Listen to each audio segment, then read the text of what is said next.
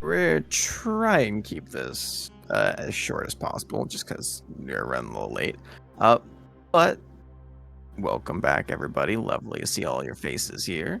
Let's get into the recap of what the fuck happened last time on the adventures of the Six.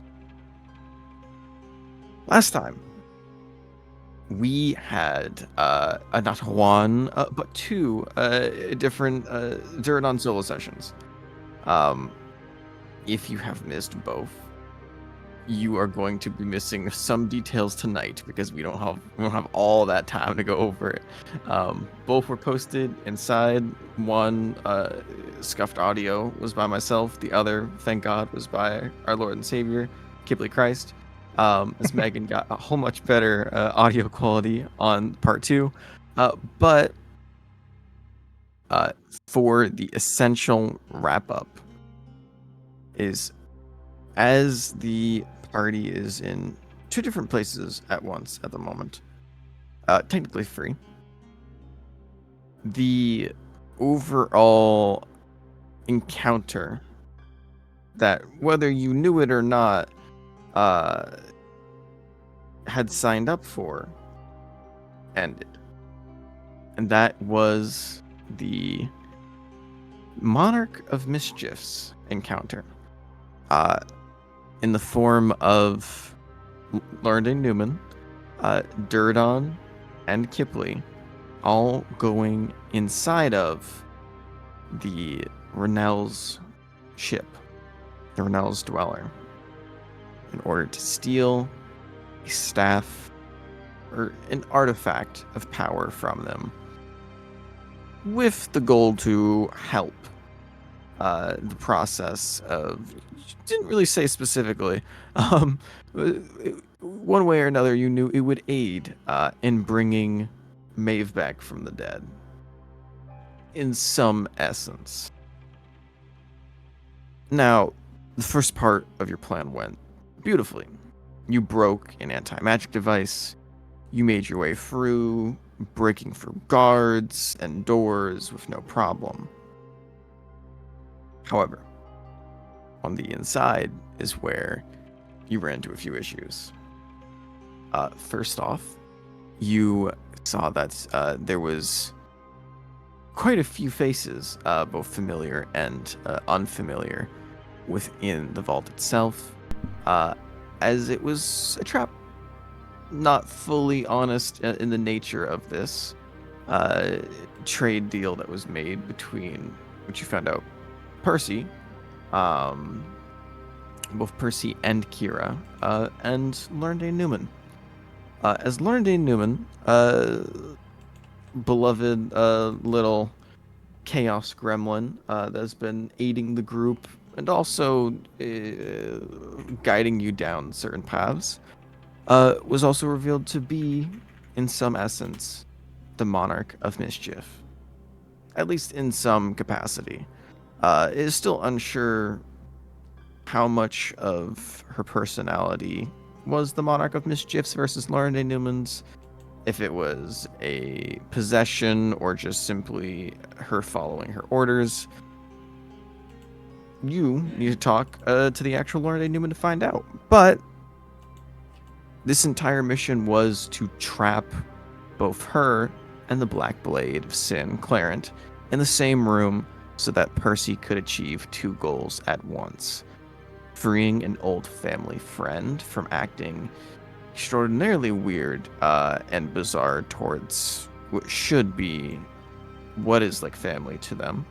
And also to save Pearl, as from what he explained, the easiest / safest way to awaken her without any other downsides and or lingering effects / contracts was to awaken from a blade like Hurima. As one of the swords of power, it gains the ability to awaken others once you kill enough people with it, humanoids specifically. However, Duradon hadn't gotten too close to that ability just yet, as he only had the blade for a short period amount of time. This caused the entire encounter to go to shit. Um, Party had to choose, I say the party in the form of Duradon Kipley had to choose between following the quote unquote person that they had been hired to work with, um, one of which who had made a deal with them in the past, uh, and was clearly not in the right, but we weren't necessarily sure where the wrong line was drawn in the sand in this case. Uh, as you decided to help with little to no question, Duradon was offered a deal, refused it. Still helped anyway, because you know what? Fuck it, we already here. Um, Long story short, shit went real bad for you. You were in a room of two Vulcans, Percy, and Pearl, who is not the most powerful of beings, but is still a cleric. Um, it got very close to getting Duradon killed. Um, Luckily, Kipley saved his life by taking on 4 levels of exhaustion. Kipley's body got taken over as part of her deal with the Monarch of Mischief. Uh, was simply, if you remember, a long time ago, a galaxy not so far away, was simply a favor of her call whenever she liked. You didn't really think about it too much last time because you were on the brink of death. However, as it was called in, you lost all control of your body as the Bone Mother was called forth to do her bidding for her, breaking through the supernatural barrier that was causing most magic items and spells to not work, and aiding her in her inevitable, either death or escape. The battle ended up going in her way uh, after Duradon made a bold decision.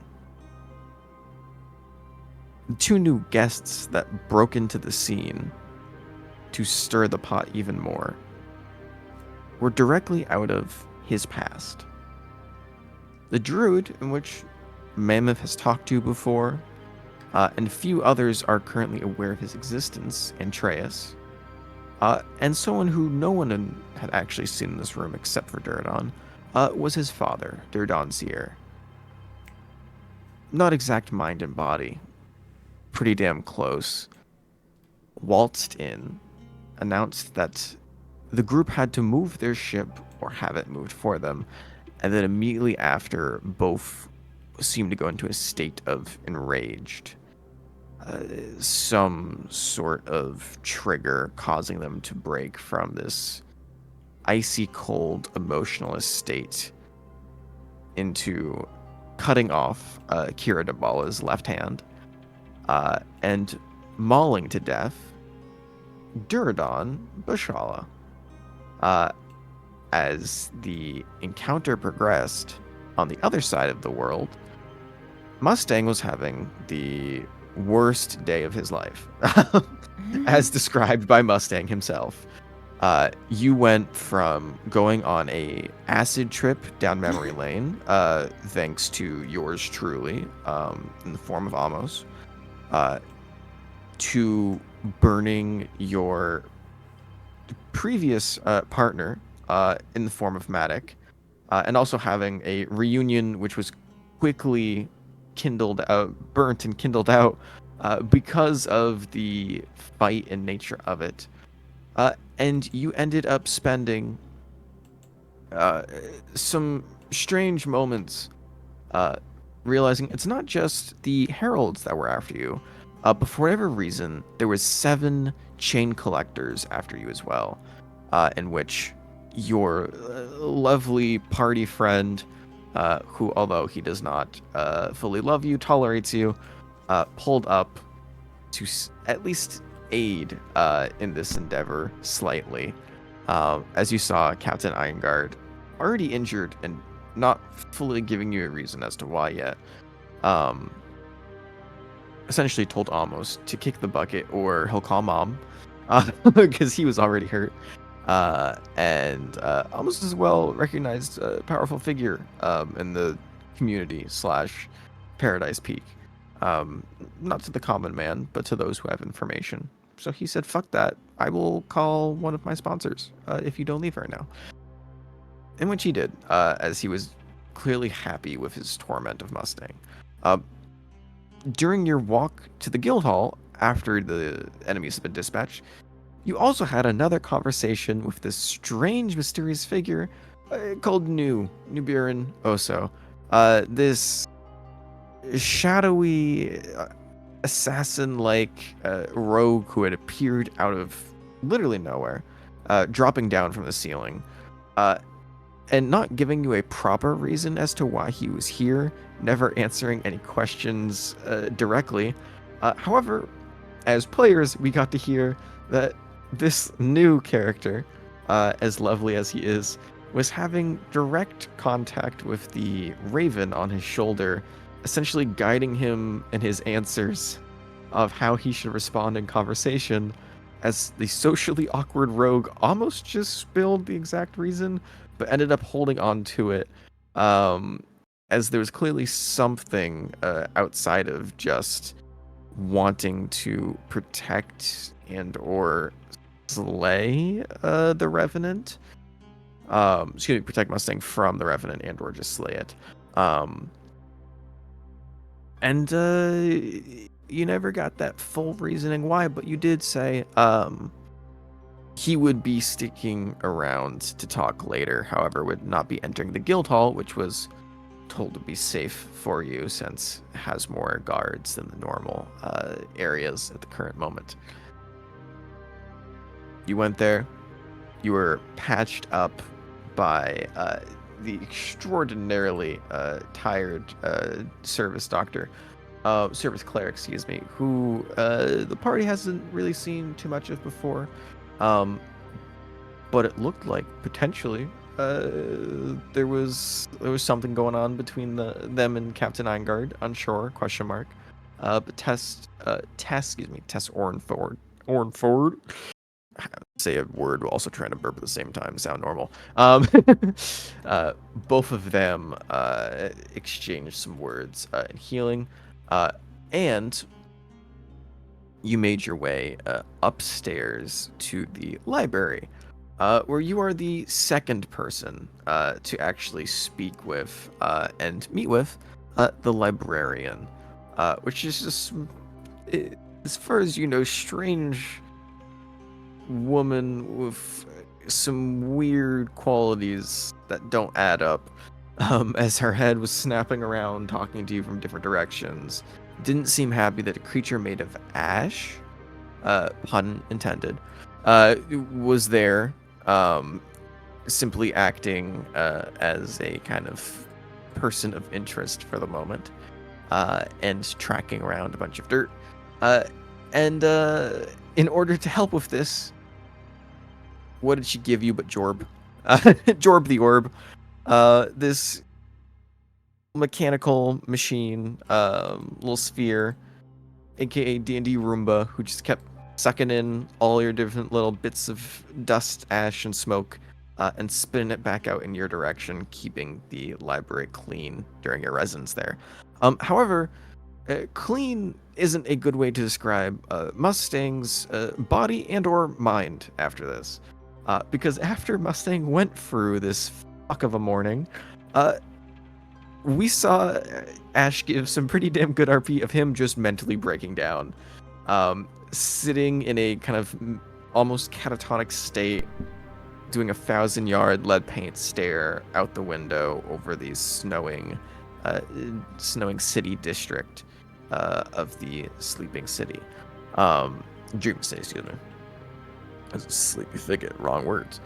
But nevertheless, as you were having a breakdown and trying to process so many things,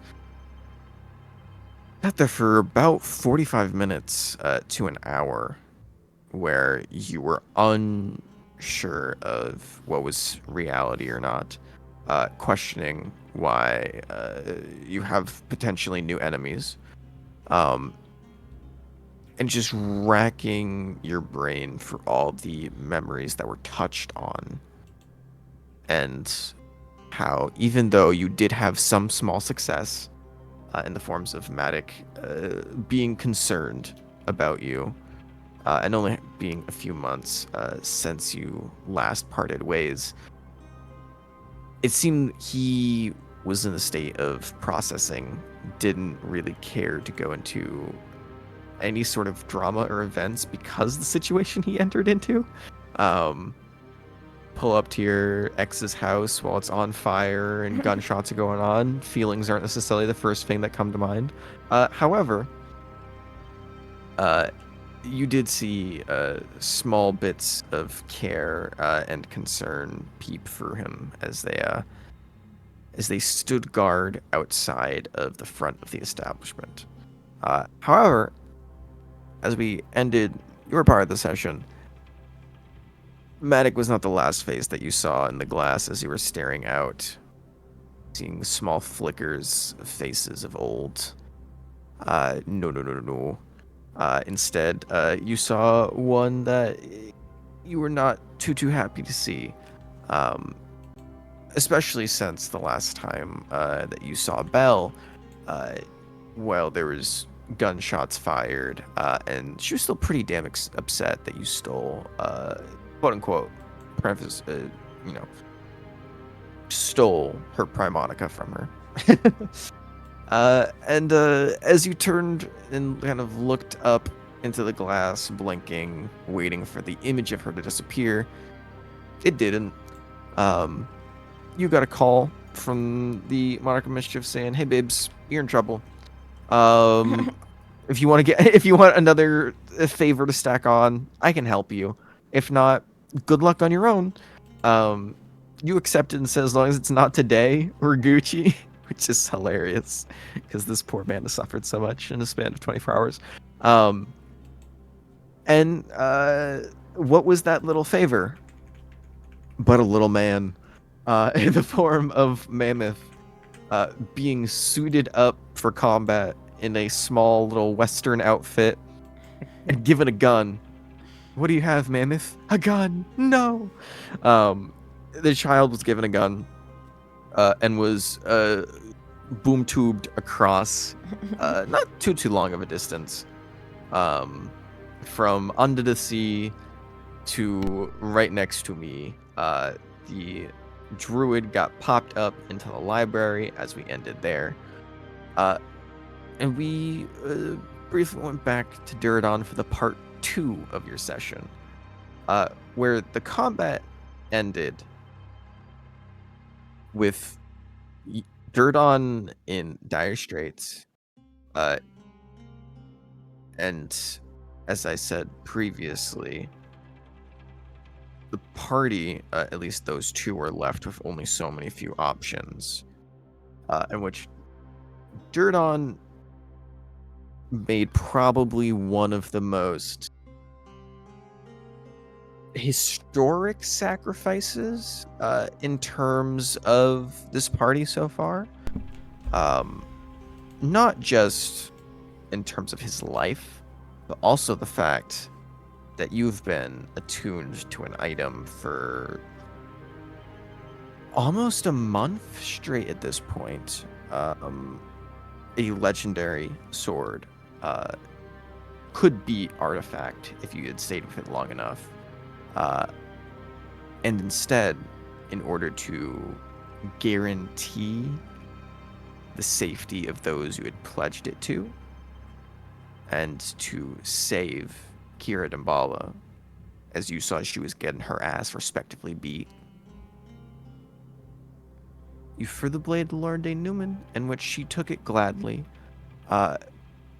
Also, in doing so, recognized that you were the cause of this problem, and whether out of spite, pettiness, or purely a last-second decision of self-preservation, decided not to take you with her, as Kipley, Kira, and Laura de Newman all disappeared from the Rennell's dweller, leaving just Duradon, the two basically full HP, one of them more than his normal HP, enemies to deal with.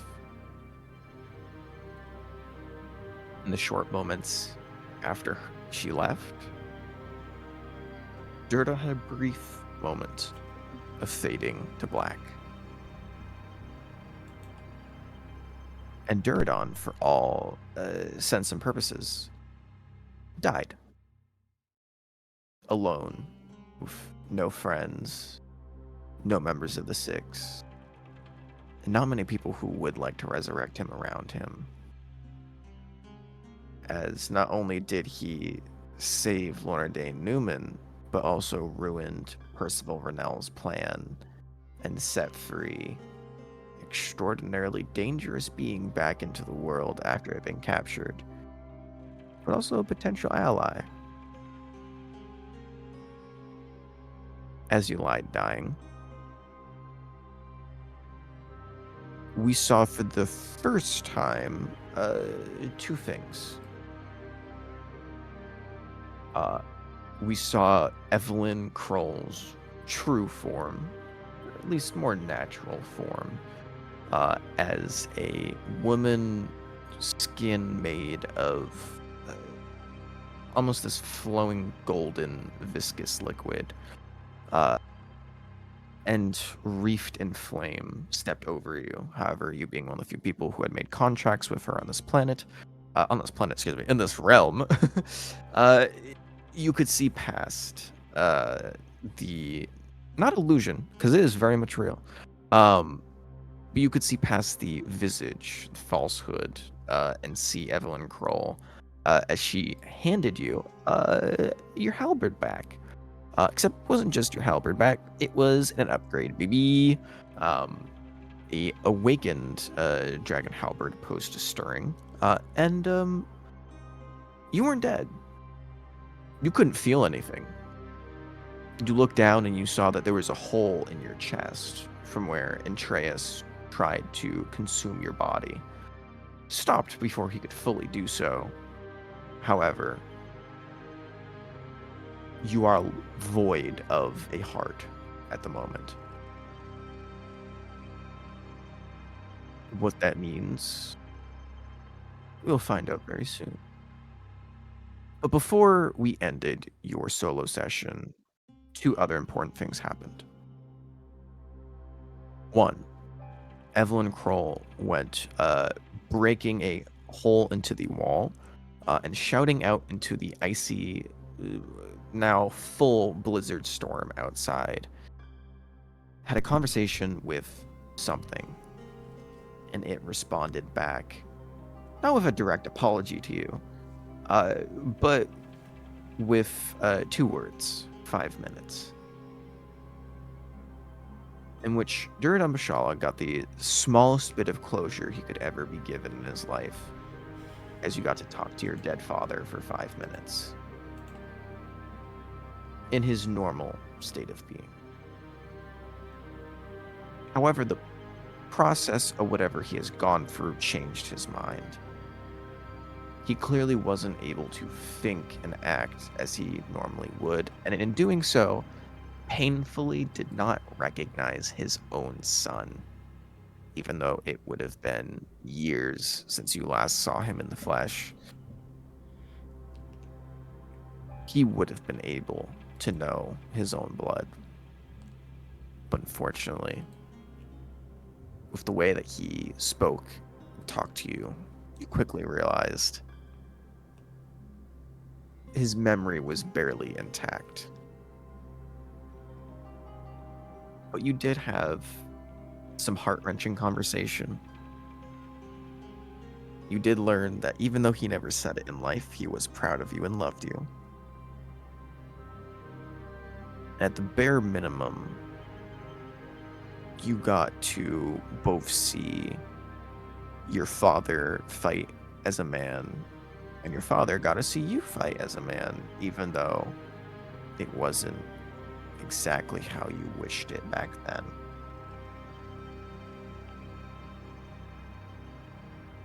You exchanged goodbyes. 5 minutes were up. And we ended your last solo session with the icy gaze of a dying Duradon looking out the newly created window of Thornell's dweller. As Duradon is the first in the flesh to see a monarch of this campaign. As walking past the ship in the direction of Paradise Peak, you saw a figure of nearly 50 feet tall, decked out in armor of what appears to be iron and or some kind of steel from head to toe, a long flowing cloak behind him, and an icy greatsword in his grasp, as he was using it almost like a walking cane, slowly making his way past the ship. Your eyes met for a brief moment. And you quickly realized your previous statement that you made to both Herma and Zyrus about hunting monarchs might not be something you could achieve in this lifetime.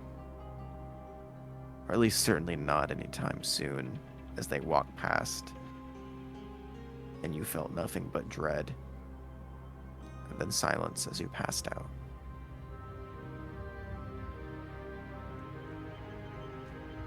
You also did see one other thing of Evelyn Kroll being a protective mama bear to you for a second, which was a change of heart, or at least a change of pace, considering the majority of the sponsors have not actually shown a great amount of affection towards the party. Never mind yours specifically, since you've known her for nearly 9 years at this point. But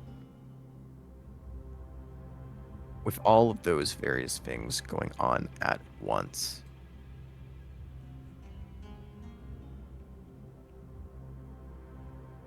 as we start off tonight's session, before we hop over towards Mustang Strums and his current situation, Duradon, could you please describe to me and everyone here, after taking in all of which you have just encountered, and with the Frost Monarch walking away from you, your eyes blinking in and out, and the world slowly collapsing inward as you see all of the confused and startled faces in the room going between you and the flaming, fiery woman above you. What is Duradon's last thoughts as he lies there dying? And you can feel your life slowly slipping away from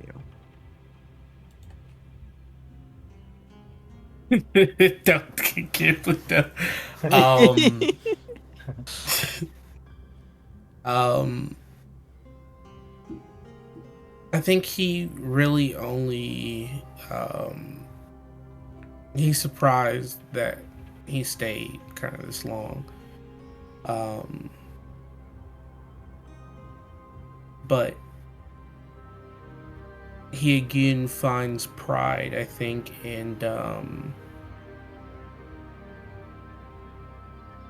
having succeeded where he'd failed his family and his father prior. Though he'd never expect for uh, Kipley to thank him by any means. Um, he is happy at least that he could protect someone, um, and just kind of thinks to himself that it's a decent way to go that makes his mentor and his family proud. Um, and that we could change in the end. Um, he doesn't voice any of it. He just kind of smirks the shitty grin that he um, tends to have, and is prepared to die quietly. Oh yeah. As your eyes close and darkness consumes you once more,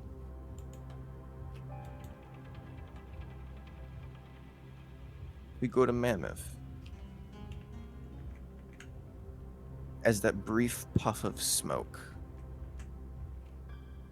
a flash of dust and darkness in its own right, consumes your form, once standing on the bottom of the ocean floor. Now, in a moment's notice,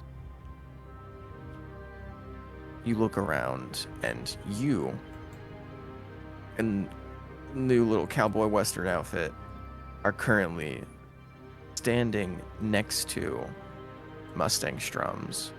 And it takes you but a moment with your pretty decent passive perception to realize there is a gun being pointed at his head. At my head? No, no, no. Oh, At Mustangs, my friend. I was like, okay. They fully aim for the child first, for sure. Grunt and Halo moment. But both of you, if you could, please go ahead and roll me initiative. Oh boy! And do Here we remember, if you go. haven't already, Mustang, you did get the benefits of a long rest. Ah, yes, did.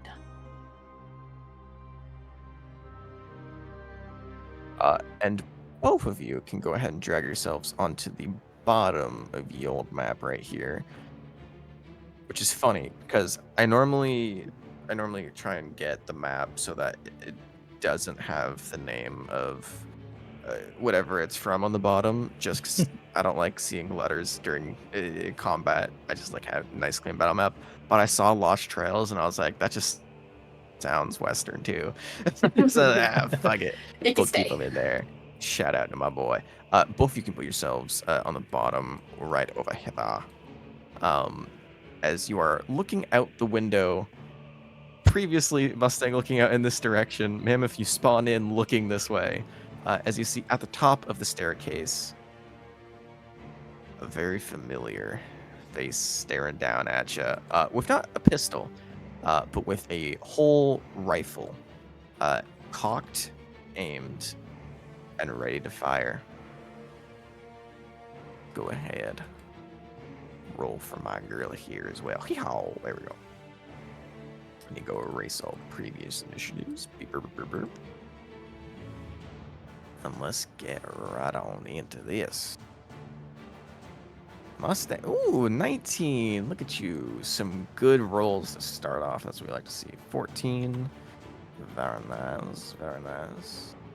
And for the lady of the hour.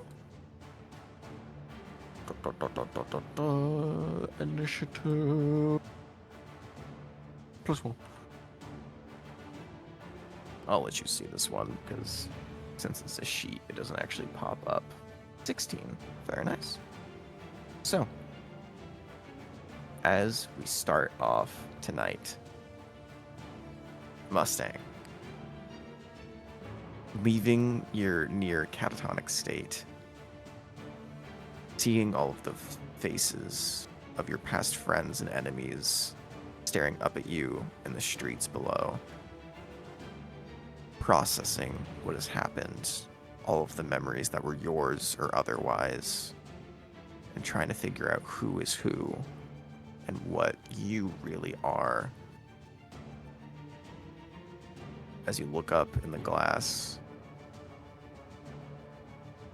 have the few seconds to process what is about to happen. Same time, you see a poof of smoke, and popping up directly to your right, you see Mammoth in a cowboy outfit for some reason, and looking up into the glass and the reflection of it, you see Belle Lawton drawing a, excuse me, dying and coughing on the stairs. You see, you can't tell him. Yeah, that makes our job easy. I am sick as shit right now. You see she is drawing a rifle on you, currently aimed down sights, finger on the trigger. What would you like to do? So you go first.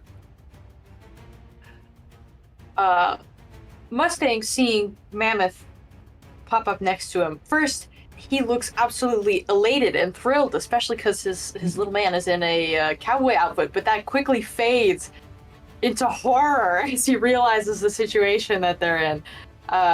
So he's going to turn his attention back to Belle. We are going to, let's say, bonus action, Big Iron. And Okay, starting off big. I like it. yeah, we're just gonna go for it. Hell yeah. That is a 24 to hit with the first one, and we'll pump a third level into it. Hell yeah. 24 hits. Okay. So that's let's see, 1, 2, 3, 4, 5. 1, 2, 3, 4, 5. And we'll call it we'll call it force damage again, I guess.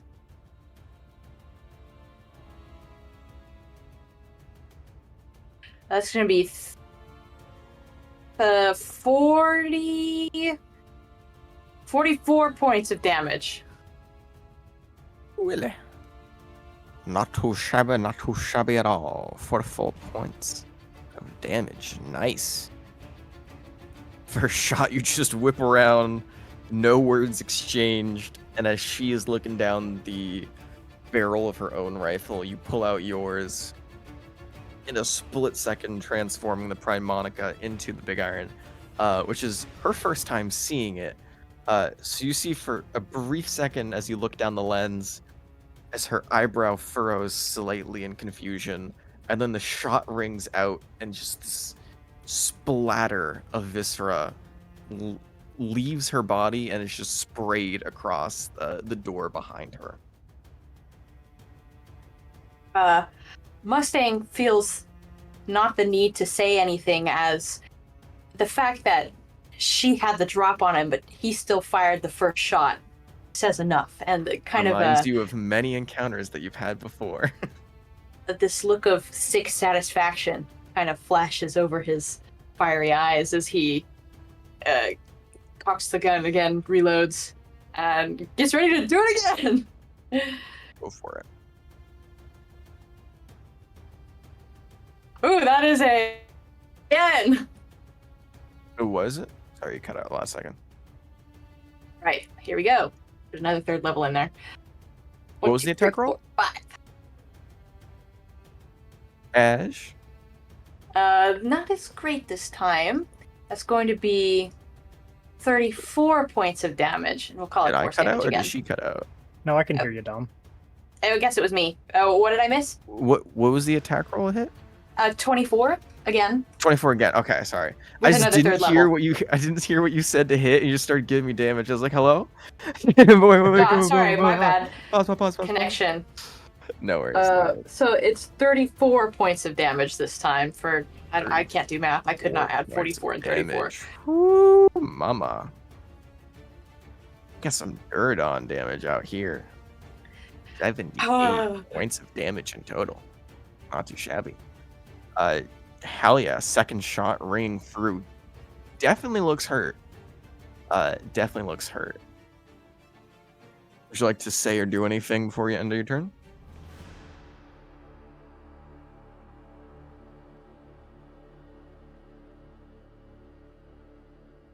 Yeah, we'll move closer. You move closer. Okay. Yeah, Hell yeah. this is personal. Hell I think yeah. that's as far as I can get. No, I think I gotta go one back. It's a big room. End the turn. Bale's turn. You see, not stowing the rifle, but just kind of holding it in one hand for a moment as a bonus action.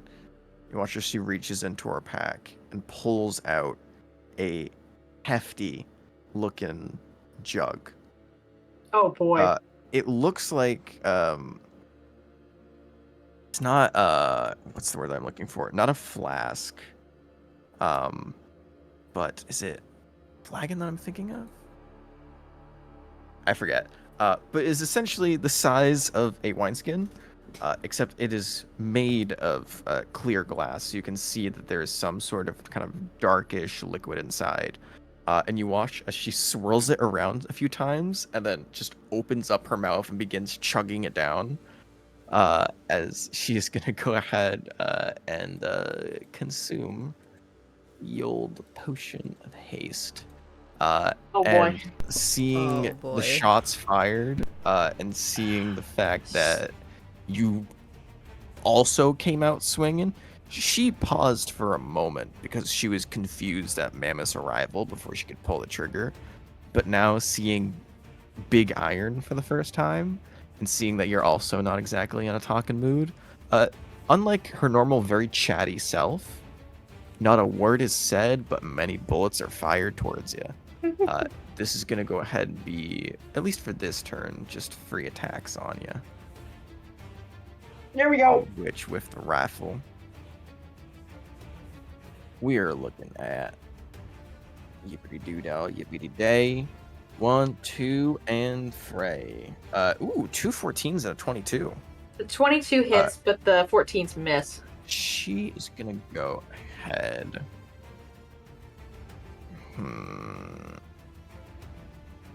How quickly do you want to burn for shit? You done fucked her up as a start, so you know what? Might as well. Yeah, sure. She's gonna go ahead and use her reaction. She's gonna use recurving strike. As the bullet flies past you, gonna go ahead and make another attack roll. Does a 19 hit Mammoth? Yes. Cool. So as the bullet comes your way, you don't necessarily dodge it. Can I use my reaction Okay. to cutting words that bullet? You certainly can. What is your AC, Mustang? 15. Or excuse me, no. Mammoth was your AC. Mammoth. There's 2 M's. 18. I'm sorry. Was it? 18. 18. Cool. So you need anything higher than a 1 on the die, and this will miss. Right. It's a 3. 3. Cool. What are the cutting words as you call this bullet out towards Mammoth?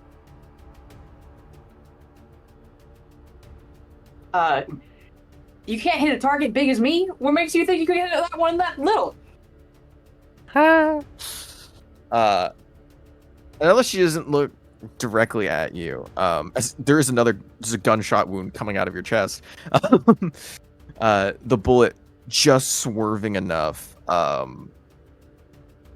For magical properties alone, is not as much she is tripped up, it is the weight that is carried by your words. That it whizzes just past Mammoth's ear, and slams itself into one of the bookshelves next to him. But she did hit you at least once, so we are going to get some damage rolls and hit her. That is going to go ahead and be 19 points of piercing damage. All right. And Damn. an additional 11 points of necrotic damage. All As right, you all feel the bullet enter your form, these are high caliber rounds, and it does not simply pierce you like a normal bullet does. The area in which is hit by this shell, by this round, you look down as you feel some discomfort, and you see your body is, unlike normal wounds in which you sustain filling itself in, there's just a gap from where you were shot in the smoke. There's a hole that is not regenerating. As until the end of her next turn, you cannot regain any hit points. That is going to be her turn. She's going to move, fuck it, 5, 10, 15, 20, 25, 30. And she's just going to take up residence behind this little bookshelf over here. I'm going to say we'll give her partial cover. She just kind of crouches down on the side. Mammoth. That's you, my friend.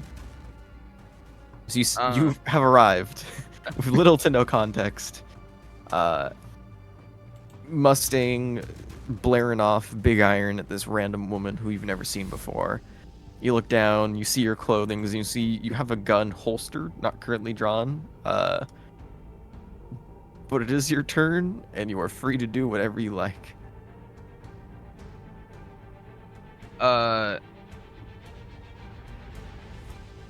First off, we're gonna go immediately into Starry Form Archer.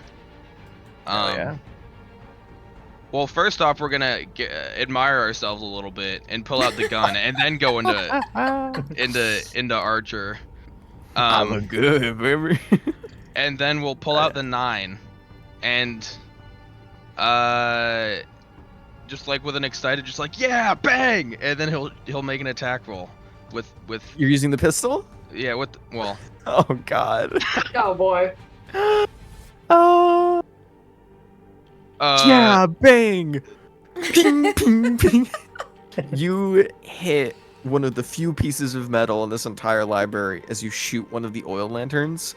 And it doesn't drop, and it doesn't ignite, because luckily you hit the ring that is holding it, not the lantern itself. But it does echo out as it then just slams into another nearby wall. Okay. And then we'll. Fuck, what is it called? We'll notch one of those starry arrows after for it. tossing aside the gun, because we don't know how to use that thing. Yeah. Where you had a brief moment of excitement. it was. Why did I know that? I knew I was gonna fail, but I didn't know it was gonna be that There was a chance. catastrophically awful. There was a chance. There was a chance. It wasn't a high chance, but there was a chance. Go for it. Go ahead and roll me attack. Fuck. 13. Misses by a mile. You go to shoot, and your hand is shaking because it's the first time you ever shot a gun.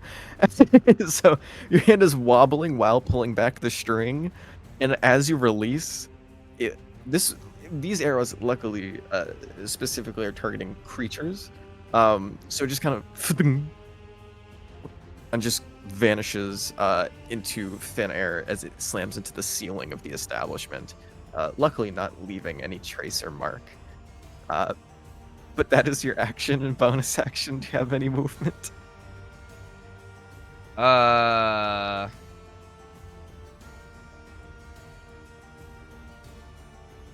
far away am I from Mustang? I think like 25. We'll 25 go like feet. there. Sure thing. End of your turn? Mhm. End of your turn, she's going to go ahead and use a legendary action. What the You fuck? watch as not her head peeks out from behind cover, but just the pistol. You don't even see the entire arm, just the hand popping the pistol over the railing. And she is going to head and do a blind bullet. And go ahead and make an attack roll. I love this character. So One bullet is fired. However, Mustang, go ahead and make me a history check, if you will, as it as it comes shooting out towards you. 19. 13. Wonderful. 19. So I'm looking at mine to hit. Oh, okay. Okay. We'll get to that in a second. Got it. So you are well aware, because you have fought her a few different times. The rifle is new. You haven't seen her use this before. The pistol and her shooting blindly is not new. Because you know she is a woman who relies both on her talent as a gunslinger, uh, and her wits as someone who knows you can't always hit your targets from long range. You see as the bullet goes out, you know immediately what is going to follow next. As she misses you, and the bullet lands right here. I need both of you to go ahead and make me dexterity saving throws. As Oh, the small God. payload that is delivered immediately goes off as it impacts on the floor, and a flash of blinding white hot light consumes both of you. Oh, what the hell? Oh, she got magic bullets. I'm gonna use Got my magic bullets, inspiration. baby. I rolled a 1 at first, but since I'm lucky, D&D Beyond just automatically It re-rolled. auto rolled for you?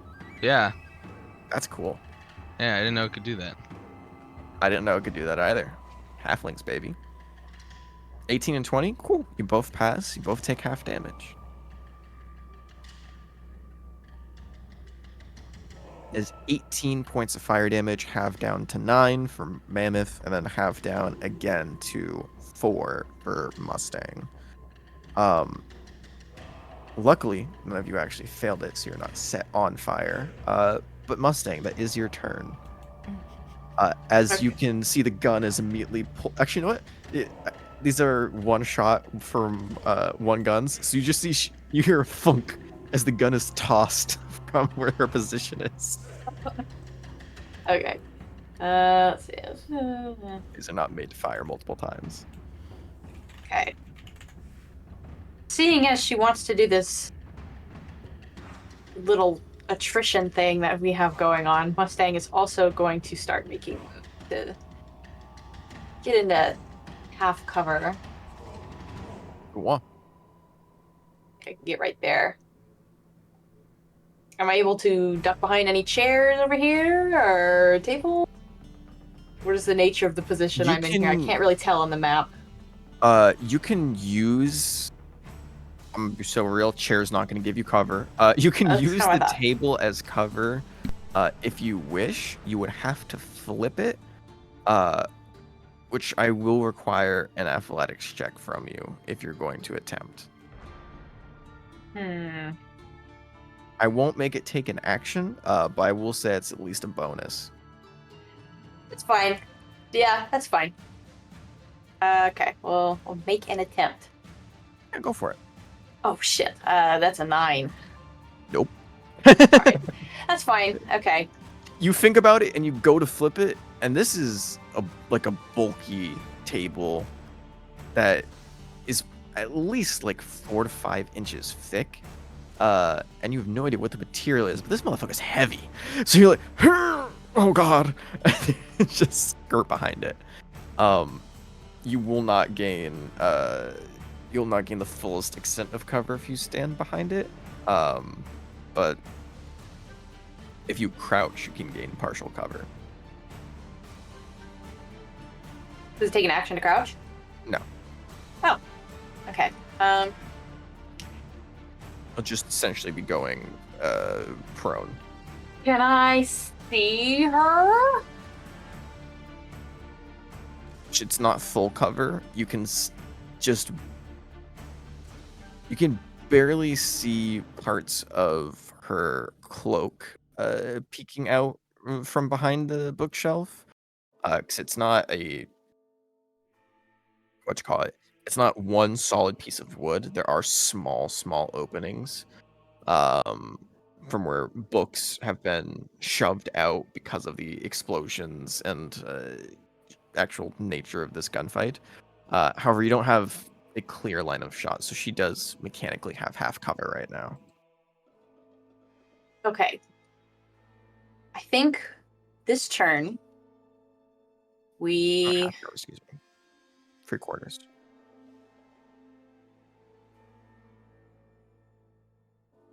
Okay. I think in this instance we are going to use our turn to try to cast Vortex Warp on her. Go ahead and give me a perception check. Oh, okay. Perceive. 17.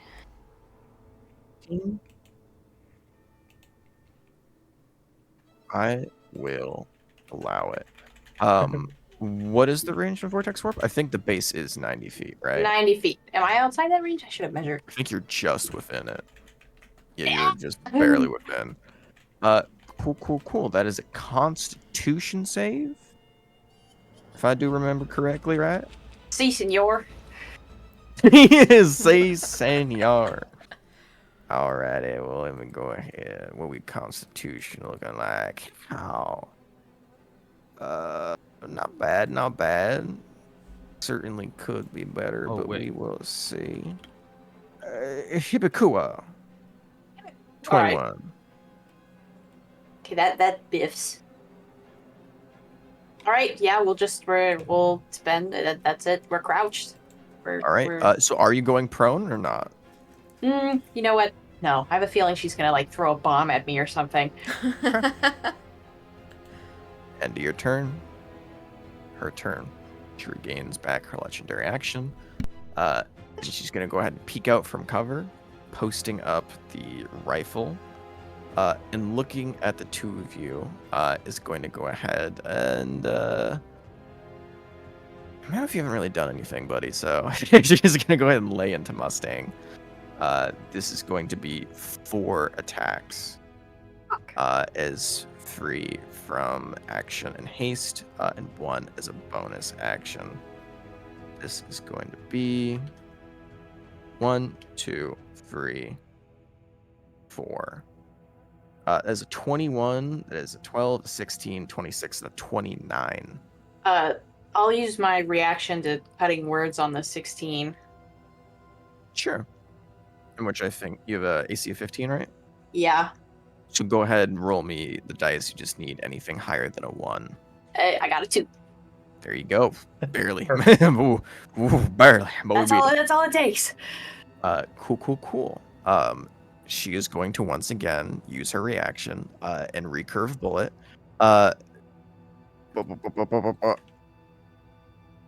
29 on Mammoth. There we go. So To you hit? watch to hit, yeah. Aw. It's 18 plus No, 1, bud. sorry, buddy. You watch as you cutting words the bullet, it Looney Tunes style stops midair, turns, and then winds itself back up and shoots into Mammoth's back. Love it. So that is 1, 2, 3 hits on you, 1 on Mammoth, all with the rifle. Good luck, buddy. That is I might not survive this.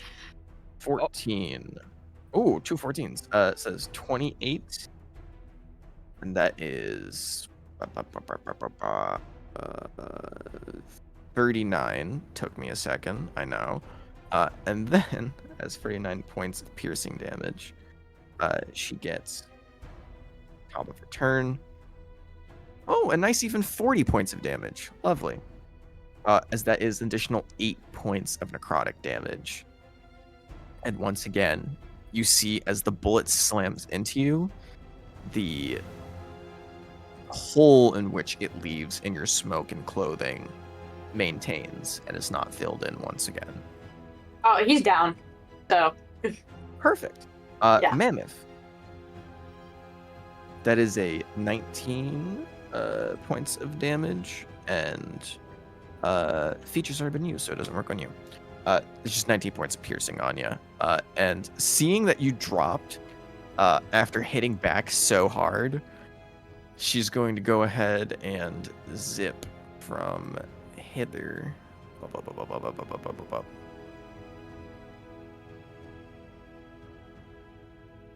you know what? Fuck it. She'll stay right there. It worked out great for her. She'll just move one over to the side, end her turn. Mammoth, that's you. You watch and see this barrage of bullets go sailing past, and as you kind of look behind, like, poof, dodged a bunch of those. You turn and look and just see Mustang is lying on the floor, unconscious, as the body just slumps to the ground. And you do hear a loud thud as the majority of his body is currently materialized in the coal-like form that he is. Okay, is this a door? Or is there a door near? Nope, Shit. that is a light.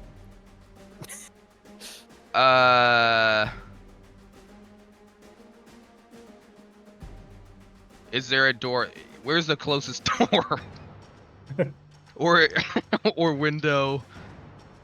Oh shit! I didn't even look up there. 90 feet in that direction. Swell. These That's are super great. these are going to the second level of the library. All these, this staircase right here, and this staircase right here.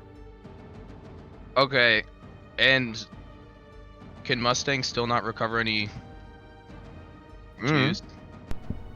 You have no in-game knowledge of that. Oh, that's right. Okay, well, regardless, we're gonna get another use out of our funny Elden Ring move. And where'd it go? Give me a sec. Funny Stars of Elden Ring Ruin. move. The- Stars of Ruin. the- like right. We need a rebrand, buddy. We're gonna get Yeah, we sued. need. Yeah. We're gonna get we'll- copyright striked. We'll move right there, and then we'll drop our star bubble right on Gotcha. top Is of that me. centered on you or a point of your choosing? That's gonna be centered on me. Gotcha. That's 20 feet, right? Mhm. 20 feet. Blue dabba dee dabba die. There we go. Hell yeah, as the bubble pops up into existence, the beautiful night sky semi-opaque dome covers both of you. That's your action, right? Mhm. Okay. Still got Um, your bonus if you want to fire off an arrow. So that uses a spell slot, but is that a spell? Does that count as a spell or an It item uses ability? a spell slot, Yeah. but it is not technically a spell, so you can cast another spell this turn if you like. Okay, we're gonna bonus action healing word. On who? Mustang. You're gonna try a Mustang? Yeah, But just at try. first level. Yeah, I said what I said. You cast healing word. What is the healing word that you said? Shit. Shit. Yeah. Those are Who taught you that? accurate and necessary because as the healing word shit goes out, it does jack shit.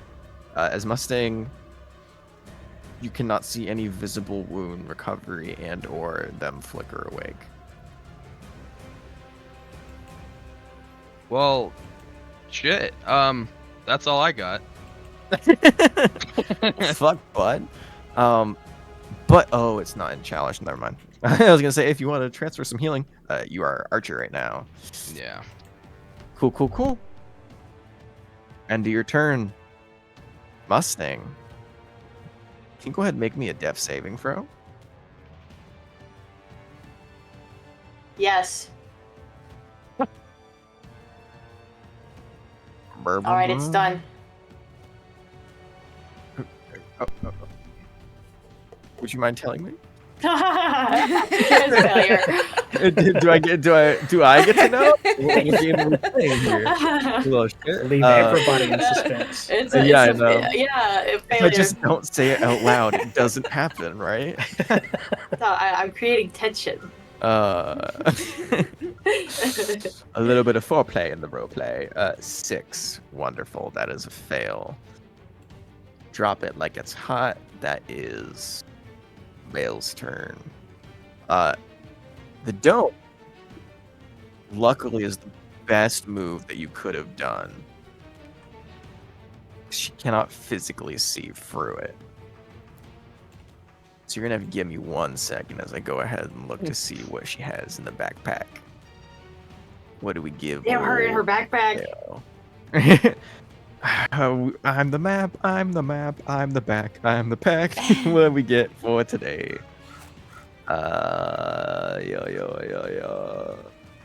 Not a lot. I mean, she could, but that's kind of a waste. More useful in scenarios. There are multiple. You know what? Fuck it. I mean, what other time we're gonna do this? She's gonna go ahead as her action. Oh boy.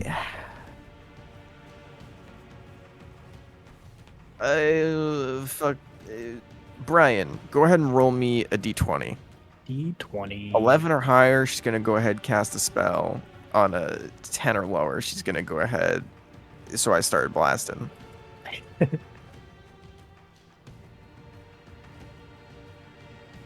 All right, she started blasting. Who gives a fuck about disadvantage? Let's go, baby. That's going to be.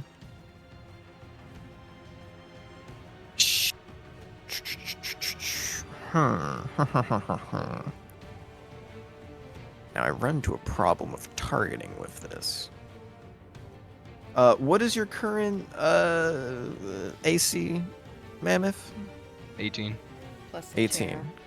Cool. Plus the chair? Is that what you just said? Yeah. You're well, right. Mammoth is short enough that you can just kind of use a chair as cover from a bullet. That will certainly help. I do have halfling nimbleness. Actually, that is a trait, but I think you have to take the hide action for to actually Yeah, be I useful think with that. so. That's cool. You should remember that because that can be actually very useful for you. And Mammoth, you are currently, or fucking Mustang, they're both M's. I'm so easily confused. Mustang, you're currently prone, but you have an AC of 15, right? Yes. Cool. So we are going to do it like this. She is going to go ahead and fire. One shot is going to go ahead and be a blind bullet, so it's going to be another explosion. The other 3 are going to be normal rounds. But to give you the benefit of a doubt, since you can't necessarily target individuals in this, this is going to be a randomness roll on a d20. So both of you are going to go ahead. Mustang, pick a number Yes. 1 for 20. Okay. Do I say it out loud? Yeah.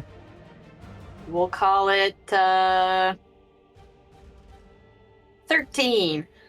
13. Mhm. So she rolls a 12 for 14. Hits Mustang. Mammoth, pick me a number outside of 12 or 14. 7. 7. She rolls a 6 for an 8. Hits Mammoth. All right. We're going to go Number ahead sandwich. with disadvantage. Oh, As fuck. 13. Oh, Misses. well. All right, that is a 19, which would hit one of you. Just going to go ahead and roll a normal d20. This is just going to be a straight up luck check. 8. Okay. I believe that is Mammoth. Uh-huh. Mammoth, you do get struck once for the blind. Final Oh, attack. Jesus Christ. 15. 15 would currently hit just. Would hit either one of you, so she does get another d20. Actually, no, These what's weren't- your AC? It would just hit Stang. Yeah. So that's a 4. So you both are good. So there's just one strike on Mammoth. and then I both need you to go ahead and make me dexterity saving throws. Well, You auto fail. My apologies. yeah, say well. Damn it! I'm gonna use inspiration. That is a fail. You're gonna use inspiration? Okay. What was it? Dex. And that is Well, was are any of those bullets elemental? Or is it just like physical? elemental? No, Okay. no, it is not any sort of elemental damage that you have seen so far. It is just piercing and necrotic, in which you take 22 points of it, my friend. 14 piercing, 8 necrotic, and Mammoth is also applied with the healing negation. Unfortunately, 10 is going to be a failure. So you will Yeah. take 13 points of What? additional fire damage, and you are set on fire. Uh huh. I'm down. And Mustang, you take 13 points of fire damage, but you are unconscious, so you lose another death save. Yes. And Mammoth just went down? Yes. Mammoth just went down? Yeah. Oh, this is getting juicy. No, it's not. Oh, yeah. Stars of Ruin, please remind me. Is that concentration? I think probably. It should say somewhere on there. I'm 90% sure it is. It is, yeah. Wonderful. So the bubble drops as you do. Let me go ahead and just remove that real quick. Cool. We do need to do at least. We do need to do at least one more round before we move on. Mustang, my friend. Yes. My friend. Can you go ahead and make me another death saving throw, please? Yes. Oh. What about Actually, excuse me. Wait. Mammoth just went.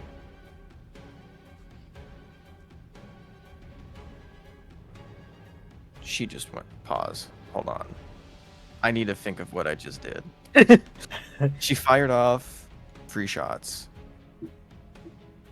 She didn't see that you guys went down.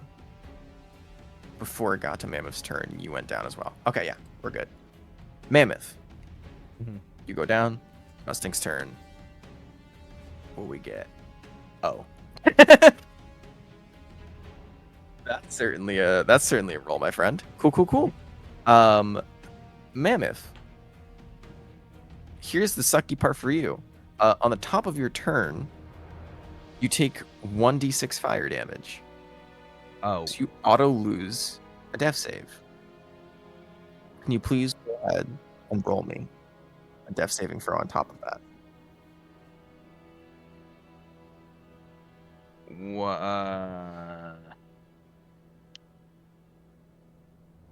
Yeah, I'm just gonna.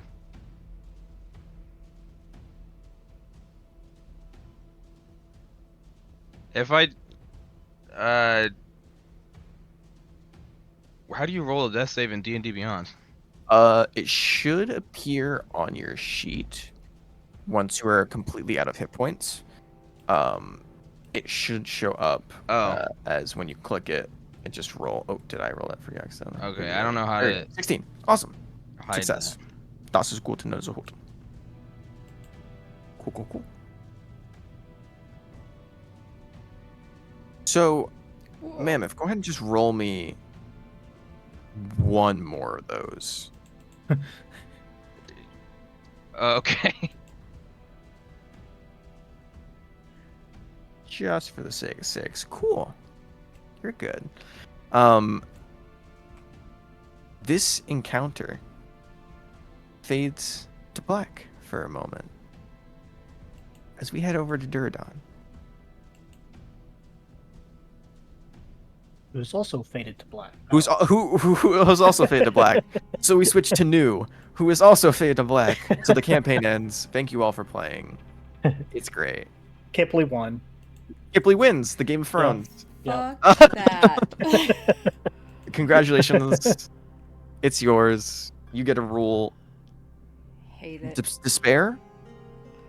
Sadness? Um, but as we head over to you, in which we actually, thank you for reminding me, do need to go to Kipley after this as well. Dom completely forgot. As we go to Duradon.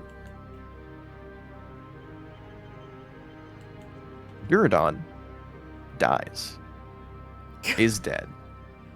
Fully through and through.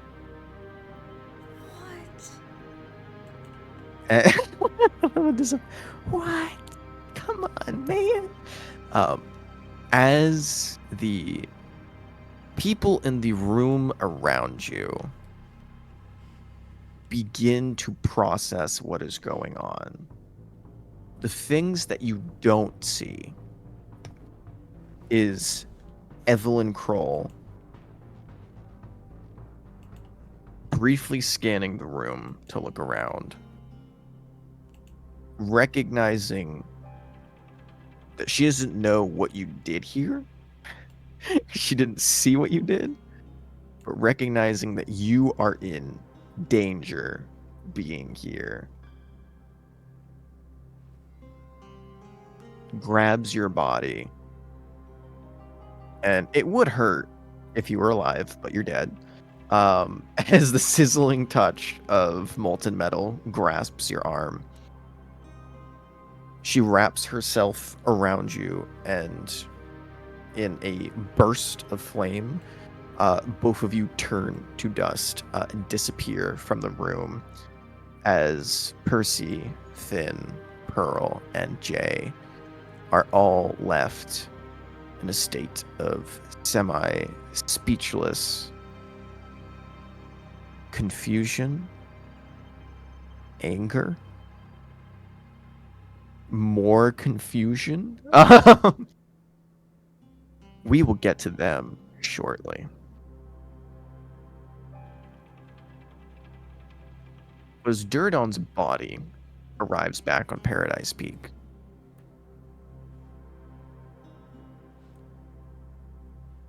this is, funny enough, only the third time you've ever been to Evelyn Kroll's personal estate. Once is almost required for when you're becoming a vassal, as you are supposed to go ahead and meet with your personal one-on-one sponsor of the place of their choosing, and it normally is her estate, same as Kipley.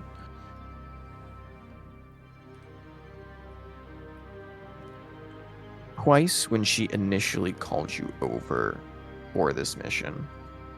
And if fate would have it, very chipper ass song with the three of us being fucking dead.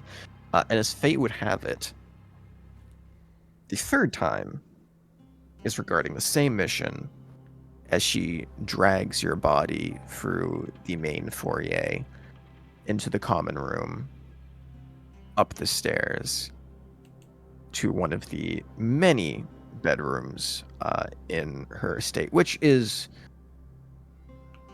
as far as you can tell, one of, if not the largest buildings on Paradise Peak. As she drags your body, and I say drag, it's not like she holds you fireman carry or princess treatment carry. She is dragging your body by the foot, by one of the ankles, as your body funk, funk, funk, funk, randomly hits carpet, wood, potentially door frame, and places you into one of the beds. She sits there for a moment.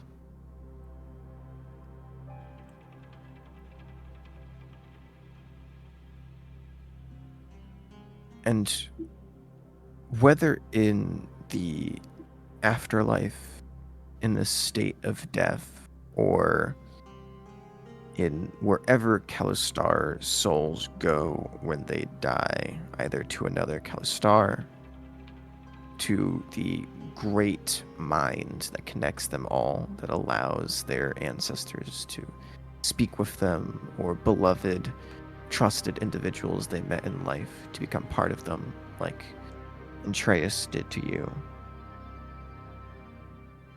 Shrouded.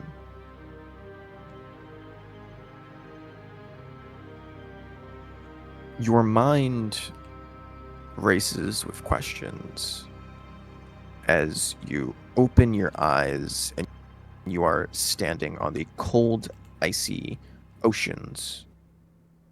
And you look left and you look right.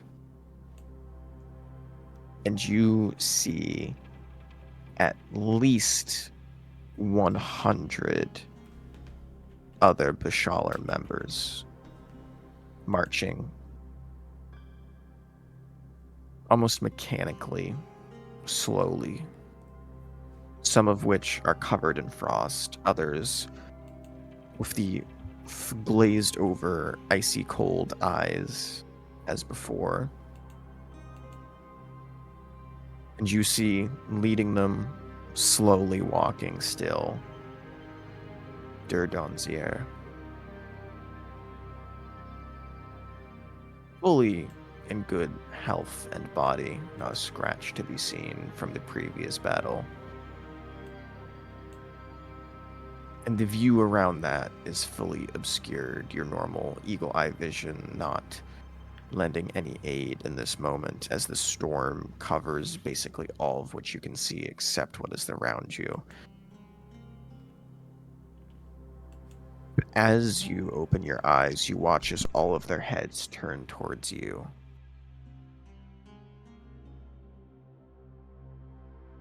Staring. And walking ahead of you, turning around, you see your father's gaze, his eyes narrow towards you as the marching stops.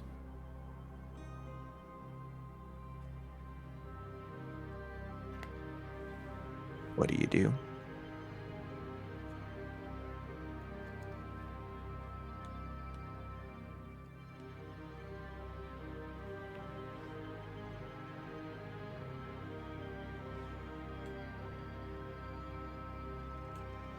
And if you're talking, you're muted, Jared. You motherfucker. 3, 2, 1. Jared has been gone for a while. Jared doesn't know what's happening. Jared To has been gone for some time. Jared pieced out, or is it BRB at 9:17? Oh God, Yes, Jared has been brother, gone where have you for some been? time. Fighting for my life in the bathroom. I didn't get to be here. What did I you just come assumed- back to? What did you come back to? I came back to reading the message of Chipper ass song. 3 of us just fucking died, and then I said back and what? And then moments later, the only thing I heard is your father, and then I was like, oh, okay, so we're in somebody's backstory. Damn, you I was missed like- out on all those descriptions. All right, Yeah. so yeah, that's kind of important for context, bud. Welcome back. Glad you're not dying. So I'll give you the short end of it. You can listen back into the recap, into the session post for the full detailed version. Durdon's dead. Surprise. I described an out-of-person experience that you weren't conscious of as a PC, but as players. Evelyn Kroll grabbing your body and realizing that you're not safe because you just pissed off a bunch of vassals and Vulcans. And teleported by turning both you to ash and reassembling back on Paradise Peak. I describe her dragging your body through her estate, through her mansion, in which you've only been in 3 times, one of which when you first met her, the second of which when she brought you to discuss this mission, and the third of which is right now as you lie dead, being dragged through the halls. She brought your body upstairs to one of the bedrooms and placed you within it. And I said, while you are not currently conscious, nor in a state in which you are alive, going where Kalistar minds go after death, and going where nothing too faster than toilet jokes. Going to the great mind that connects all Kalistars, perhaps Durdon's eyes opened, marching over the cold, icy oceans in which you were just previously seeing, a few moments ago, as you look around and see roughly 100 of your brothers and sisters of the Bashala tribe marching over the cold, icy ocean as the waves are freezing over, and they're mechanically and kind of lack of life and luster just slowly trudging forward through the snow and ice, marching towards Paradise Peak. And then you just came back as you heard all of their eyes slowly shifted towards you as your father, who is without a scratch on his body, fully healed, leading the pack at the moment at the head, turned around as well as all of their eyes met yours. What would Duradon like to do?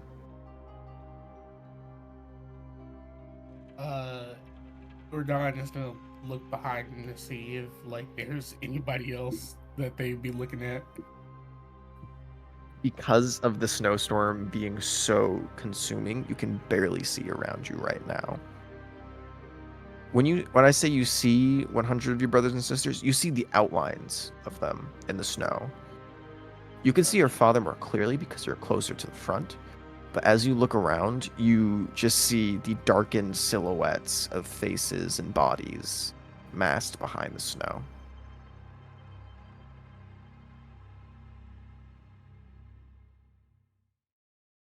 What would you like to do? Oh.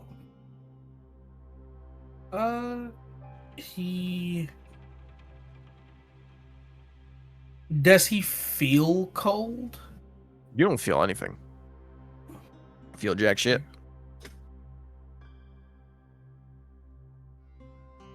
He'll say aloud,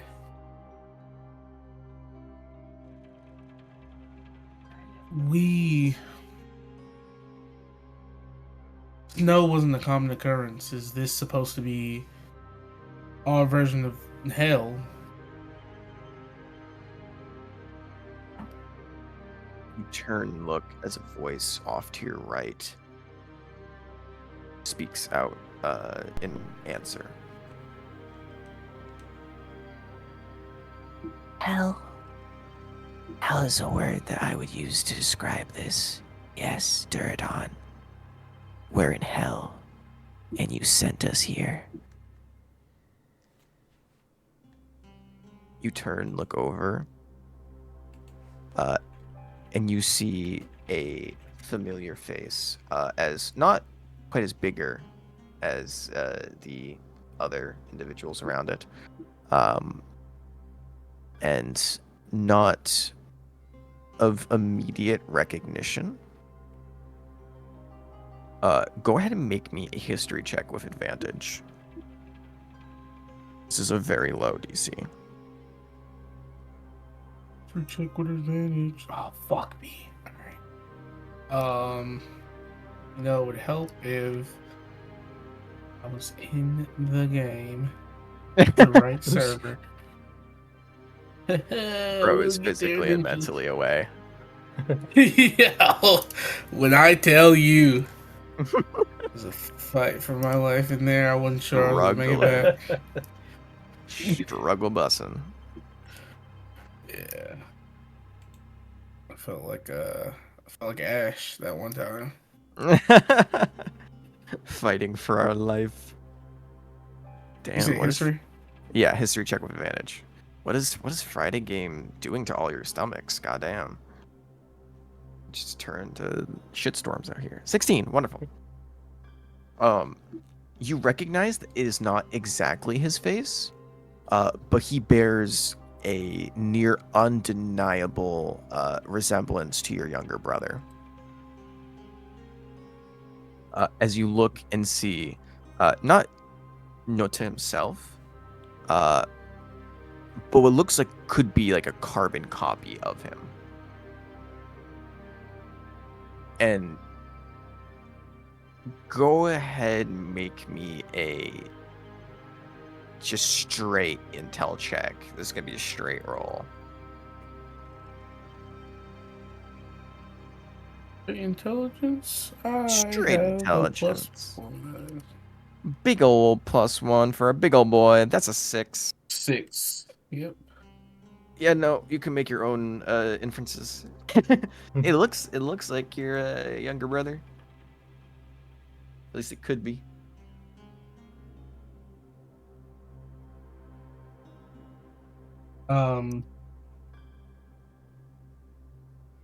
There's a, I think, moment of kind of sting that comes with the words. But I think Duradon has lived that truth, whether it is truth or not. At least for him, he's lived it for a long time. And so he just looks upon the visage of his younger brother, and he says, "Yeah, I guess that's true in a way." It's true, literally, you prick. And the reason that And you see as he looks up at you, he goes to stick his tongue out, and it is like frozen in his mouth as it slowly comes out, and you hear ice breaking. And he turns, just looks forward, doing the child, like, starts conversation and then immediately stops conversation when they don't want to listen to anymore.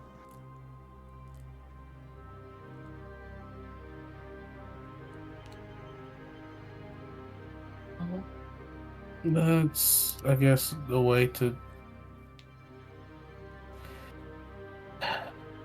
What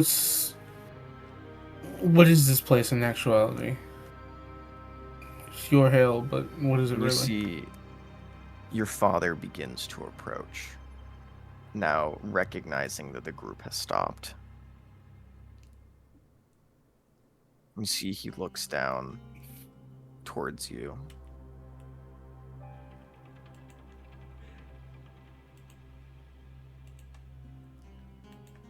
This is our hell.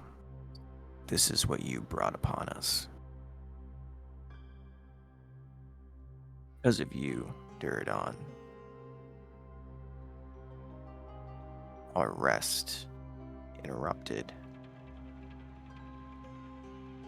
Our lives forfeit once more.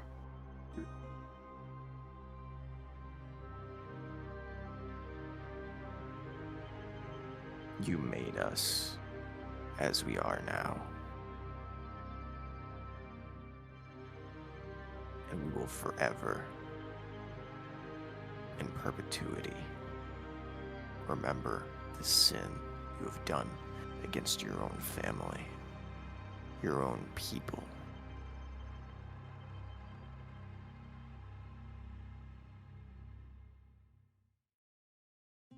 To simply scar us like this and move on like nothing happened until it bites you in the ass too.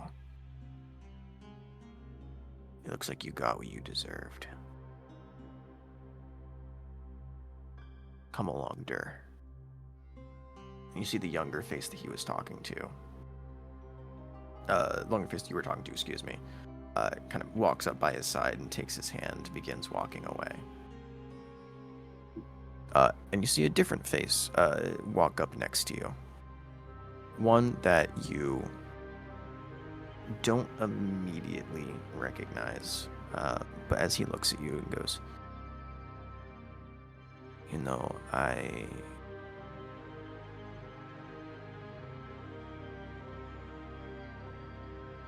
was really hoping the first time that we got to meet, the war would be over. I could meet my brother,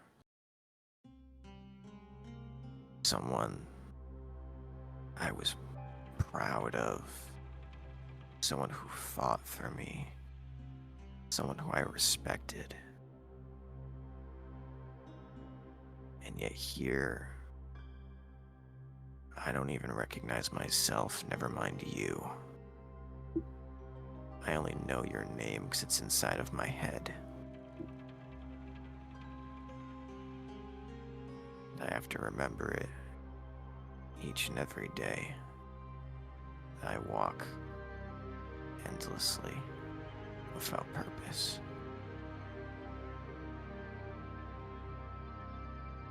Now go ahead and roll me. I will allow either a insight check with advantage, or a perception check with advantage. I'll do good old prescription. That is going to be 27. Cool. 7. Luckily, the ailment of your body that would currently force you to be disadvantaged isn't affecting you right now because you're not in it. Unfortunately, you are choked up slightly for a moment as you realize the face is not immediately recognizable, but the more you look and the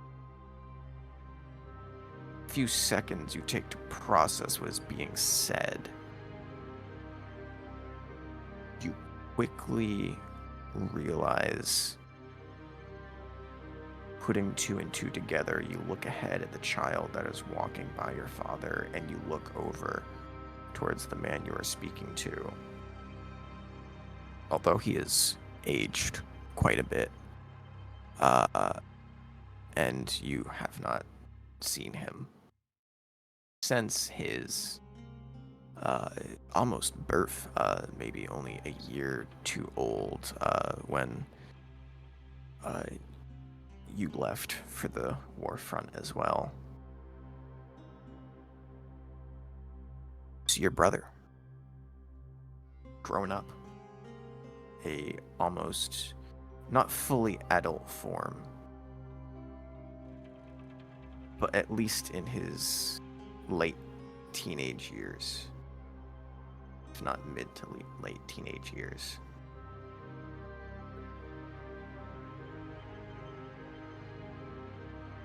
Noto Bashala stares back at you for very much like the boy before. Gives you a disappointed look and turns and begins walking once more.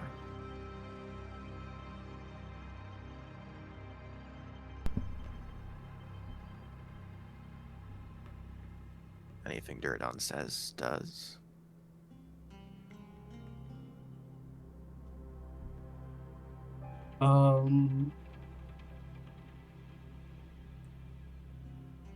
I think he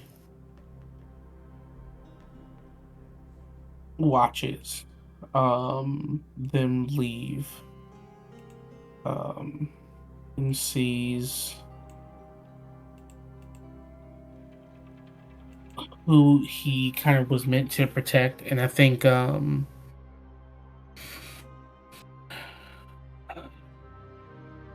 he doesn't say anything, but instead plays the words over and over again in his head. He's used to owning and taking the malice and the hatred of his tribe, his people, and he tries to do what has been familiar to him for his entire life and take the anger of these individuals, internalize it, and keep it.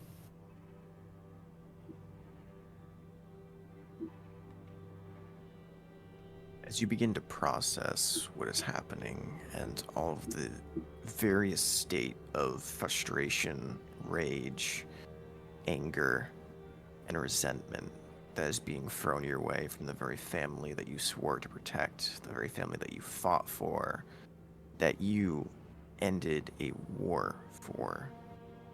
And even though they died in the process, you kept up your word that you would not stop until it was over. You would protect as many lives as you could.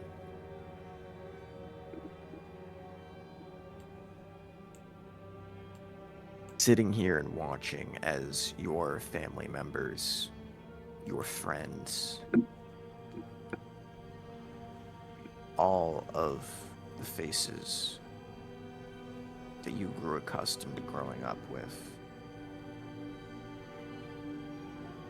some of which who you know died young, others which died mere months, weeks before the very war ended.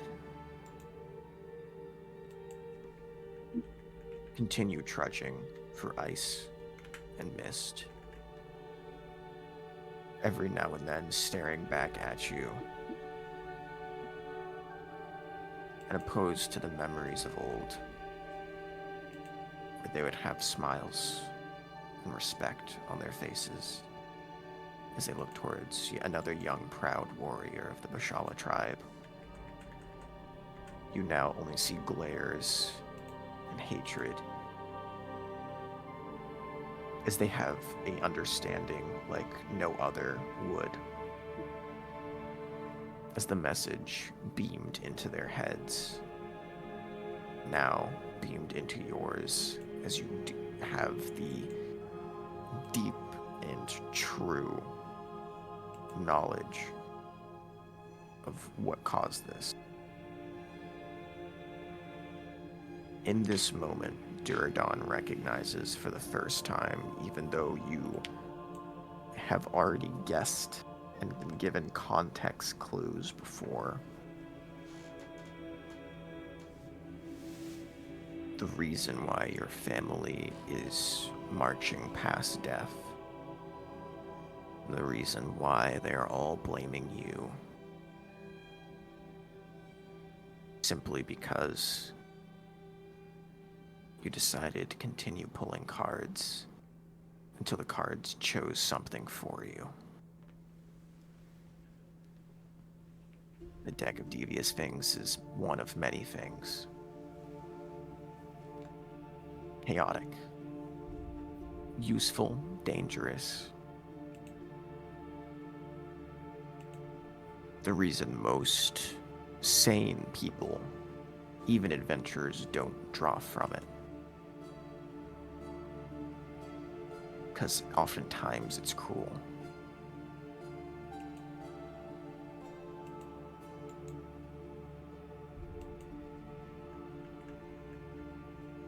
Putting a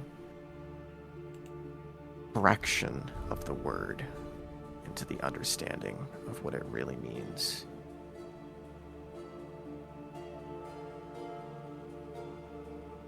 You know and understand, while no intent was had, and without knowledge of this even being an option, you inadvertently caused this. The whim of drawing a game of chance in which Mardane declared you won, but no one lost it greater than Duradon. the family who you once loved and they loved you now begins to walk away with nothing but hatred in their hearts. What's left of them.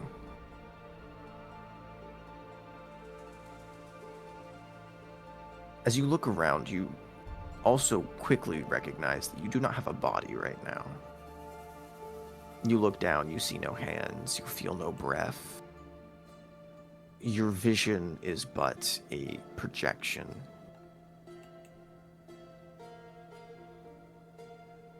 However,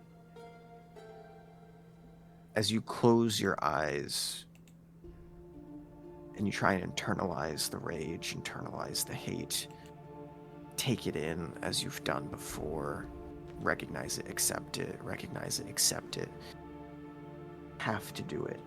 You have to carry on. You have to keep moving.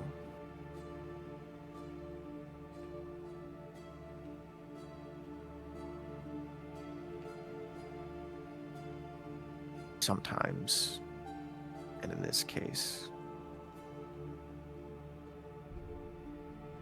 that is not always true. As you open your eyes, the gasp of air leaves your body. You can go ahead and mark down 5 levels of exhaustion. As you feel a pounding, uncomfortably so, heartbeat slamming within your chest. Sweat racing down your body.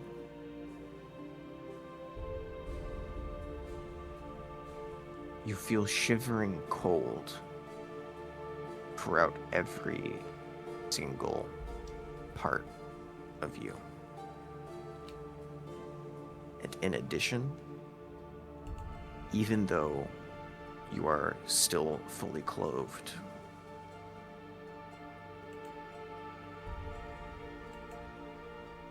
you are in tune enough with your body and aware enough as an individual to recognize when the existence and feeling of not just ink upon your skin, but the meaning and the powers granted from the substance within slowly begins to fade away.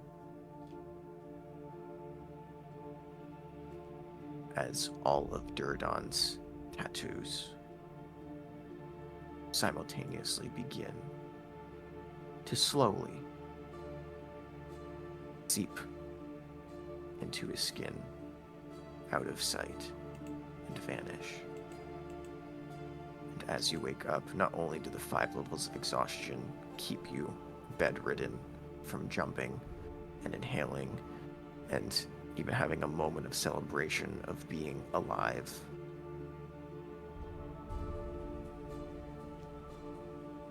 but you feel empty.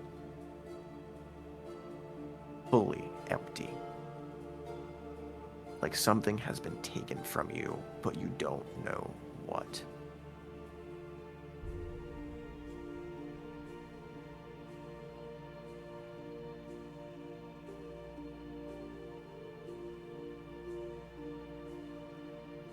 And for the first time that you can remember in your life, you are the sole resident within your own mind.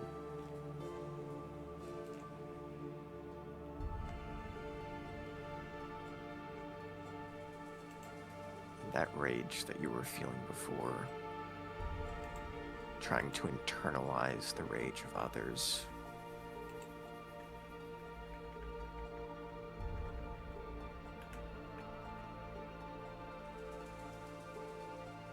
you get the feeling of somebody who, at their rock bottom, close to their breaking point. Can only describe it as feeling broken.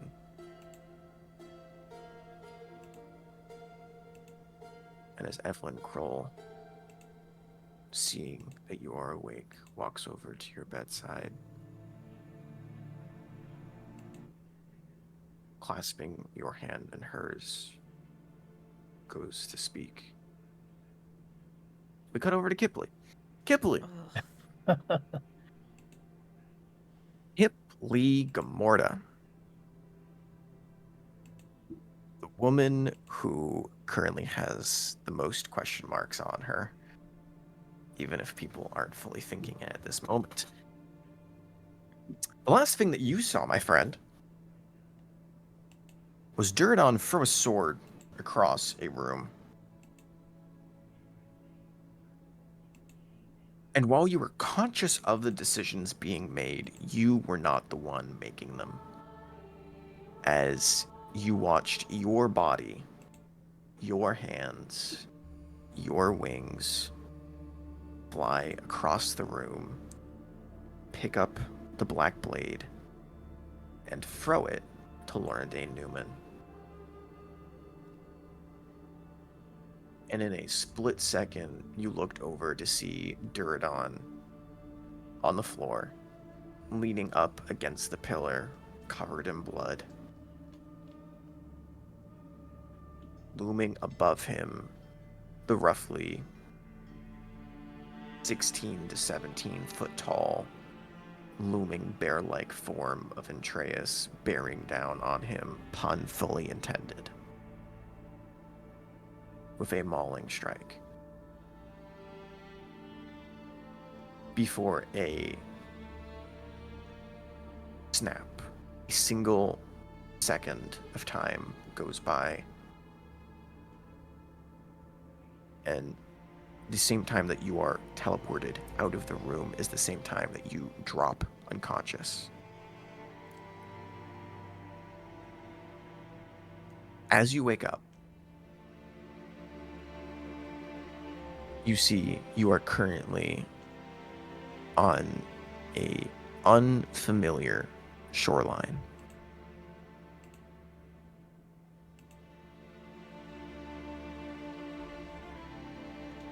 A beach not too long, only from what you can currently see in this view, perhaps a mile long at best.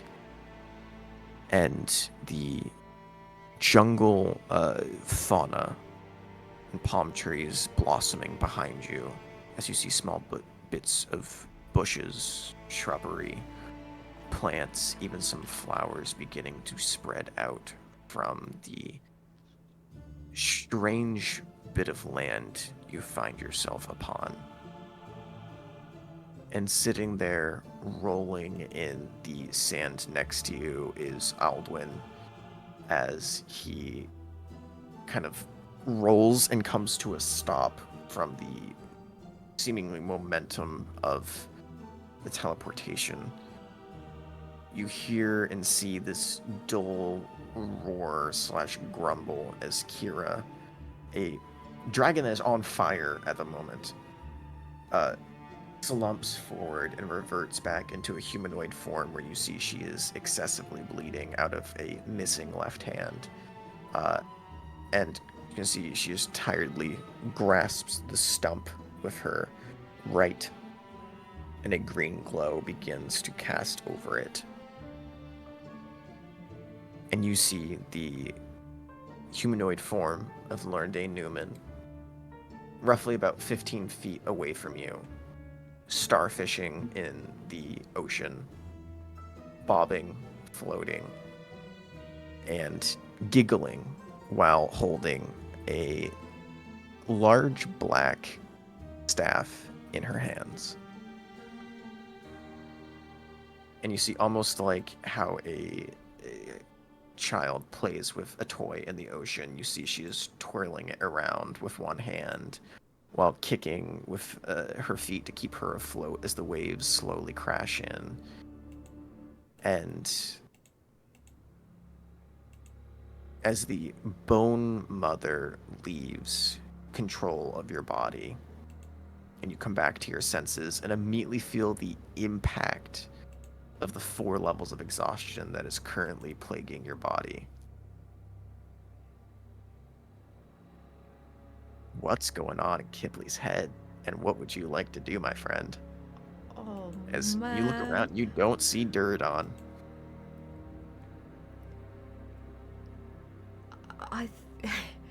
As she comes back to herself, I think initially she's kind of taking in everything, trying to sort it out with everything that's just happened, that she's witnessed.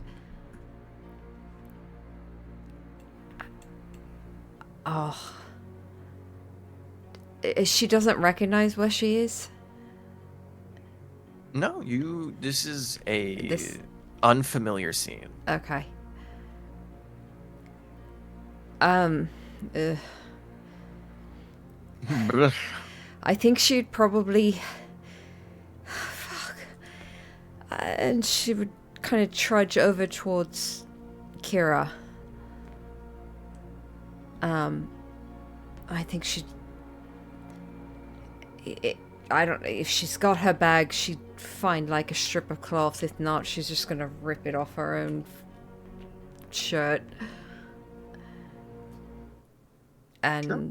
come up to her and just... Wait.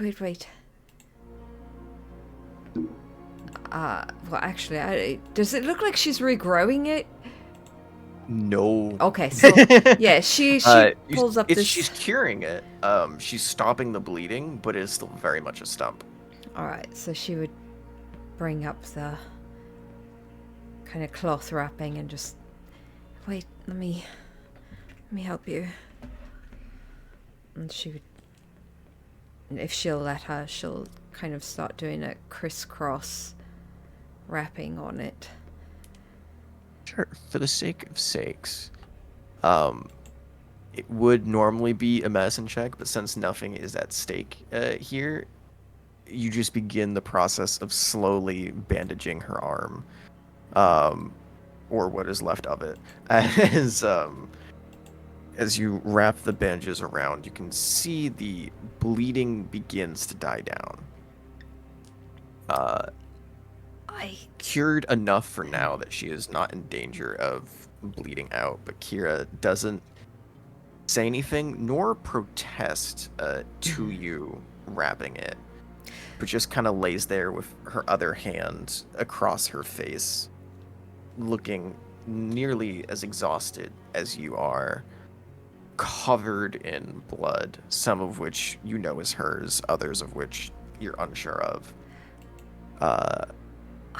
But you see does not say anything, at least for the moment.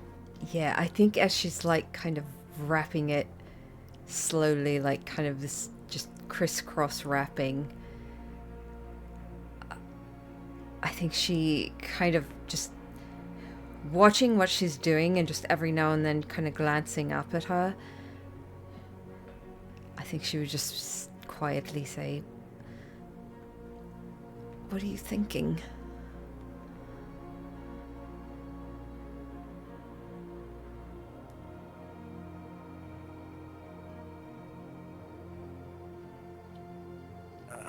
I'm thinking I don't have a fucking left hand. And that Duradon said that was his dad? And his dad tried to fucking kill me because I was a druid? And that Percy didn't tell me about this plan? I have so many fucking things right now. I don't know. Yeah. I don't know. Yeah.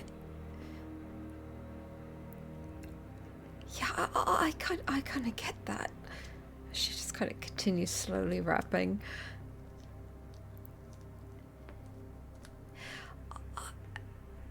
You know,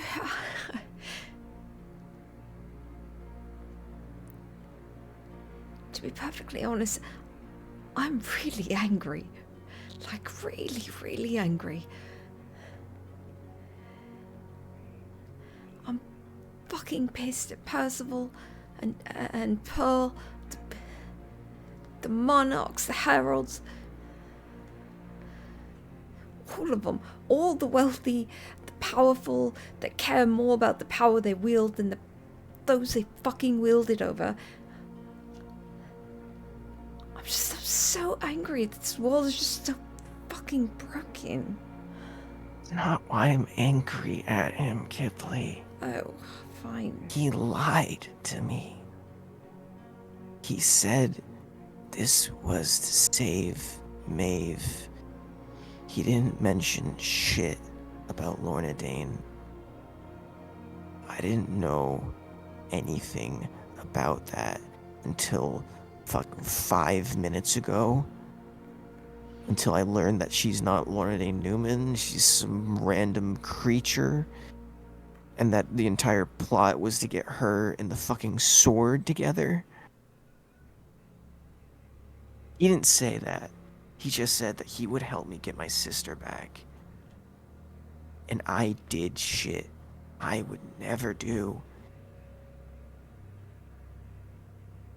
Because I wanted to save her. I've justified it because Percy said we were doing the right thing. He said that he would take care of those people, that he would make sure that no one else died. And now I'm left to question everything. Was that all lies too? Did I just kill a few dozen people for nothing? For someone who isn't even the person that we agreed to work with? And we gain nothing out of this. Nothing. Maeve's still in hell. We don't have the fucking scepter to go there now. His father's not gonna give it to him. Because if what he said's true, he doesn't have her. She's here with us for whatever fucking reason. And now, I don't even know what I'm gonna do about this. And she holds up the bandage stump and just kind of winces. Fuck. Fuck. And I don't know what the fuck is going on.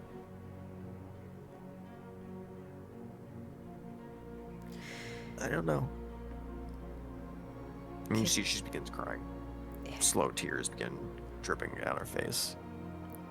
Kipley kind of lets her vent for a moment and then kind of reaches forward and just grabs the end of the bandage and finishes wrapping it and ties it off.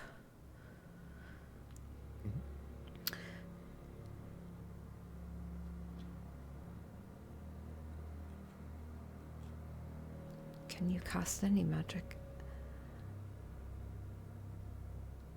I barely have anything left. I'm out of wild shapes. I got a few low-level spells. So you can't send me back? I don't have teleportation magic. It's okay. I don't even know where back is. I don't even know where we are right now.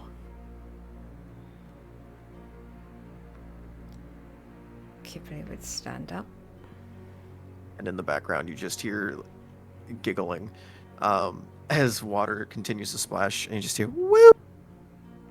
Oh, fuck yes, this feels good. And you see the water just kind of like mixed with a little bit of blood slowly spilling out of Lorna Dane. And you just hear me like, oh, fuck. Ooh.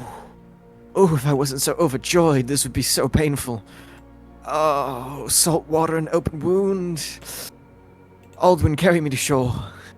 And you just hear grumbling Aussie noises from the other side of the beach as Aldwin slowly is reassembling the molten iron, hardening the helm being put back into place, the joints slowly slapping back together as the armor regenerates. You see it. I think you're gonna have to do that yourself, Missy. I'm a bit fucked at the moment. Give me 4 minutes, maybe 5. Ugh. And it just slumps his head onto the sand. Just hear it hit a rock. Hey, Oh. Are you talking to me? Sorry. I send me wasn't paying back. attention. What? Send me back. Hudson, why? For whatever reason, do you have a death wish right now? It doesn't matter. Send me back. We did it. And you see she holds out a fist bump towards you. She slowly drifts into the out of the ocean and just lets the sea kind of wash her up on shore. And she just reaches her hand out for a fist bump towards you. Told you we do it, and we did it. It's time for celebration. If you aren't going to send me back, then I'll just go on my own. And how are you going to do that? Kipling shrugs. Do you even know where you are? No, but that's not the first time. Right. No, you are a woman of survivability. Dashing oceanic rogue who goes from dweller to dweller. Except there's no ships around here. You could fly in random directions, but I doubt you will find your way home. Never mind finding a random dweller out on a snowy ocean floor. Blizzard, wherever the fuck it is. I don't know. Guess that's a risk I'll have to take. She's gonna shift. That's it. You don't want to go home? I'll send you to Paradise Peak if you want, but No. I figured you would be demanding payment. Or at least be more excited that you're finally free.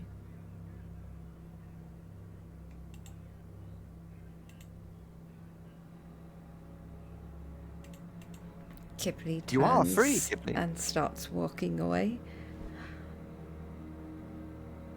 And you see she just kind of shouts out for the first few steps. If you want, you have no responsibilities. As long as you're under my care, your sponsor cannot demand anything of you. And now, I have the tools to bring you to Ravinica right here and now. Free your friend Rictus. We can do so much together, Kipling. All of which without having to bear the burden of responsibility. You continue walking away. I think she kind of pauses for a moment. She doesn't turn around, but she just kind of stops. Listening.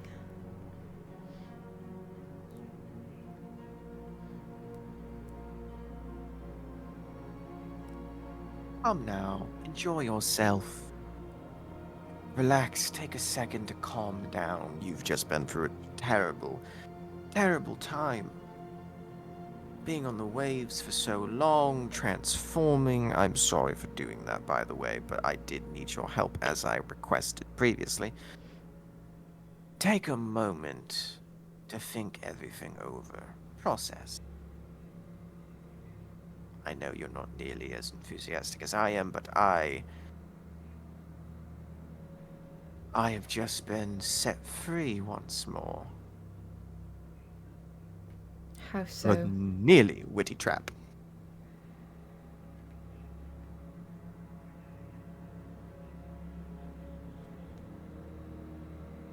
Give me Haruma.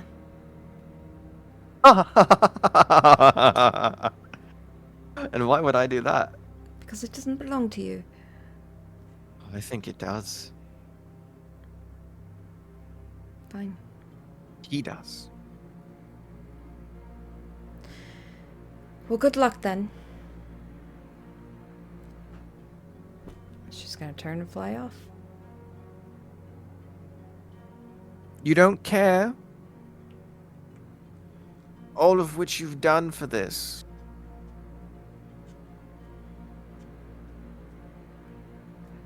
You continue flying. Yeah. Cool. She's gonna fly off in a random direction. Yeah. She's just gonna fly Make a off. D4 for me. Okay.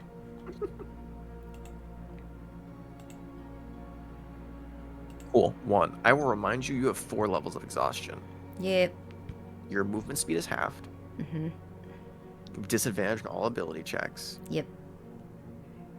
And you're gonna head out over the open ocean without any confirmation of where you're going. Yep. Cool. I don't say that in a demeaning manner. I'm legit No. just reminding you in case you forgot. Nope. It's been a while. And also warning you, because there's inherent risks that you could straight up die.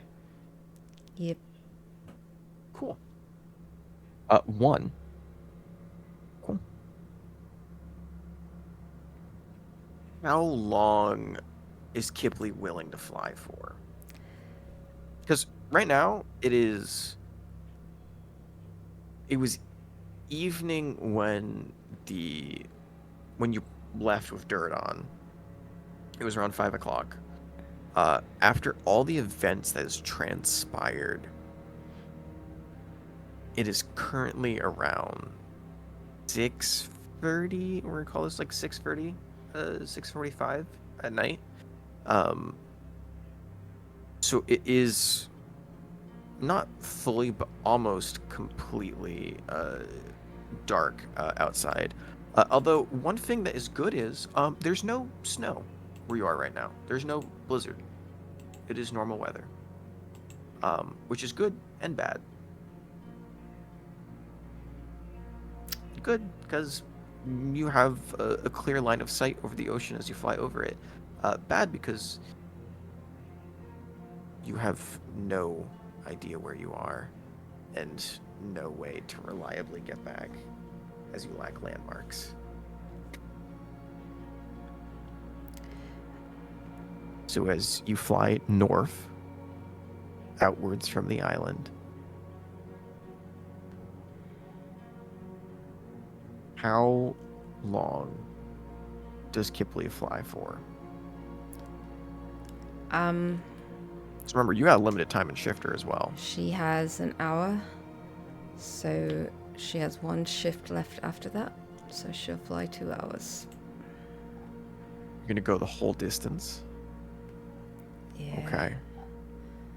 She's pretty determined. I need you to go ahead and roll me we're gonna call this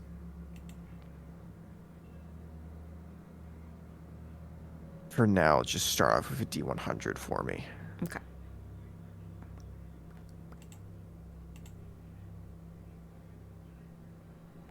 $25. 25. Okay.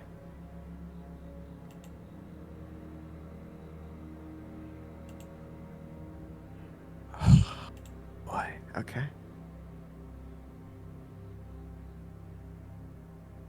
You fly out for the first hour.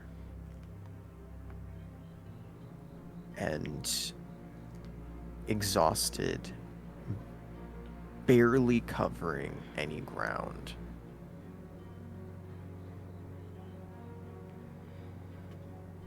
You find yourself heavy breath, wings barely flapping enough to keep you in the air.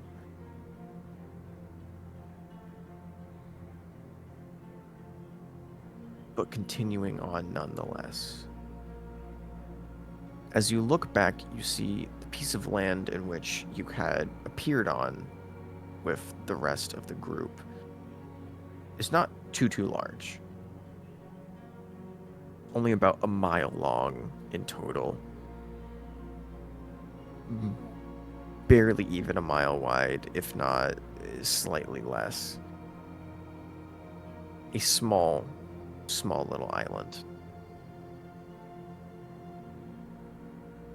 As you continue onwards for an hour, let me go ahead and actually do the math for you.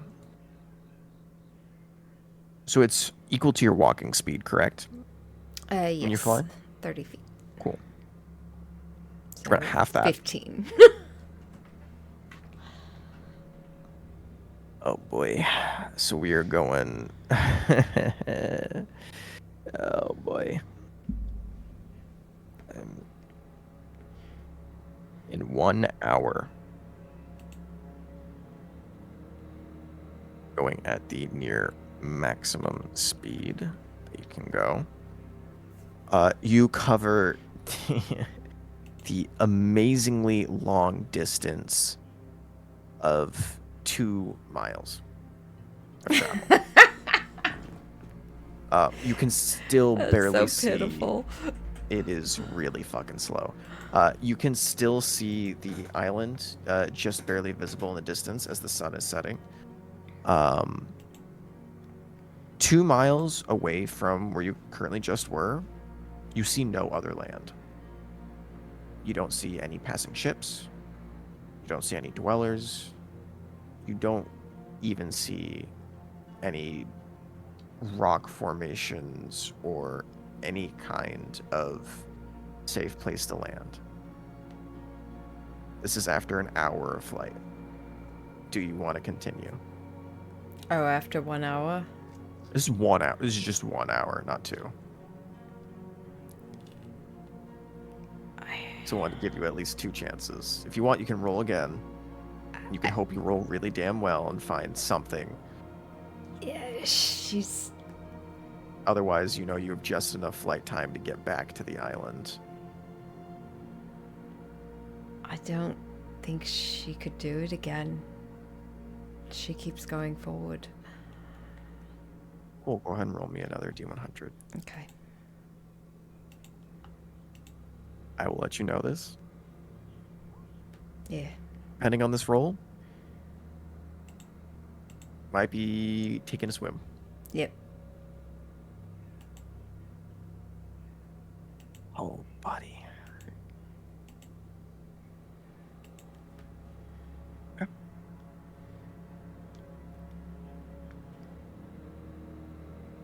Second hour goes by. The wing beats are becoming so taxing, and you find yourself pushing to the point of near death levels of exhaustion. Go ahead and mark down another exhaustion slot. So you're at 5. Mm-hmm. You look and see nothing and no one. There's no land. There's no ships. There's just open ocean. And you have mere minutes left on your transformation as you've gone 4 miles in 2 hours.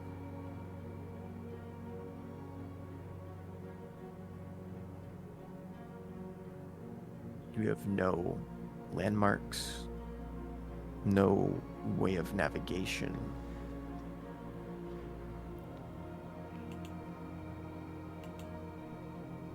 What would Kipley like to do? I think as she probably starts faltering a bit and finds herself kind of drifting and falling a bit closer to the water, I think she would just,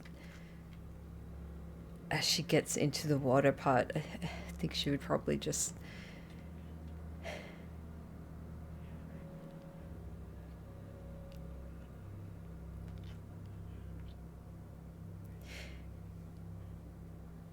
I'm sorry, Hezron.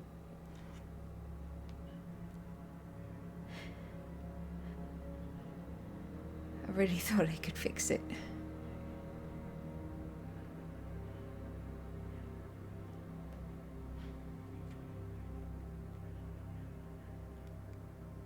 I'm so sorry. And she just starts swimming. As you crash into the icy cold waves,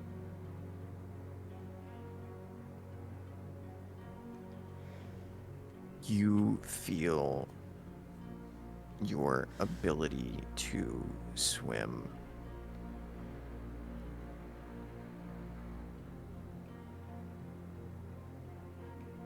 is essentially gone. You don't have swim speed, so your speed is halved. And your normal movement is already halved. You can barely move 5 feet. Never mind 30, never mind 15.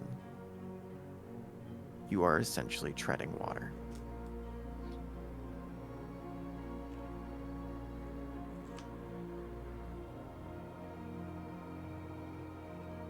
Now, here is... go ahead and make me, actually, before I say anything. Go ahead and make me just a straight intelligence check. What? Pa! Straight roll. 8. 8, cool. Not a fucking clue. Hey, I like to be nice and give you the opportunity to get hints She's every now not and then. smart. I is not smart. I is not kind.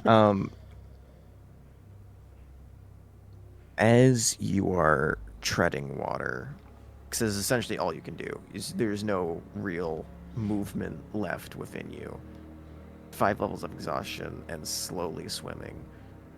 Mechanically, let me tell you the fucked up part, because Kipley doesn't recognize this. At least not in this moment. It doesn't come to your mind.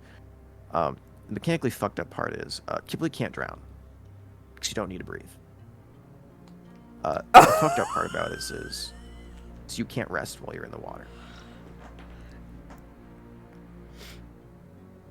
However, you can take levels of exhaustion.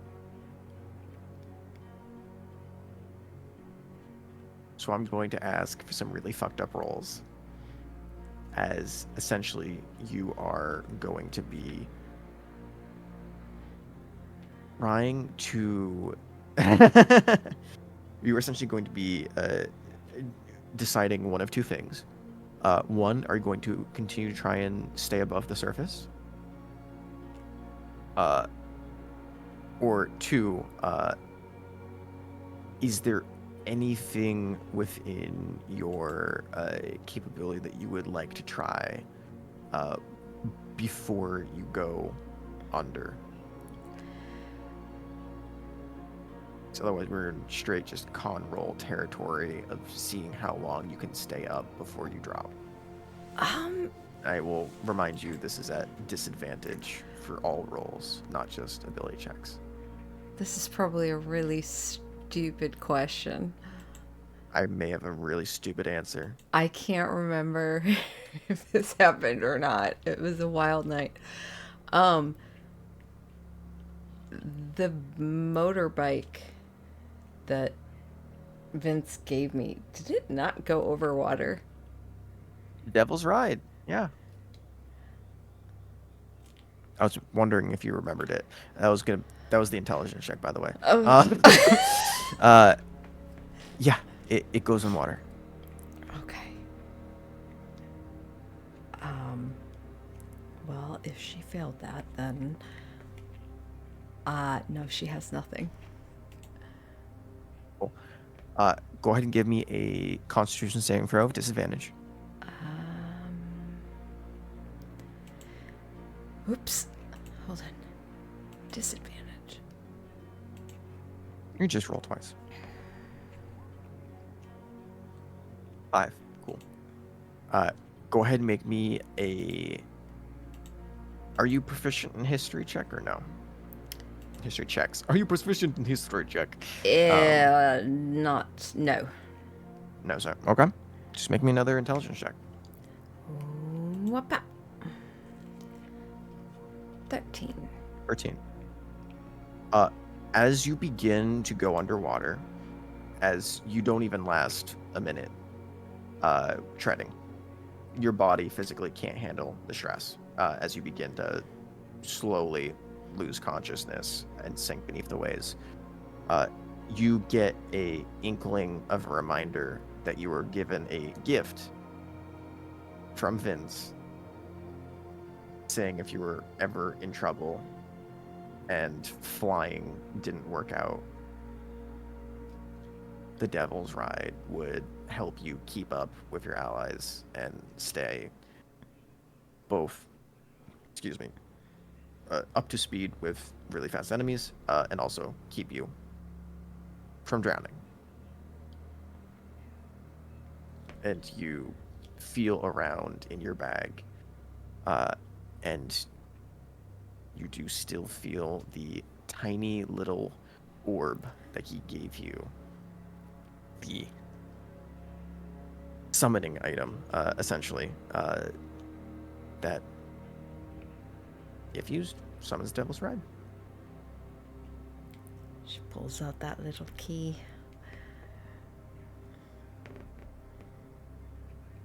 And she'll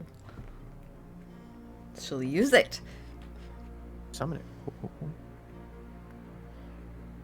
Bursting out from under the water with a large metallic roar, the engine bursting to life kind of scoops you up, and almost like when a flotation device is activated underwater and shoots up to the surface, as you are sinking, you are shunted up the 15 feet that you had sunk down, bursting back on top, cresting above the waves. Still barely She's holding just on to the like clutches of life. crying, like just tears. Yeah. But alive for the moment. Now, the Devil's Ride, unlike you, does not have any... Does not use your movement speed, and has its own, in which is pretty damn fucking fast. It's 120 feet. What? So are you going to continue riding north? Fuck yeah. Cool. Here's the fucked up thing. Okay. We're not out of the woods yet. Okay. Because the longer that you go, the higher chance that you have of getting another level of exhaustion. And one more is death. So this is still a very dire scenario for Ghibli. Now, the likelihood of where you are in the world, because this was a chosen location, it's a fucked up location, but it was a chosen location knowing that it would be safe from everyone. There's not a lot of things around it. That's why I'm making you roll and not just stating what could be. This is desolate oceans. So you're really hoping for a ship, and you're really hoping for a high roll on that D100. So go ahead, and we're going to be skipping around time-wise, Okay. just because I really want to continue on the Ghibli arc right now. Can she do something else as well? What would you like to do? Can she use her vassal token? Oh my god, Kipley's going to use the Vasship token for the first For time. the first fucking time? It's only been a year and a half. Sure. Do you have gold? Yeah, I got gold. I think you do. I just need to I check. got a lot of gold. Sure. Ring, ring, ring, banana phone. You use your vassalship token. You hear. I assume you're gonna try and reach out to Evelyn Kroll. A gold is consumed, and you hear, "Your call is very important to us. Please hold. Evelyn Kroll is not currently available. If you like, we can transfer you to the receptionist's office. Yep. You have selected. Yep. Please hold." A few moments go by. And here's the really fucked up thing. It takes 5 minutes, which is 5 gold for someone to respond. And I'm not being an asshole and just doing that on No, purpose. no, I'm fine It is with because Evelyn Kroll is not currently available Uh-huh. because, as players, we know she's currently with Duradon. And the one who is currently normally manning her station in her stead is Jay. And Jay is currently stranded in the middle of the ocean on a dweller, not currently on Paradise Peak. So there's one intern at Evelyn's estate who is panicking, running around trying to find any other vassal of Evelyn Kroll. And after 5 minutes of you waiting on the ocean with no help, the light now of the setting sun has gone out and it's complete pitch black because there's nothing of mankind out here. There's just the stars above your head.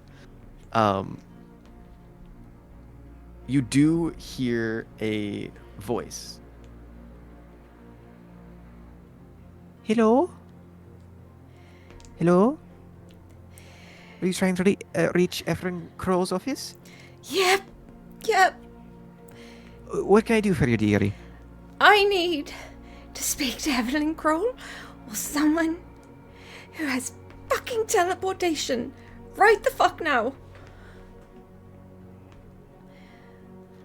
Right, Evelyn Crow's currently not available, dearie. What's your name? I'm sorry? Your name?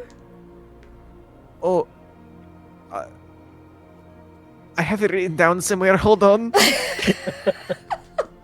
Which, by the way, I'm not gonna make you do a check, just because I think it's funnier. And I know there's literally no chance that you can get it, even if you try. You know what? Fuck it. I say that the dice might be in your favor. Go ahead and roll me a history check. This would be a straight roll because it would be at advantage, but you currently have disadvantage. 17. Hey, there is a chance. This is why. You recognize this voice, Ghibli. You haven't talked to them many times before, but you recognize it. Fuck. Where's her name? Where's her name?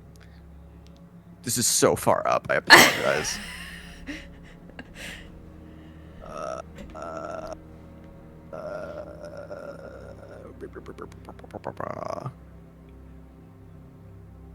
Right, there we go.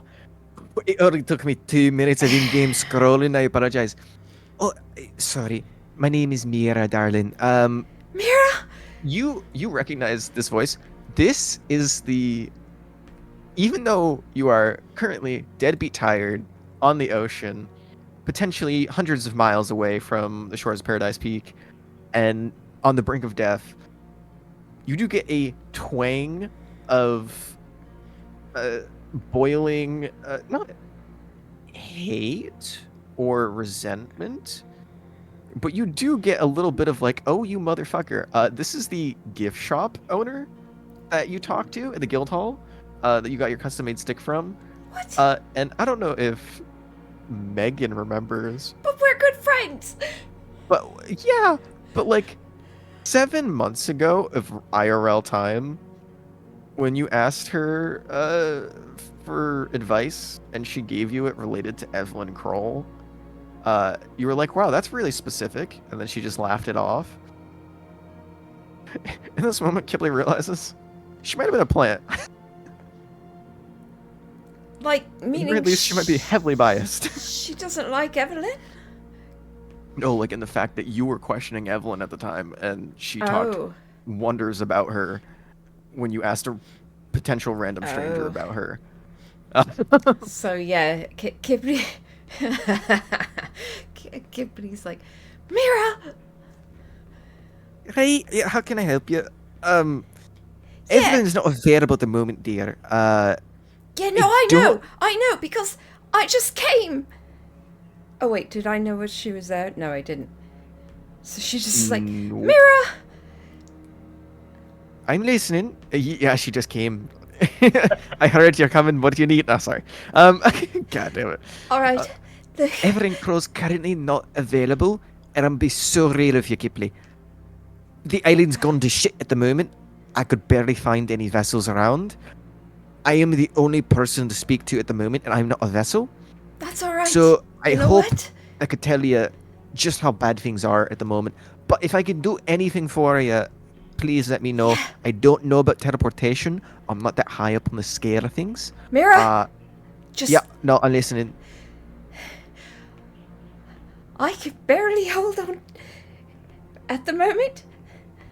And Right. you're the one. You're exactly who I need to be talking to. I'm the one. Okay, what can Yeah, I don't yeah. know why I'm the one you want to be talking to, but yeah. because you're number one.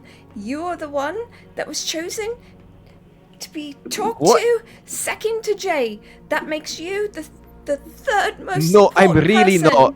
You I'm are. really not. Yep, The you desk are. was empty and I heard ringing and I just came running. There is no one in this estate, Miss Kipley.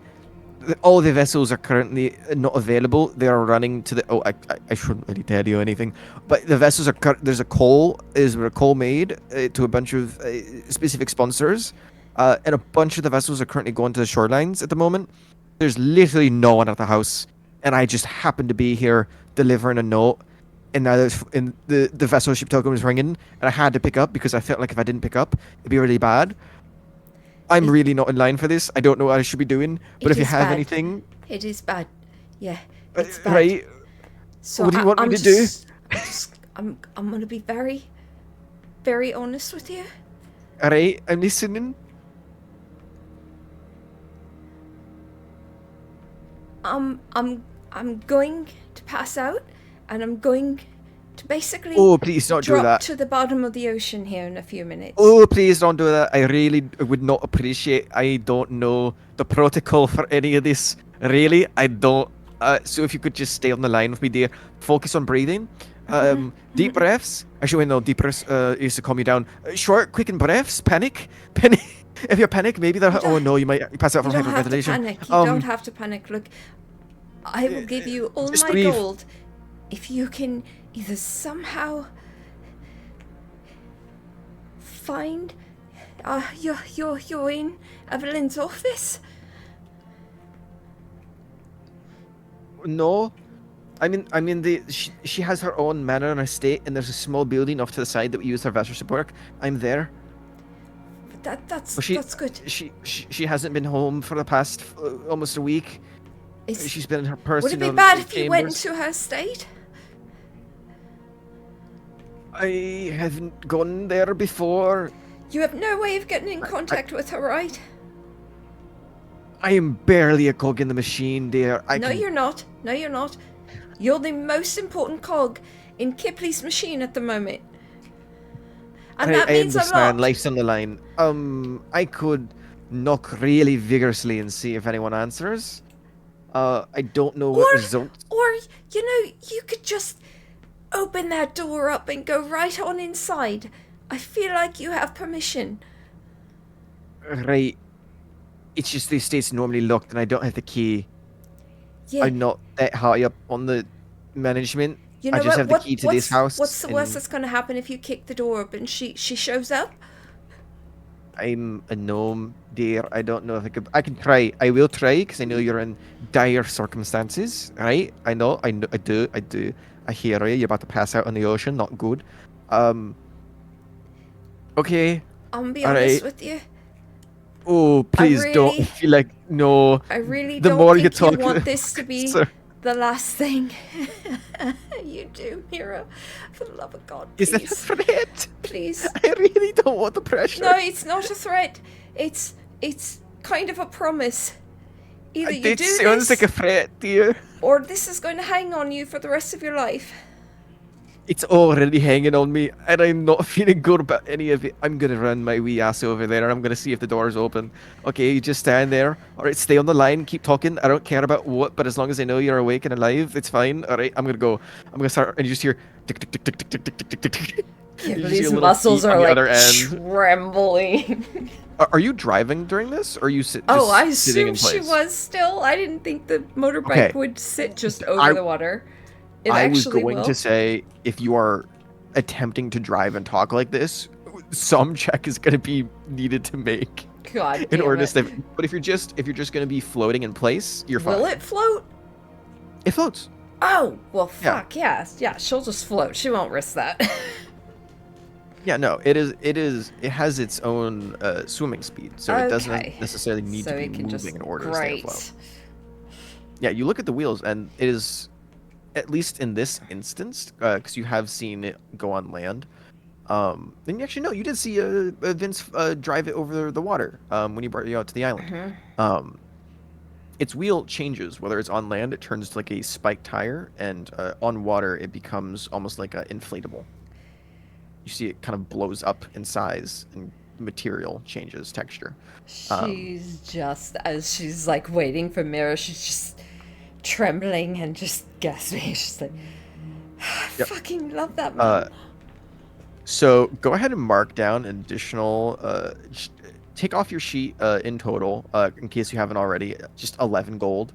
So 6 more Okay. from what you had. As it's a good 5 minutes for her to run over to the building. 'Cause as I've said, Evelyn's estate is one of the largest on Paradise Peak, and she's a gnome, so she's busting her ass to make her way downtown. And you find. And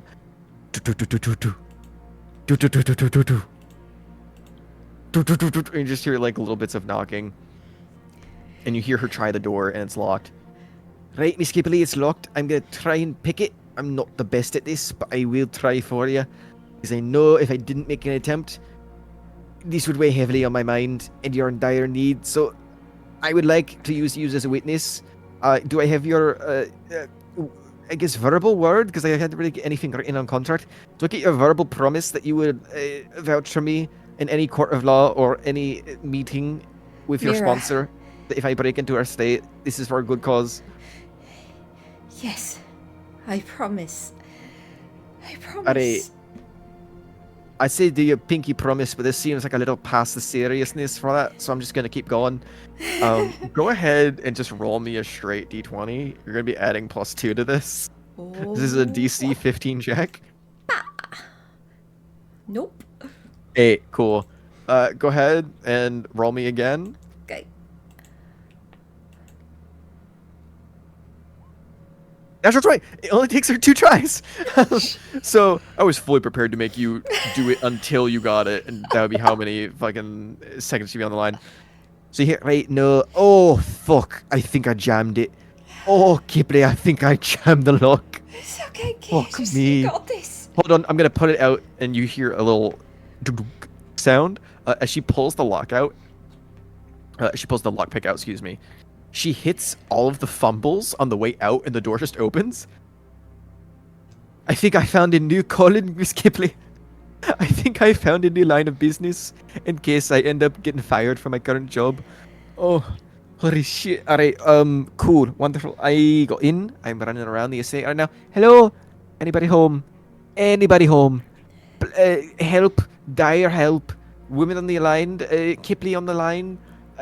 She's about to pass out in the ocean. Anyone? Anyone?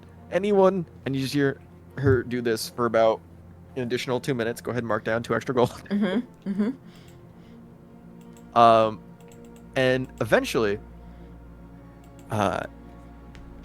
there is a pause. She goes, anyone? Oh, I think this is for you, dear. And you just hear a small clack of something. And a few moments later,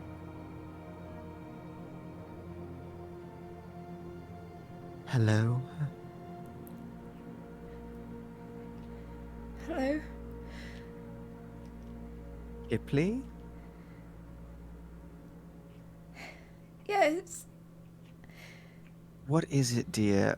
Things are not good right now. I just brought Don back home.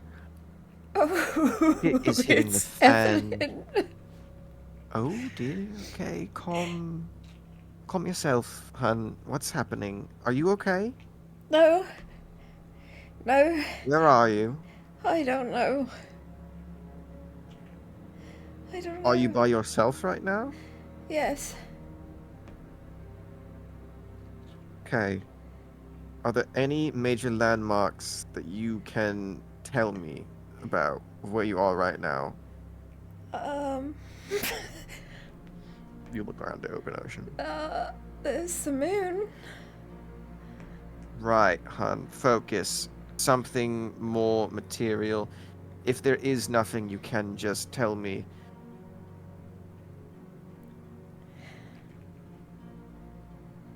Is there nothing? I have Oh. nothing. Alright. Are you safe at the moment? Are you on land? Are you stranded? Flying? Swimming? What is your current situation? I'm kind of floating on the ocean. Okay. Oh, God. You know what? It's good. I'm good for now. Oh, Calm down, Kippy. did you say you had Doradon? I brought his body home, yes. No. No? What, did you say no to that? There wasn't really a yes or no question, Kipley. Were you answering someone else? Is someone there? He's alive. I'm not sure if he is. I tried my best to save him. It's fully up to him at the moment of whether or not his body's physically strong enough to process what I'm trying to do to him. I'm helping as much as I can.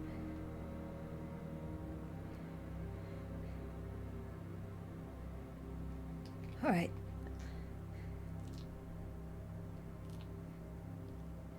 I'm going to try my best to find you. Sit No. tight. Just fix Do not him, panic. and she'll cut the line. Cut the line. Okay. Hang on. Thank you for your call. This was a rather extended session. Would you like to rate your experience? No. You've chosen yes. No. God damn it. The line cuts out.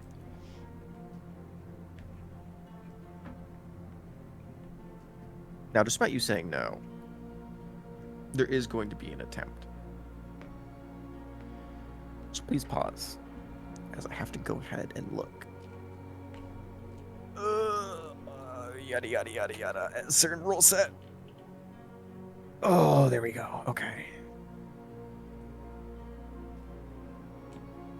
Oh boy. So, I would like you to go ahead and give me a D100 roll. You want as physically high on this dice as you can possibly get. Anything low is really bad. 75? Let me go ahead. I want to show you what the DC was. I'm going to post this in general chat.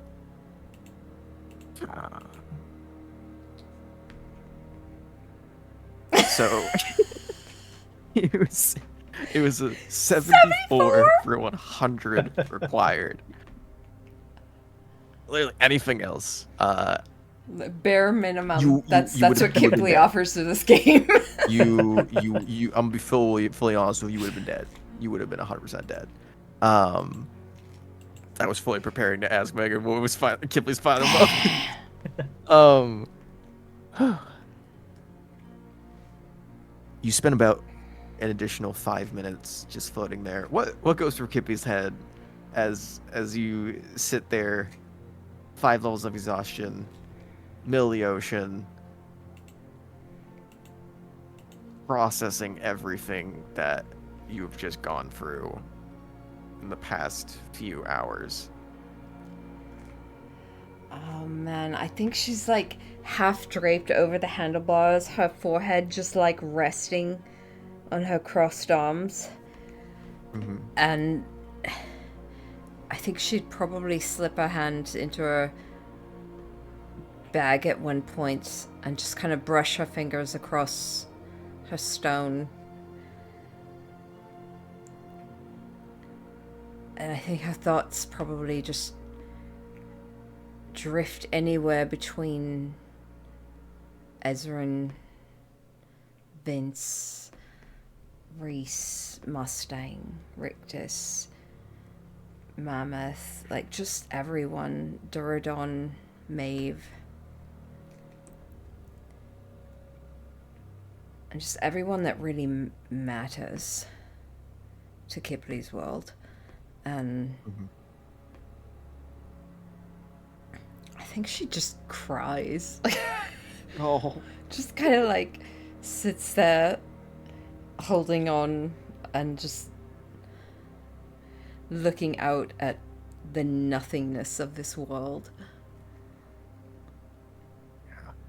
And just contemplating everything it's really given her and yet hasn't. And I think she gets really angry.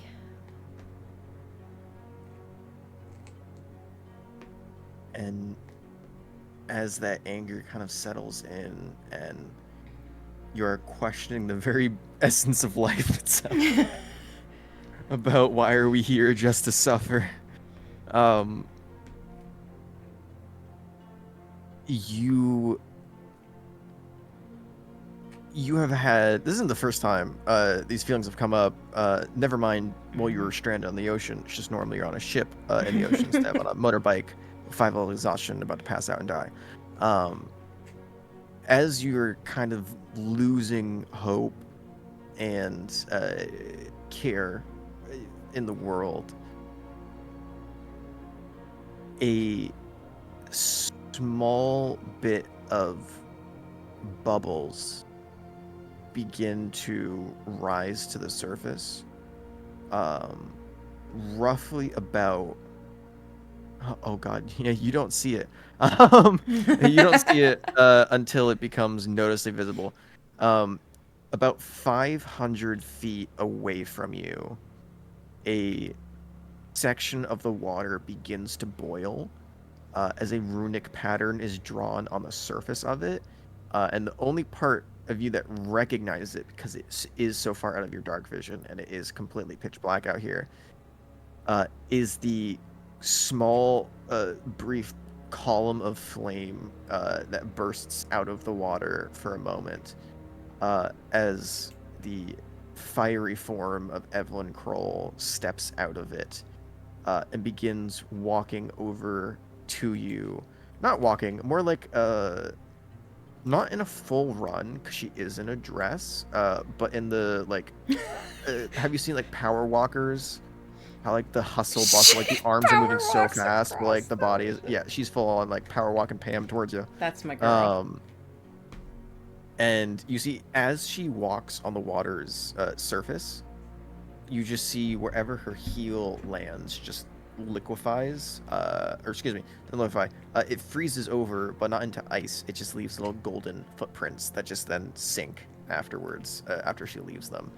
And she walks over to the bike and to you, and you can see in this pitch black exterior night, the yellow and kind of goldish tint of her eyes is almost like lighting up the nearby area.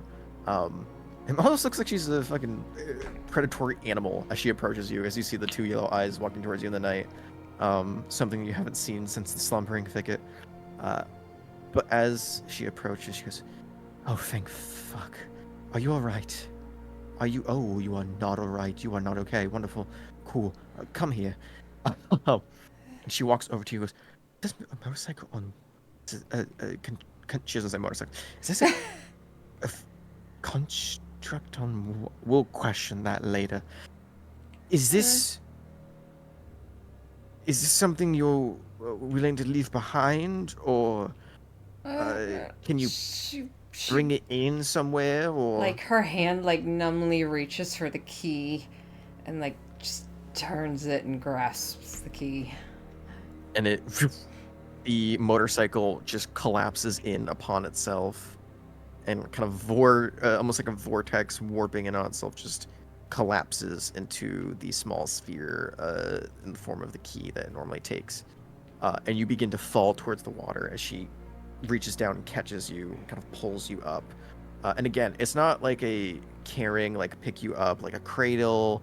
It is, she grabs both sides of you, like you grab like a toddler, and just lifts you up.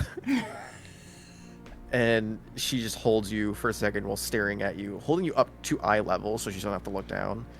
She goes, "What happened?" When I arrived, Duradon was dead. The servants of the Frost Monarch were inside a room with you, Percival Rennell, 2 Vulcans, and a girl I'm not quite familiar with. Do you know anything about what happened? Yes. And no. Wonderful. You're going to tell me everything when we get back. I'm going to bring us back first. I'm glad you're okay. Oh, don't do that. It's been a really She- long day. She kind of pulls you close, not to a hug, but just like really just brings you slightly closer. And you both vanish into the same ashy cloud that her and Duradon did, and reappear not in the same room, but in a adjacent room back in the manor, as no roll is needed if she's familiar with the place. As she pops in back into existence, she's standing kind of right next to one of the beds, and she just gently places you down in one and pulls up one of the blankets over you. She goes, "I will go ahead. I'll see if we have any heating pans for the sheets. Please stay here. Don't move. I I can't. can explain everything tomorrow. Just rest. I know you don't need it, but would you like anything to eat or drink?" No. Okay, Thank you. of course. Thank you for reaching out. I would much rather you die not because of pride or stupidity when you could reach out to me first.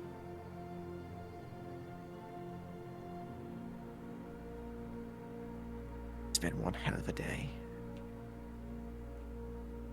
If you need anything,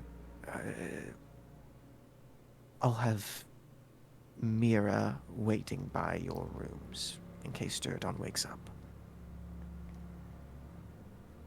I told her to break in if just. I'm well aware. Okay. Sorry. It's all right.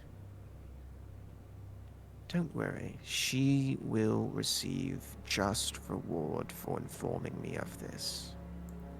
That sounded Just great. reward indeed.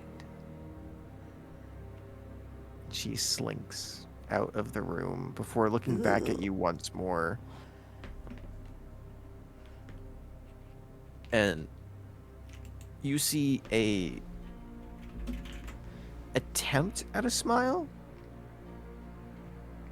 but it's kind of like how you smile sometimes, or how you describe Kipley smiling when she's not like not fully there / actually showing enjoyment or excitement or happiness. It's like you tried to describe smiling to a creature that doesn't comprehend it, and they are trying to replicate it solely based off of the facial expressions, as the lips form into kind of like a half curved smile, but none of the face doesn't actual change. The eyes still remain kind of cold and hard as they always do. You don't see any crow's feet as she kind of softens her gaze. Not a single wrinkle, just deadpan stare and slight smile. That, but creepier.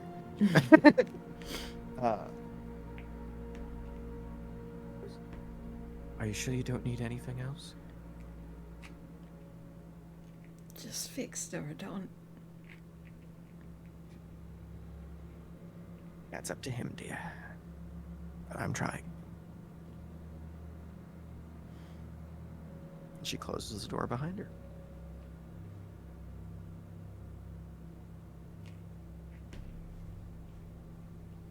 New. Hey, that's me. Buddy. Buddy old pal. Pal old buddy of mine.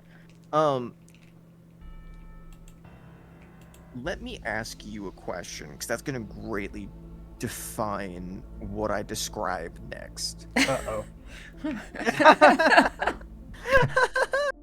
Uh-oh. How far away, if at all, are you / were you trying to watch Mustang from? Did you go back? Because you did mention previously that he could find you at oh god, the name is escaping me. I have to go look back for the notes. Shit. Antiquities and Beyond. Thank you, Antiquities and Beyond. You did say you could find him at Antiquities and Beyond. Did you actually go there, or did you stay in the area? Cool. Okay, I figured. He stayed in the area, at least within eyeshot of the guild hall, because he would have been watching to see if he would have been watching to see if Mustang ever walked out. Ever left. Yeah. Perfecto mundo. Here's my secondary question for you, because you have been to Paradise Peak for quite a few times. You know the guild hall has two main entrances. One, the one that you saw him go into, is the City Street one. And there's one off to the side, on the right-hand side of the building, which is kind of like where the guild shop, the guild store entrance is. It's like right next to there. It's one of the things where they do, like, we put like a gift shop on the right next to the exit, and you're like, hey, why not? Creators, damn greedy ones. So which one are you going to be mainly looking at? Or are you going to try and find a vantage point where you can semi-see both? He would have tried to find a vantage point to somewhat see both. Okay, so go ahead and make me a perception check. I'm going to say with advantage because you have plenty of time. Nothing's really stopping you. You rolled a 29 on stealth. You kind of just vanished into the wind. So you don't have necessarily any guards that are going to be bothering you as you try and find a rooftop to look over both of them. Okay. Go ahead and roll with advantage, y'all. A perception check. 25. Wonderful. You find one. It's not actually a house you land on, but it's a it is the steeple of a temple that you kind of slowly make your way around, and kind of just resting right next to, not on top of, because that would make you kind of Assassin's Creed obvious. It is low visibility in a snowstorm, but nevertheless, if someone did look up and see a figure in all black, I was about to say, it might be a little more obvious. You might want to bring some winter reconnaissance. Right. As you kind of hang out by the actual tower itself on the side of it, you sit there for a while. And as you're waiting, you hear the familiar voice of Desaad kind of slowly enter your mind. After about like 20-ish minutes of just waiting, And you hear them go, "New." Yes. Our Lady is taking a long time to give us an answer. I have yet to receive anything. It's been almost nearly 45 minutes, an hour. I am beginning to worry whether this draws on the... I dare not say it out loud, but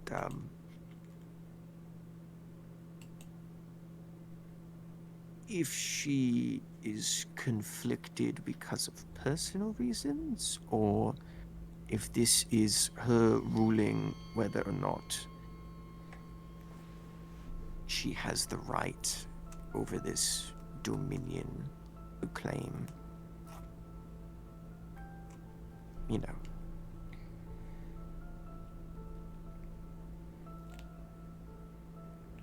It's just a personal question of theory, I guess, but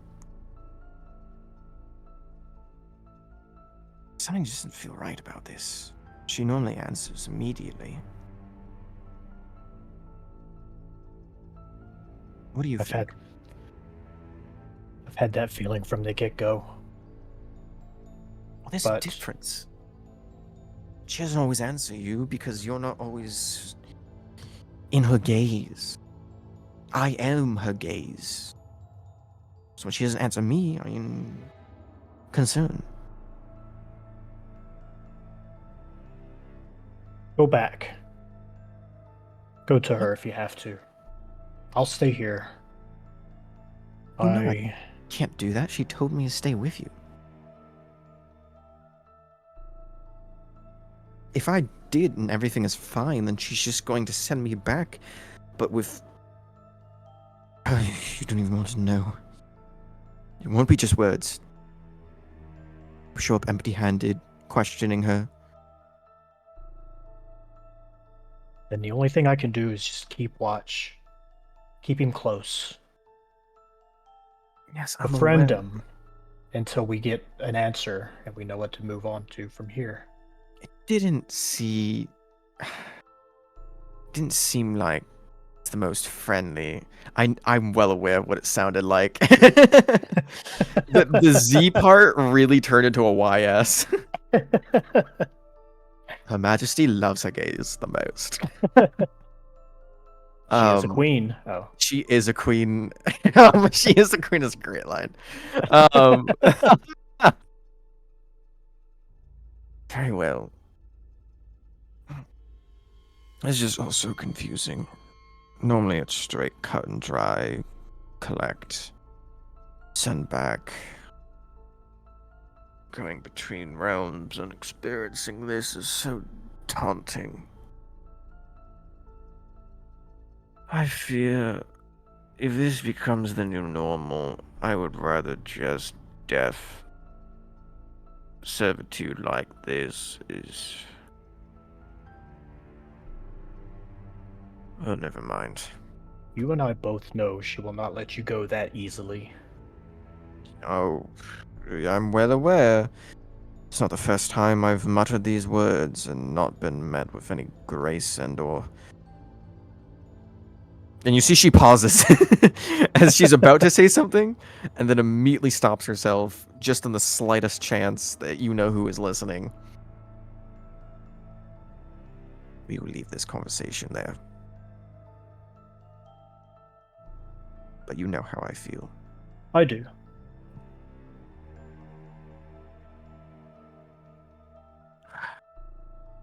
So we just wait. Mm-hmm. So we just wait. On the inside.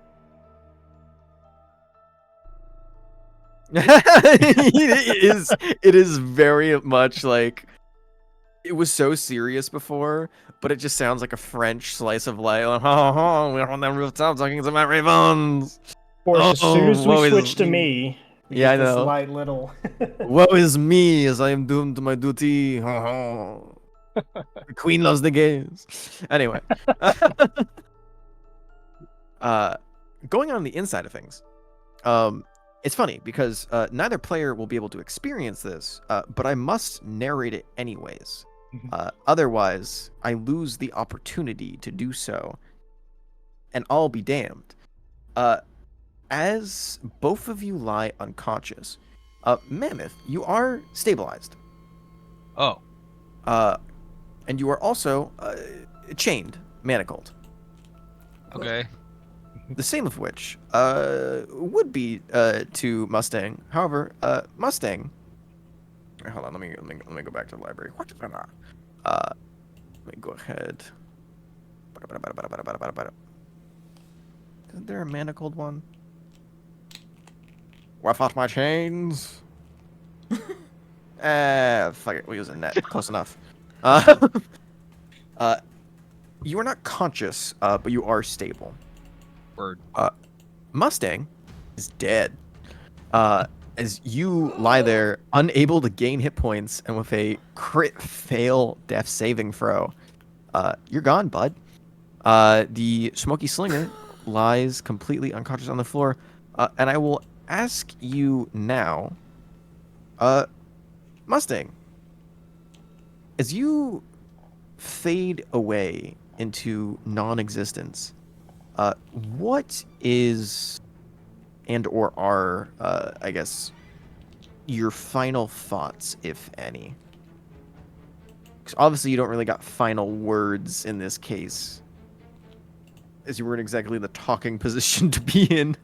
No, I was not. But if you have any last thoughts or descriptions of what goes through Mustang's mind as he lies dead on the floor, what would you like it to be? I think Mustang kind of starts working backwards through his life. That he sees the faces of the six and this new group that he was put in charge of, and how different it was from any other time he's been put in charge of anything, and how it felt like it was the first time in such a long time that he felt like his old self. And he sees the face of Matic and the lovely time that they spent together and how he ruined it all. And he goes back again to the island of Arcadia and how he nearly died in a showdown over what was like a son to him. And he goes back again to the island of Dry Lake, and he sees the faces of his dead daughter and his dead wife. And then he's back to himself, and he's on a skipper, and he's drifting out on the open ocean, just looking up at the sun beating down on him, and thinking about all the terrible things he's done and how little time he gave himself to make any of it right. And as he closes his eyes, he kind of sighs and he thinks, what a terrible life I've lived. That's it. You couldn't have chosen better words. What a terrible life I have lived is the last dying thought of Mustang Strom's. And I would imagine it is the first thought that comes back to you as you are revivified. In Yeah. chains, being dragged slowly through the library.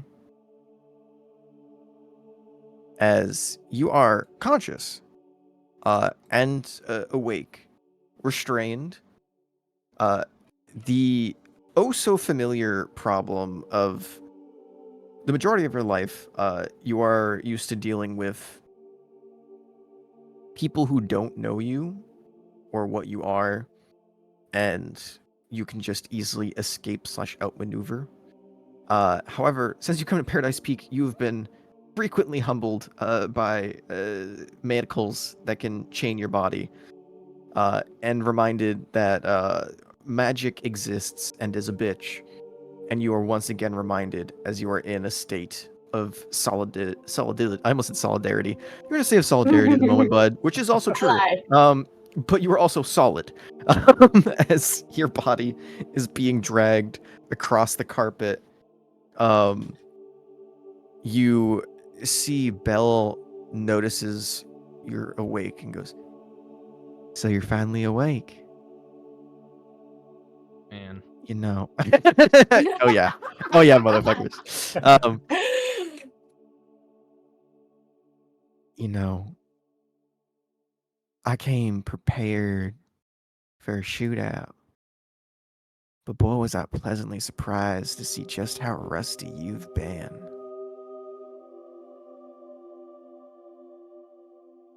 Huh. Thanks for my gun back. But I don't want you dead just yet, Mustang. No. I got plans for you. You're worth a whole lot. Big old bounty on your head, friendo. And well,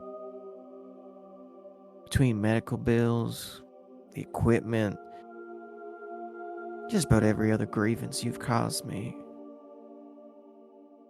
I think it might just be enough to pay off your debt. Just be a good little boy. Keep your mouth shut.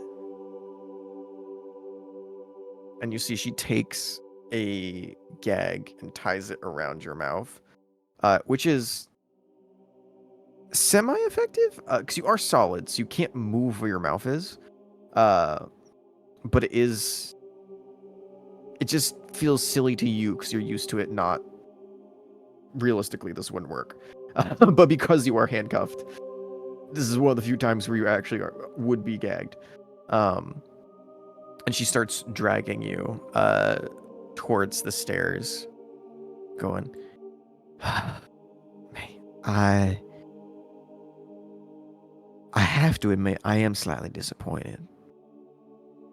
It feels like I over-prepared for what I thought you were. And now I went and bought all this fancy fucking equipment. I went and I prepped. I hired those chain collector nobodies as a distraction. But then you had the fucking guard? The captain of the guard with you? What are you, fucking vassal now, you sell out? What happened? I don't work with groups. I'm just a freelancer. I'm for hire, but I ain't gonna be part of an organization because I don't believe in anything but me. You fuckwit. Yeah, you sold out real quick, didn't you? What, they give you a home here? Nice benefits? There's just muffled mumbling against the gag. Yeah. And as she gets to the door, on the other side, you just hear, "Vroom, vroom, vroom," and she opens it, and you just hear, "Vroom," as Jorb rushes past you, and begins cleaning up the trail of smoke and ash that has been left in your wake as she's been dragging you across the floor. And you see, as Jorb looks about the library, notices the damage, wheels back and looks at you, wheels back and looks at everything else, and then its head in a "she's right behind me, isn't she" moment slowly turns towards Belle. She goes, "The fuck is that? Would you get a pet or something?" And you watch as she takes her boot and No. stomps on Jorb. No! And there is a loud clacking and crinkle as he compresses down and a large portion of him is indented. And you hear, and Jorb does not move. and ceases to make noises. I almost said Norbiz. He ceases to make Norbs. And More muffled mumbling against the gag. yeah, no. Mammoth also unconscious. We don't give two fucks. But Jorb, nah, not my boy. Not my boy. He's not being dragged too, is he? Mammoth is being dragged too. Oh Absolutely. shit! I thought he was getting left he's behind. in manacles. Yeah, the only reason it's taking this long to get you to the door is because she's been dragging two people, so she's currently encumbered. I see. She's currently Okay. encumbered dragging both of you because he's a fucking witness. Random cowboy kid piqued your interest at the very least. Shots fired. You see he as Jorb crinkles and begins to like slightly roll. She goes and reaches for the door. And as she opens it, you hear the sound of footsteps running up. And you feel a moment of relief because there were gunshots fired, multiple. So you would assume, unless this is a soundproof library, people heard it. However, you are immediately dismayed when you hear that it is not your staircase that they are running up. And you see no one approach from the other side as Belle kind of pulls you just enough to the doorway where you can still see, because she can't get you all the way in time, but she kind of peeks around the corner, and you see there's no one there, no one coming to your aid. And you see running out of the guild hall. Mhm. About 5 armored guards bearing the Flora Alliance mark. And you see they make their way in the eastern direction, which, to the best of your knowledge, isn't headed towards the ports, but is headed towards one of the gates of the city. You also see, as they leave, go ahead and make me a perception check. Okay. Just straight. Yeah, this is gonna be straight. Okay.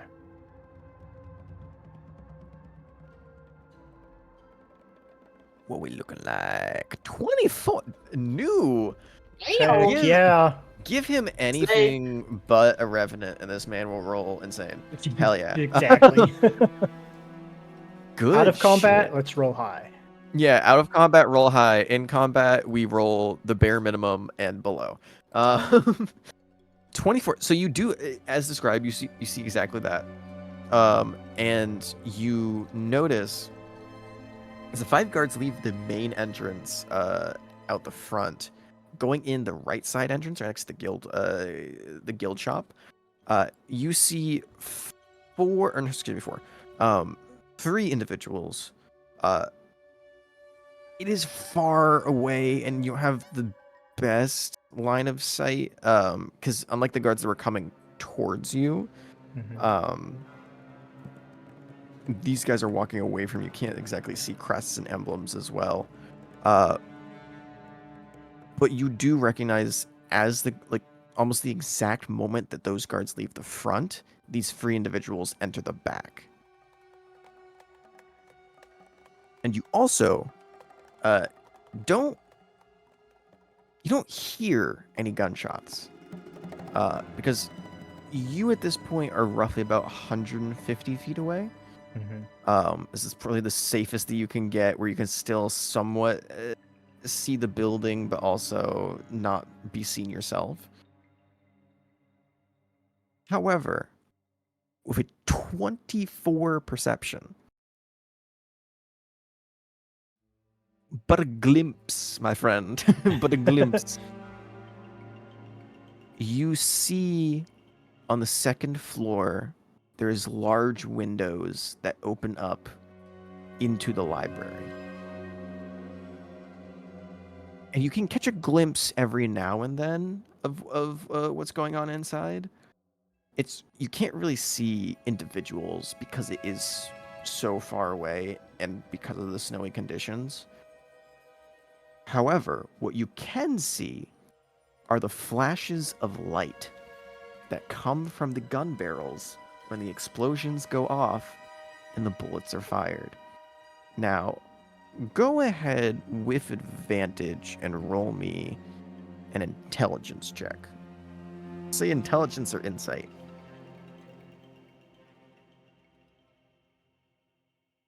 Or intelligence or wisdom, excuse me. Intelligence or wisdom.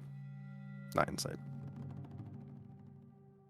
Okay, they're both gonna have the same modifier. Sure, go for it. You said advantage? Yeah. Okay. Because you have seen what this is.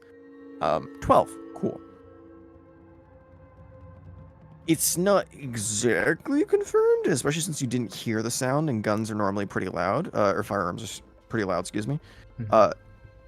You aren't sure if it's a firearm going off, or a small series of explosions, or magic, cantrips, or what. But you do see a series of flashing lights from the second floor window. And while you are not fully aware of Mustang's position in the building, Mhm. you are smart / wise enough to know in this case that in the time that you have been watching the building, nothing like there's been no consistent like blinking lights or moving lights or anything like that. And in the short span and bursts that they've been going off, you don't know exactly what type of weapon and or spell it is. But you do know there's some sort of combat going on inside, or it looks like there's some sort of conflict. Right. What would you like to do? If anything, you can continue to watch the exits, of course, or if there's anything else.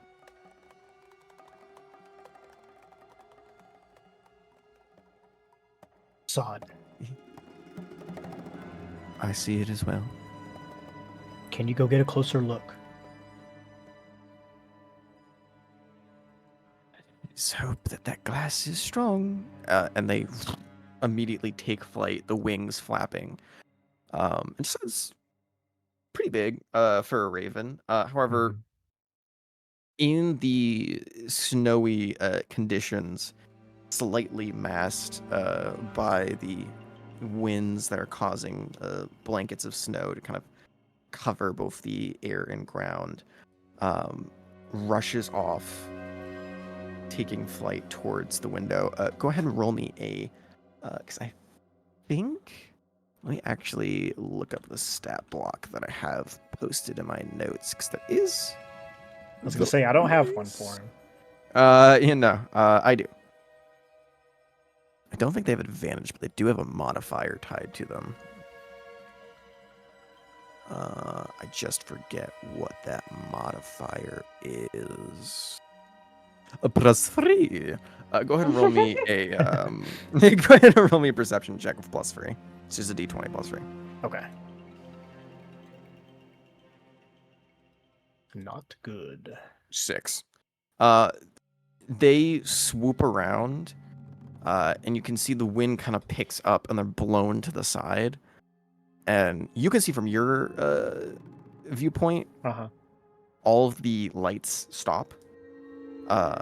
And after about 2 minutes, Desaad comes back, and you see they go, I couldn't see anything closer inside without getting right up to the glass, and there's guards everywhere. Sorry. No problem. And then he will excuse me. He'll start slowly making his way closer to not the main entrance, but the entrance that entrance? was on. Yeah. Okay. Go ahead and roll me another stealth check. Which I think you have advantage on naturally? Unless I'm mistaken. God You damn, a want me to roll? +10 is incredible. Right. 16's enough. 16's enough for now. Okay. I'm just getting Um, started. Just getting started. Yeah. As you make your way over to the side, you kind of lose sight because the window is facing out towards the main entrance. There's not ones on all sides. Mm-hmm. So you lose sight of the window, but you're focused on the entrance and waiting. So you're not going to go inside the building. You're just going to be watching the entrance, correct? Right. Yeah. Cool, cool, cool. Go back to that in a second. Back on the inside. As you lie unconscious, Mamoof, and forgot to do that earlier, and Mustang with 1 HP gagged. You see, as Belle kind of looks about the door, she breathes a sigh of relief as she goes, you know, leave it to your fancy fucking guild halls to have soundproof libraries. Really great for not being disturbed. Even better for killing people with really loud firearms. Oh, that kind of backfired on them, didn't it? Dumb sons of bitches. And you hear directly behind you, Mustang. Yes. Dumb sons of bitches, indeed. And Belle just does a slow turn. And you see her head turns slow, but her hand grabs the pistol and immediately points it and just unloads without even looking as she takes a blind shot. And the bullet goes into the librarian's face, and you watch as it exit out the back of the veil, and a small explosion rocks the shelves. And you see she goes, 17. I'm sorry, what? The fuck are you? 17 books. You have harmed 17 books since you stepped inside my establishment. What do you have to say for yourself? And you see she cocks the rifle, now fully taking a step back and aiming it at the librarian's chest. I'm saying you better fucking forget what you saw here and walk away slowly, otherwise you're gonna be 18 and it's not gonna be books. Shut the hell up and stand over there in the center, slowly. And you see the head tilts like a puppy. You know where you stand right now. You stand within my sanctum, my beloved domain entrusted to me by those of which who are smart enough to respect knowledge, to respect the histories, and to understand that a being that loves history as much as I wants to see it continue. Do you wish to become history?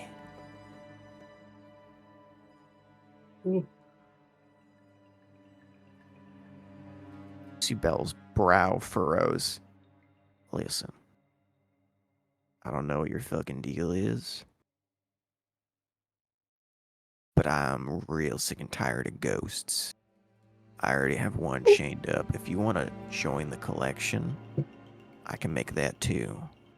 Or I can send you back to whatever weird fucking afterlife you came from. But I'm getting out of here one way or another. I'm not gonna let you stand in my way. He owes me. So unless you want to pay his debt, then maybe, just maybe I'll walk away cleanly.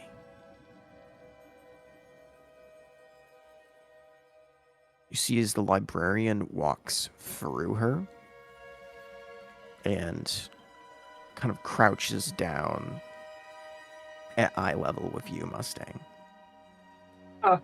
What did I say about getting dust on my floors and touching my books? And you see she gestures to the library hall where there is just smoke, gunpowder, and ash all over the carpet. Damages must be paid for. You have injured my priceless rug, my table burned, my chairs dusted, and my books, 17 of them. Do you have anything to say for yourself? He starts to speak, but it's again more muffled, muffling. And you see, she takes the gag and pulls it not off of you because it is tied, but she pulls it down so you can speak. Oh. Well, I was fighting for my life. There was a few casualties, but if I'm around once this is all done, I'd be happy to make it up to you. And he kind of looks up over his shoulder at Belle intently. You see, the librarian stares at you with an intensity.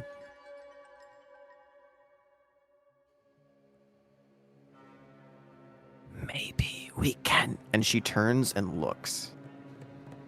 And she sees Jorb lying on the floor, lifeless, without movement. And then she turns back to you. And then she turns to Belle. And then back to you.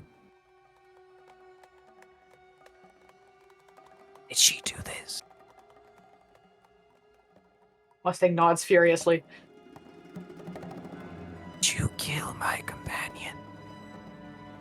My beloved Job? My boy. Look what you have done to my boy! Oh. And she rushes over and scoops up the little orb in her hands. And you see black tears begin to droop down from her face past the veil. And Belle just goes, "What the fuck?" Real. Listen, lady, I don't know what the fuck your problem is. I need to go.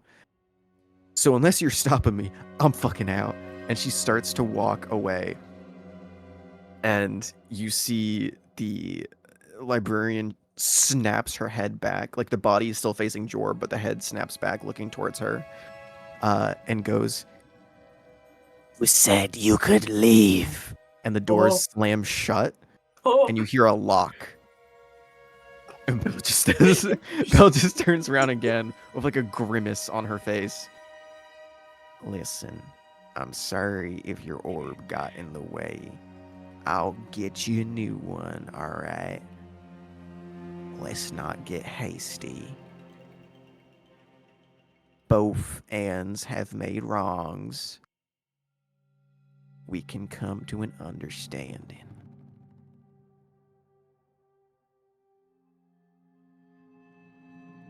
You see the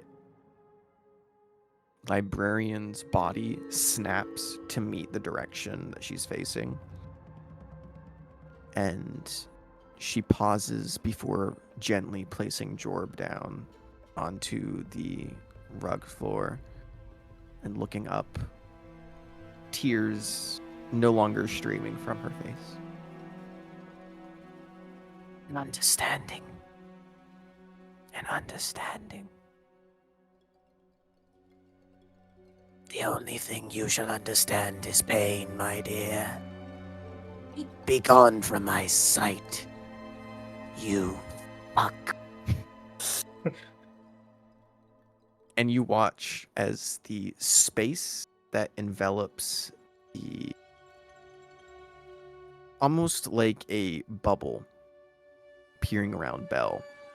A opaque black sphere fully encompasses her. And with a pop, she vanishes. Oh no. And you see the librarian just kind of chest heaving heavy. You're both in chains. She turns back and goes to Jorb. My poor child. They have done you a great injustice. She will suffer. Worry not. You have been avenged, my child. I must bring you to the artificers. They must heal you. I know they can. Where's that damn sponsor? And you see the doors fly open, almost breaking the hinges, and she struts past again, completely ignoring you on her way out, and begins shuffling for the library, heading towards the exit. Do you do anything? Yeah. He's gonna get up and try and crawl after her, or I walk after her while also dragging Mammoth. Um, hey, where did you send her? Well, you are manacled by both your hands and feet. Oh, So damn. you are All right. you are fully doing the work. When I said drag you, I meant drag you. She would have walked you out if you were just walking. She was full on hog-tied, dragging both of you up the steps. Fuck, okay. Doing the worm. You are doing the worm on the floor right now. I guess we have to try to get out of these. But somehow. do you still call out to her? Yeah. What do you say? Oh, where the fuck did you send her? You see, she stops, still holding Jorb, turns back to you. Somewhere she will know pain. Somewhere she will know pain. You know, I really love the sound of that, but she had something of mine that I really need, especially if I'm going to pay back any of this debt. And he gestures with his head over to the library. She looks at you and just kind of shrugs. I only have control over this domain, not others. Not my problem. Fuck. And she snaps her fingers and the chains falls off both you and Mammoth. You. I will remember you. You are banned from taking books from the library. And I will remember you owe me a debt for allowing what happened to Job today. And 17 books. Precious artifacts I must spend time recovering.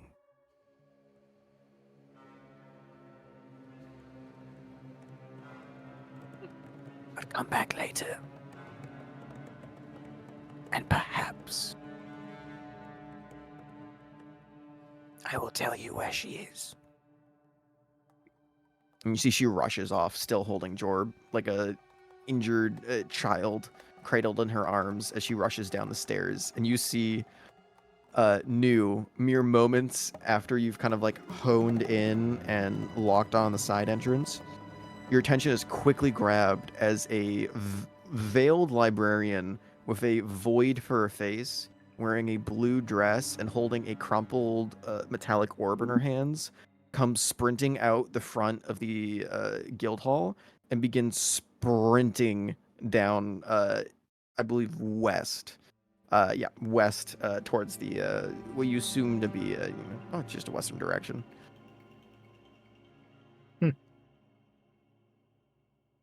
Just a weird bit of notice. Yeah. I know you're not gonna act on anything, but you are outside, so you do just see the act. Right.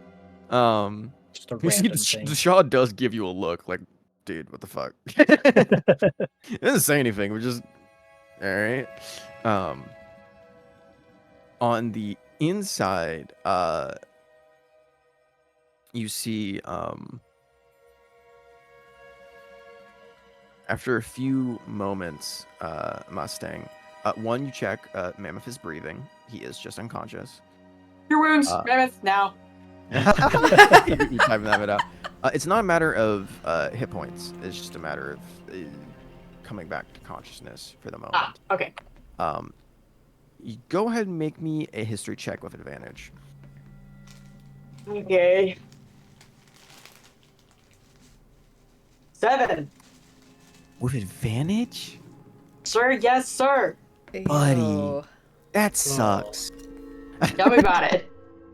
You want to use like inspiration? Like it's not. I don't have any left. Oh, did you already use it? Yeah. Oh, you have 2 per game. You didn't use 2. Oh, okay. Yeah, we'll use it. Why not? No, it's getting late.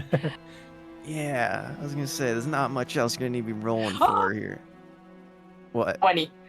A natural 20? No. Dirty 20. Just dirty 20? Okay. Got my hopes up. It was a natural 18. You remember vividly in this moment, because you do cure wounds him, and the healing does go through. He doesn't wake up Let me because you remember. back even Bullet. what? Oh, sorry. Bullet. Go ahead. Fucking Ash going caveman mode over here. Bullet. Even before your fallout with horror. Oh my god, you got me talking like this now. Even before your fallout with her, Belle Lawton was also a bounty hunter at a time. Before she started hunting you specifically, because you know, in her eyes, you ruined her life. She was a notorious bounty hunter, not as well known as the Silent Jackal or even yourself.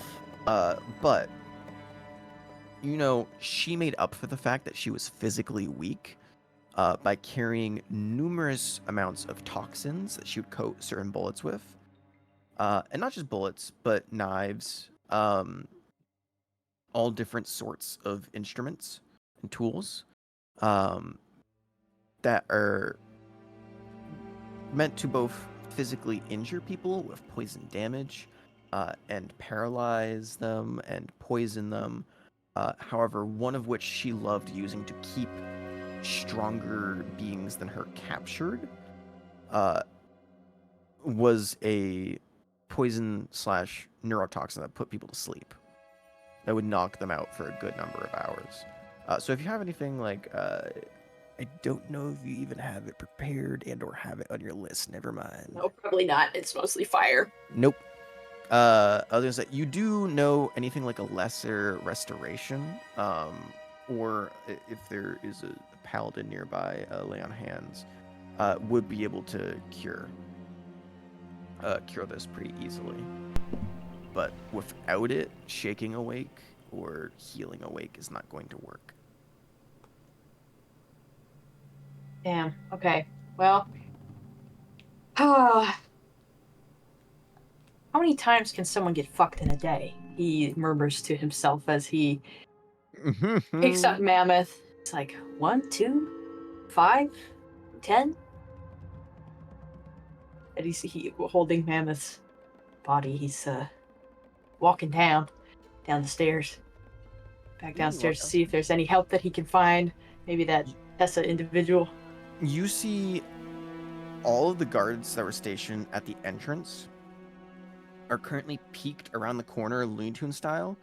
Or you know, like the Brady Bunch, like where they all are like in descending order of height, peeking around the corner together with all their heads. You see, they're all peeked around the corner, staring out of the guild hall, watching the librarian run as she leaves the establishment. Because it's a first that they ever seen her leave. Never mind sprint out while screaming Jorb. But you also notice it's extraordinarily common here.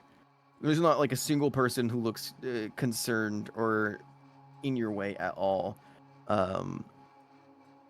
Until you see, as you make your way down the steps holding Mammoth, Matic kind of takes a glance back. Oh, fuck. And looks, and you see his eyes kind of go a little wide, seeing that you are once again heavily injured and carrying the unconscious body of a child, which he did not see enter the establishment. He runs up to you and goes, "What the fuck happened? You were upstairs alone for like, fuck, oh, gee, Willikers. All right, give me the fucking child." He takes him out of your arms and looks at you and goes, "Explain. Words."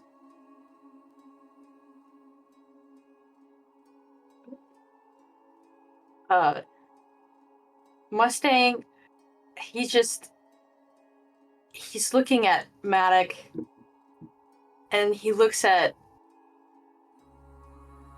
Mammoth, and he's just got this terrible pit in his stomach, and while he usually has a lot to say, too much to say, he just has this distressed look in his eyes as he looks down to his empty holster and then back up to Matic, and he just takes a step closer, and his head just falls on Maddox's shoulder, and he just quietly starts to cry. Oh. You see Matic kind of just stands there stunned for a second. Or because they are holding Mammoth. Luckily he's a small child and Matic is like a God, I forget how tall he is. He's a giant. He's a giant fucking robot.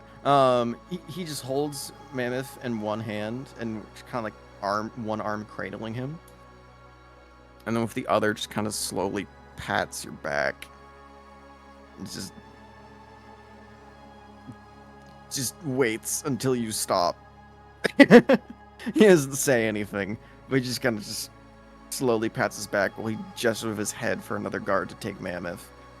In which they do, and they immediately run him past you back towards the back of the guild hall. And you see he goes, why don't we just go get you patched up, and we can worry about our conversation for a later date. Seems like you've had a rough day, to say the least. Mustang, he gets it back together pretty quickly, and he's wiping a molten tear from his eye, and he sniffles, and you watch as the smoke kind of sniffles with him in a way. No, I need to go with Mammoth. Can we go with him? That's why I was just bringing you to the medics so you can get healed. Okay. Let's go. And he starts walking off without Matic. Okay, all right. And you are like full like limping off. Yeah. Because at like one hit point, barely holding yourself together as a corporeal being. You ding, ding, make your way over with him. And you can see as he gets into the cleric's office, you can see Tess is just looking ever so sad. She's I can never have a break. Why do people keep getting injured? Horrifying. And she lays her hand, casts Lesser Restoration on Mammoth, who immediately comes back to consciousness. And you can see as she sees you walk in for the second time today, her facial expression just drops even more. She's, I think retirement is in my near future. Come here, sit down. Pulls out a drawer, and you can see this inside the drawer is a number of different scrolls.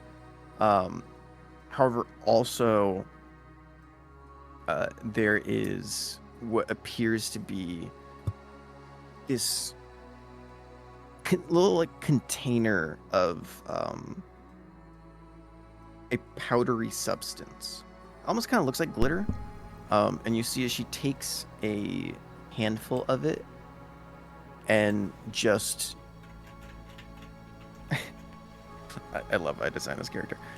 She takes it and yup, Megan. Put some on the gums of her mouth. Oh, that A little bit on her tongue, and then snorts the rest. And you can see the bags beneath her eyes lighten ever so slightly. Her skin looking slightly a little bit more glowing. Whoa.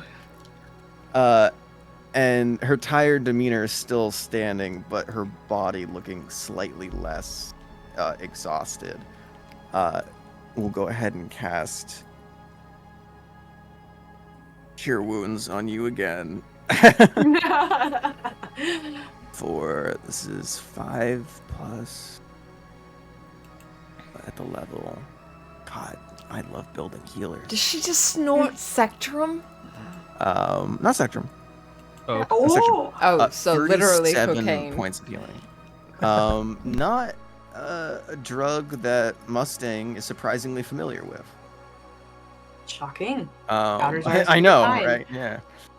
For the man that would know drugs the most. Also, the man who's not affected by a lot of drugs. You see, after the spell goes through, the not fully, but the bags beneath her eyes immediately begin to reappear, as she goes. I think I have given enough. Are you capable of walking out of here on your own?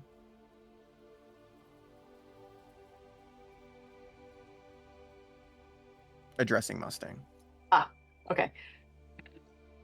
He just nods before going over to Mammoth. And he's. What is Mammoth doing? Currently being healed. If Dom allows it, Mammoth is munching on his good berries. Sure. While you're munching on your good berries, you also get additional 30 points of healing. Whew. Oh, sweet. Wow. Healer, baby. But yeah, you can start munching.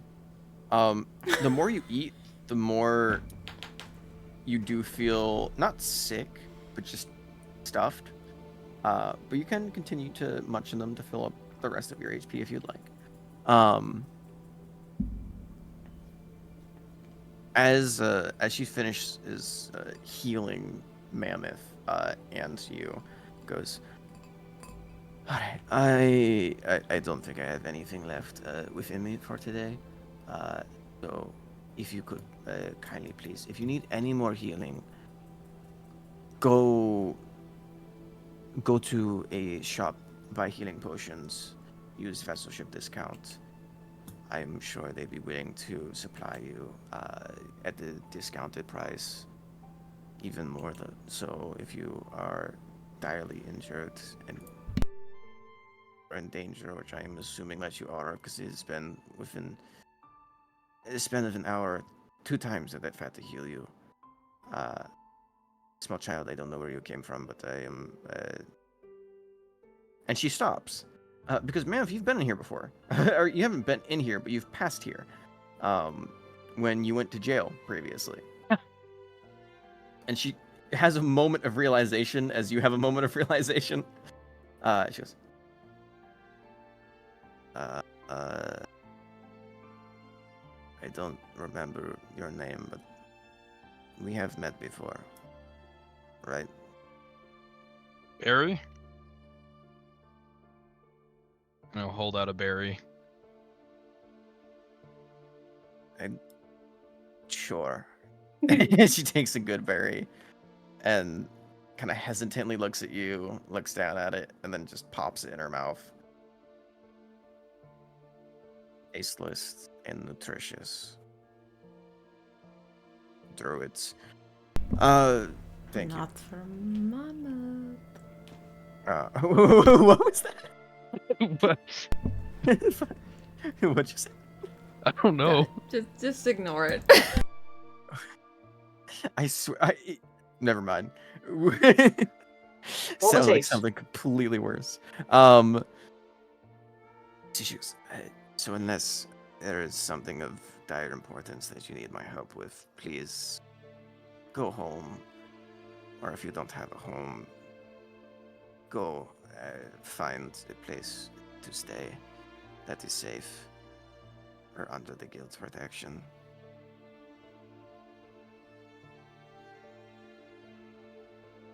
Mustang just nods in acknowledgement. And make sure guards escort you there if you are being consistently attacked. Be safe. I hope to not see you here again anytime soon. Respectfully.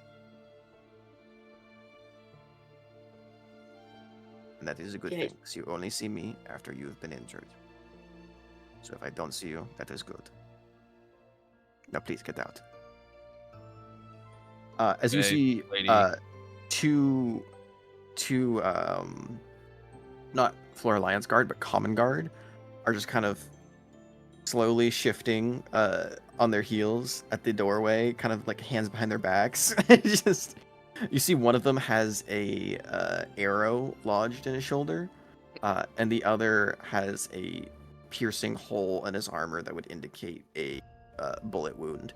And they're just kind of waiting to get inside the office, and you can see she's not looking at you guys anymore. She's just giving them a hateful glance / stare, very much like a disappointed mother, as she waits for you to leave so they can enter.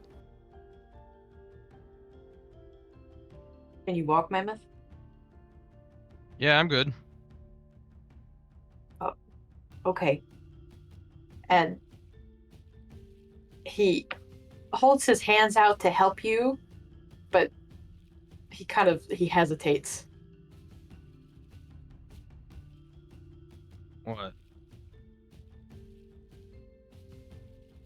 I don't know, Mammoth. You just got hurt real bad because of me. I mean, I'm pretty used to passing out. I think I'm starting to understand how everyone else feels. About bringing a child. Let's just get out of here. Harry? Oh, never Sure. mind. Wow. Discrimination. Well, last time you pretended to eat it, and I pretended not to notice. So, Mustang has a very sheepish look on his face. Sometimes I just want to be included, okay? Harry? He takes it and he doesn't look at Rabbit. He just puts it in his bag. Can I have another Fine. one? Yeah, here you go. Thanks. Do put it in your bag.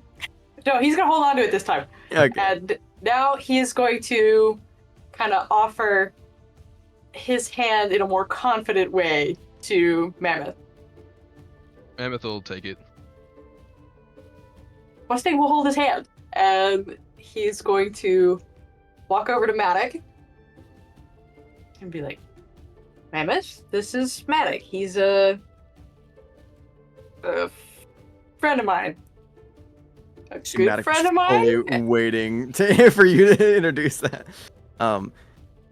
Hi, Mammoth. It's a pleasure to meet you. Are you And he kind of looks between Mustang and you for a few seconds. Are you like a friend? Co-worker? All the above. Child? Deputy. Deputy. Oh, my apologies. What are you the deputy of?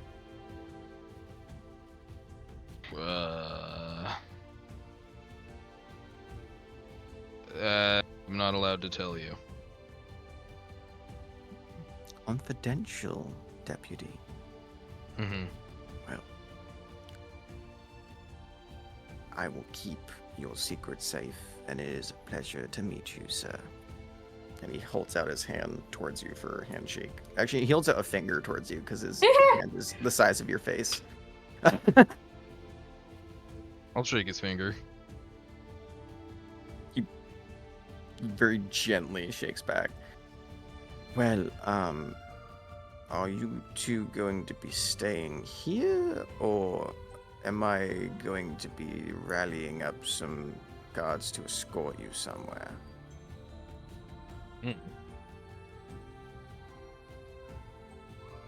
Well, wherever we stay, we definitely ought not to be alone. That seems to not be working out for us, nor telling us, or staying wherever Captain Eingar telling us. That is 2 for 2 for being absolute shite. I mean, But I am waiting for that librarian. I need to talk to her. You going to be what? staying here? That lady who attacked us, she, not very fond of me, and she took something of mine that I need back real bad.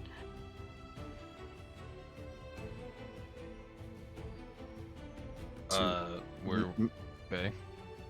Matic kind of tilts his head a little bit when you see a lady that didn't like me very much. There's a lot of those, right? He kind of looks at Matic awkwardly. Could you describe which one so I know who to look out for? She's about yay tall, and he kind of holds up A his hand name? and Bill Lawton. Sorry, something in my throat. Your history certainly seems to be eagerly visiting you today.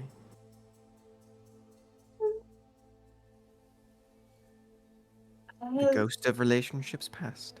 No. And I heard that. and you see he goes, wait up, go upstairs in the library then.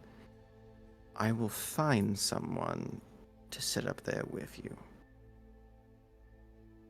Mustang, go ahead and make me an insight check. Okay.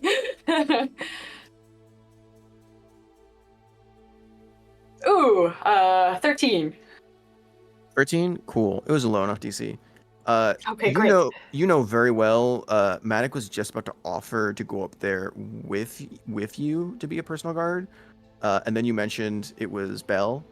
And, and the fact that you tried to hide that it was her after knowing your previous relationship. And he fully just said he'll find someone else to go up there with you now. Ah, So you have that moment of realization of like, oh man. But a guard is assigned to you. And you head back upstairs into the library to wait.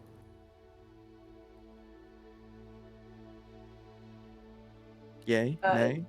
Sure. very, very reluctantly. But before he does so, he's gonna stop Matic on his way out. Sans Mammoth. Hey, Matic. Yes. Are we still... I know I may have had 2 near-death experiences, but if you're still free tonight, so am I. He kind of does his best to put on a cheesy look.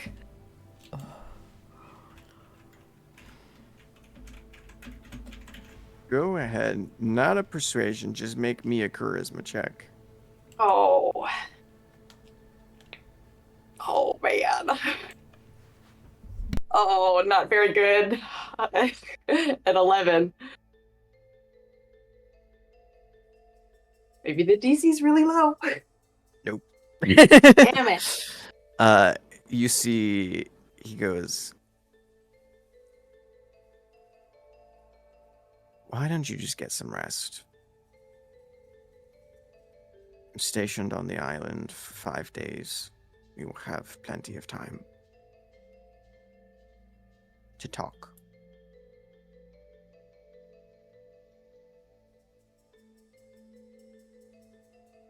Matic,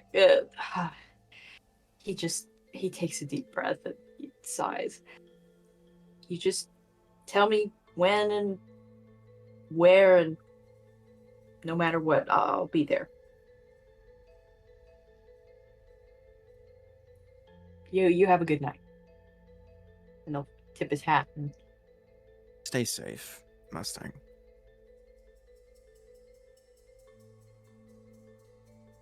And he walks back over to the front entrance.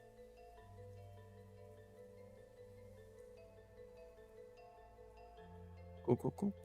New. How long you waiting out there, bud?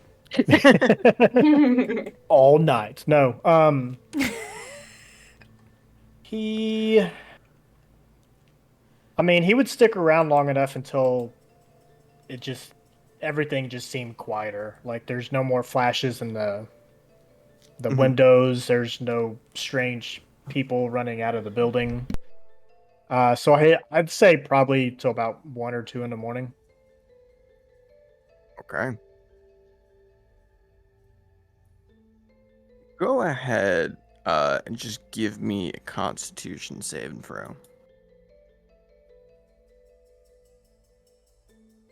Cool. Keep in mind, you got both your inspirations. I will use one.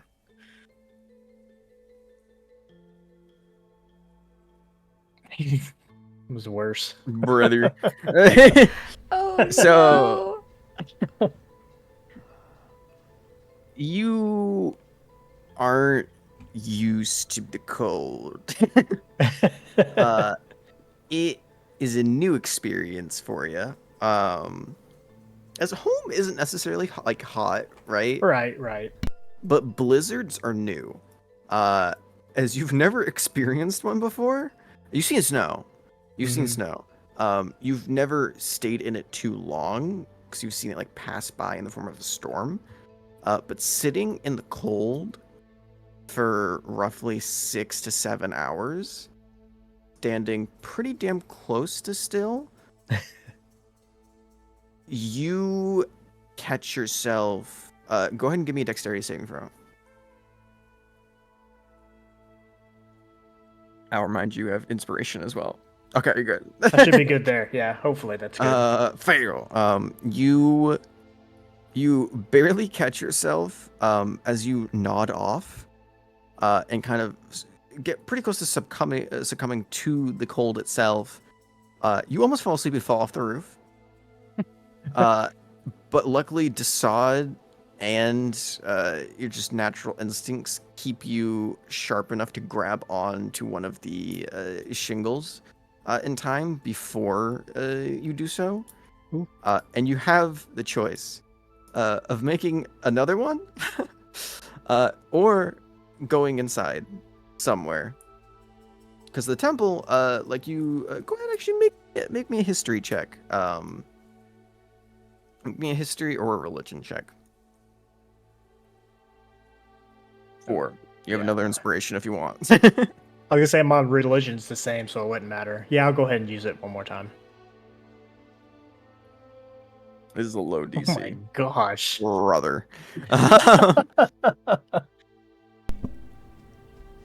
Temples might be open to people, but you're not sure. So you could use this as you could try and go inside. There's a risk. You don't know if it's open to just clergy and worshippers / people or practitioners who pay. Mhm. You don't know if it's safe to stay up here. Well, you know it's not safe to stay up here. Right. He would try. actually probably go back to where he knows best. Sure, absolutely.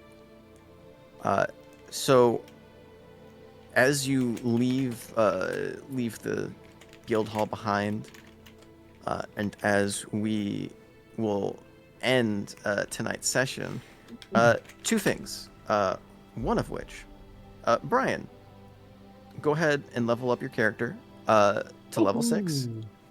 Heck yeah. Yeah.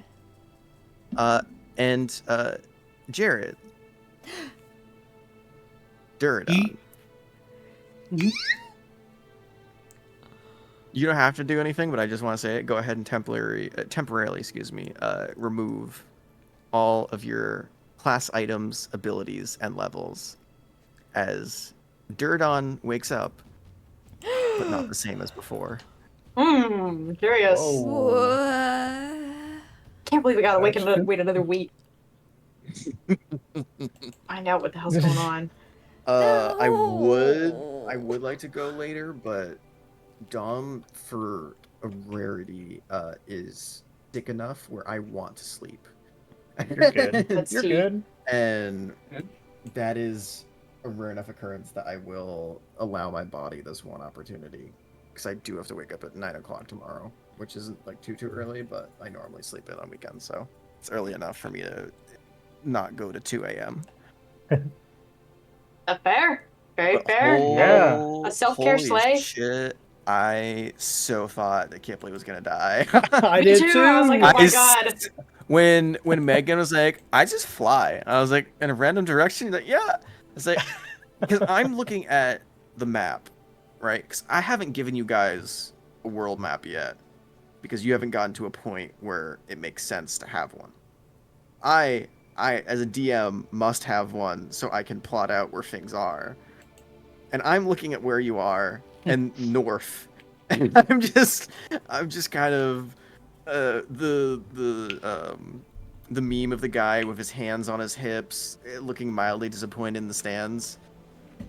Yeah. You know what I'm talking about? Yeah. That's me right now, just being like, man, I just I can't stop you, Yeah. and you can keep going, and I don't want to be like, hey, by the way, you have a bunch of items that can help you, because I don't want to influence your character in case you don't want to use them, or I'll give you chances to remind you of them, but I'm not going to be outright, because you also have the lapper, if you forgot. That was also, it doesn't exactly require you to actually do anything. You just have to. Yeah, just be she conscious to kind of fly. also got the assumption that those things were shit. Well, they're not shit enough to keep you alive. They're useful. You know. However, I was fully ready for you to just say, fuck you, I sail into the sunset and die of exhaustion. Because if you had tried to fly and or drive your way instead of calling back, I would have been forced to ask you to make me con saves, and if you failed them, you would have gotten your 6th level of exhaustion. Yeah. And died. That was so close. Promptly. So, shout out to Kipley for reaching out for help for first time in a long time. For not That's riding dope. out into the sunset. Yeah. For not choosing the chaos option. You took a strange dialogue route in Baldur's Gate, but you got a good ending. I was trying so hard. I hate this NPC and why I created them, but Mira's voice is so hard to do. And I was like, why did I choose her to be Dude, it's here of all awesome. things? At the last second, I was like, who would be available? Like, all the vassals are out defending the island. Evelyn Kroll's gone. She's not currently here. So who would be at the receptionist desk? And I remember I was like, oh my god, I made this this little fucking Irish woman as a plant in the guild hall for Kipley as a joke. So I should just choose her. And then I remembered what she sounded like, and I was like, oh fuck me. I have to do this for more than like 10 seconds. I'm cooked. Unironically, Perfect. that's my favorite voice you do. Well, don't expect more of it. Rare Because let treats. me tell you, Yeah. I am not good enough at that accent to make it consistent. No, dude, it's so fire. hard. It's so hard. Also, Jared, I'm so sorry that you missed the majority of context for the beginning of the session, and also for family hate. It's good. It happens. I would Duty suggest calls. you at least skim through the beginning portion of the the session, just because there was a lot that you missed in the 30-ish minutes that you were gone. No. Shit hit the I fan. will surely do so. He hit coming the back. balls. It did. He's coming back. Let me tell you. So, for one thing, I'll tell you this now because there's a high chance that you probably won't see her again for a while. Belle Lawton was bloodied, and was probably only 1, if not 2 turns away from going down. Oh. However, she rolled really well on damage rolls. She rolled Yeah, we got shit ass on attack blasted. rolls. She rolled Yeah, I shit didn't on hit her attack rolls. once. But damage rolls, she did fucking great. Wait, did you just say we're not going to see her for a while? I said you may not. Oh, it's so Jover. As this fucking episode session, whatever you want to call it, is essentially your actions have consequences. Welcome to the consequences. Between backstories, personal decisions, and just outcomes of previous events and or activities that you decided to be a part of, all of which happened tonight. The bill comes due. The Oh, bill Yeah, this was a fucking came reactions due. episode. This was. Yeah, no like major plot point was progressed. It was just let me get through all the shit that has happened to you guys because of what you chose. I really thought Kipley was gonna like square up with Lorna Dane. I was so ready for you to be like, bitch, get over here. Come here. I can't Eldritch Blast you because it's a disadvantage, but come here, I'm gonna slap you. I kind was of thought expecting Kaylee was that. gonna kill herself. This mood was real somber for a while. It was, but We were all just like dejected. Like you made the I joke like, "Oh, 6 new characters," but I'm like, dude, it like worried. I was I so did, me worried too. that I was people were like, gonna what? die. Luckily the bounty on Mustang's head was alive, so I already had a revivify scroll prepared for this specific scenario. However, for Kipley, I was so worried because I was like, one, Jared and I discussed what we wanted to do with Duradon. I gave him the option if he just straight up wanted to die, he could, but we love Duradon too much to just do that. So this path was talked about. We knew it was going to happen beforehand. I ain't talking with Megan. I know what the fuck this chaos You gremlin didn't was going plan to do. any of that?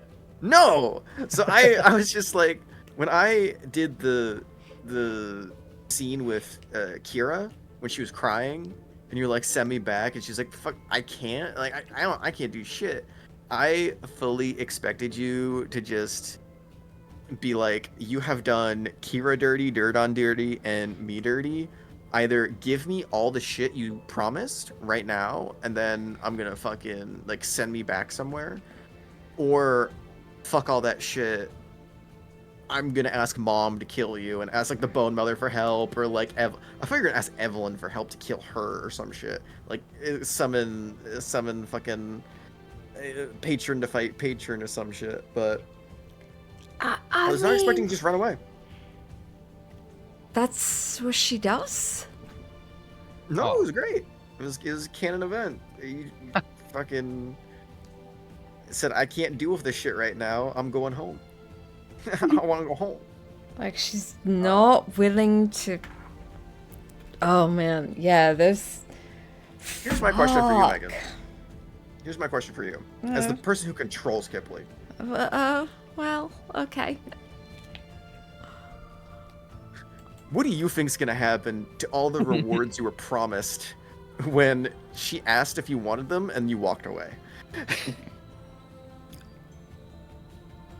You know. What do you think's gonna happen?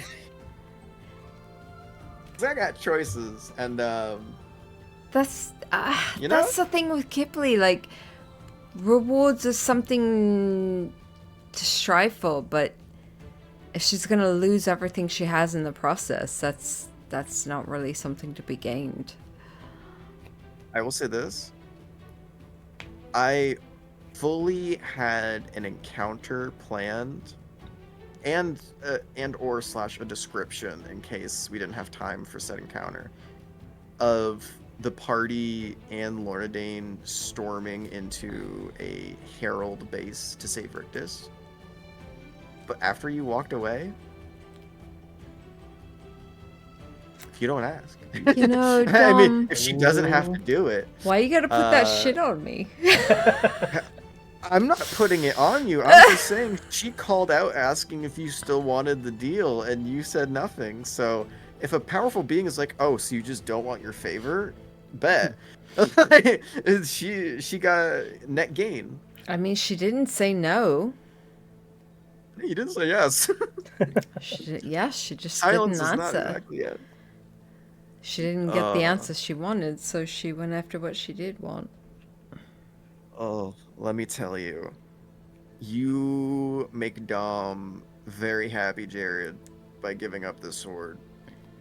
I That was know it crazy. sucks. I know it sucks so bad that you lost the campaign's first/only legendary weapon that you've run into so far. But you've opened up a world of opportunities for how this campaign's gonna shift. Do you know how I rolled the 100 on the D100 and Vecna entered the campaign in Thursday? You just made you just made Vecna, buddy. You just made Vecna, buddy. Oh, the fucking icon's gonna change. Just a close-up face of Lorraine, the server icon. My God. It's just What have we done? not good. You gave a monarch a sword. Not a monarch. You a give sword, a monarch a sword. New child's book in Paradise Peak. Fucking monarchs. I will say this. Because I talked to Jared about this last time, and I thought it was very funny. And I wanted to mention to you guys, Duradon technically might be the only person to get on the good side of not just one, but two monarchs, even if you didn't intend it. Because you gave Loradane / Monarch of Mischief freedom when you gave her Herma, and you also gave her Herma, so she's gonna be happy, even though you technically were the cause of her being here in this trap. She's happy that she gets to leave, and gets to keep the sword, because there's no way in how she can get that sword back. But as I said last time, as an explanation to the group, when Jared pulled the card from the deck of many things of, I think it was woe or failure, that you would fail a roll of your DM's choosing, and I had him roll an additional card from the deck that was going to be a negative effect. He got something called balance, which changes the alignment, terrain, and people of a specific location. It had to be one of the major locations, either from any of your backstories or any of my own personal creations. Yeah. So it could have gotten real bad for a lot of you. But it landed on his home island. Oh. So the terrain got changed from a paradise to a horde landscape. The people got changed, as all of them are dead, to becoming essentially living zombies.